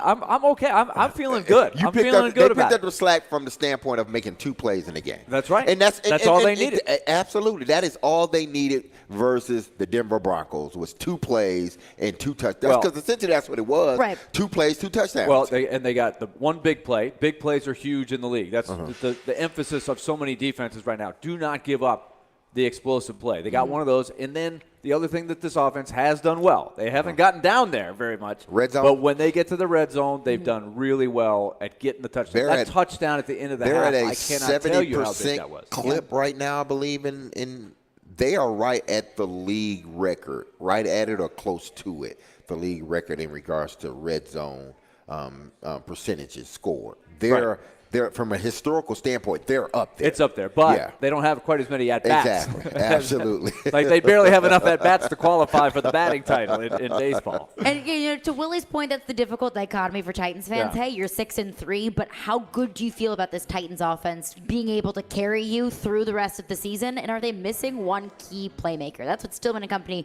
will get into coming up next. Chase Willy, D-Mase, Caroline Fenton in for Chase McCabe. Stillman and company is up next. We out.